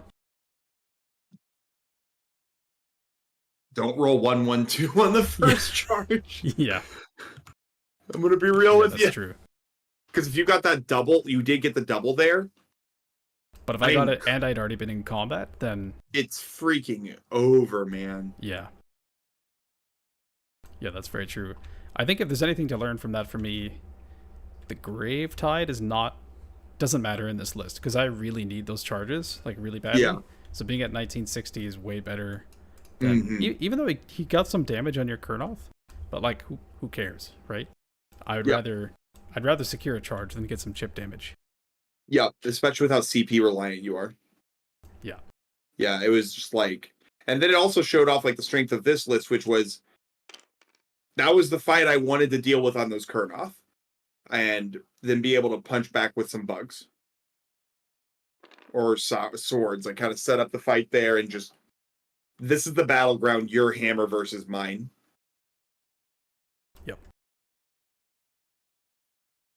Yep, very true.